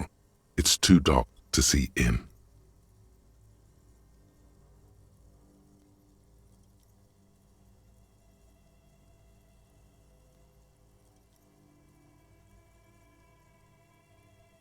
It means there are firearms, albeit inoperable, still lying around Martinez. This is an interesting coincidence. Could prove useful in some way. You don't know how yet, but it might be useful down the road. This is a good find. Really justifies coming down here and looking around. Inside, a secret room infested with rats, spiders, and woodlice.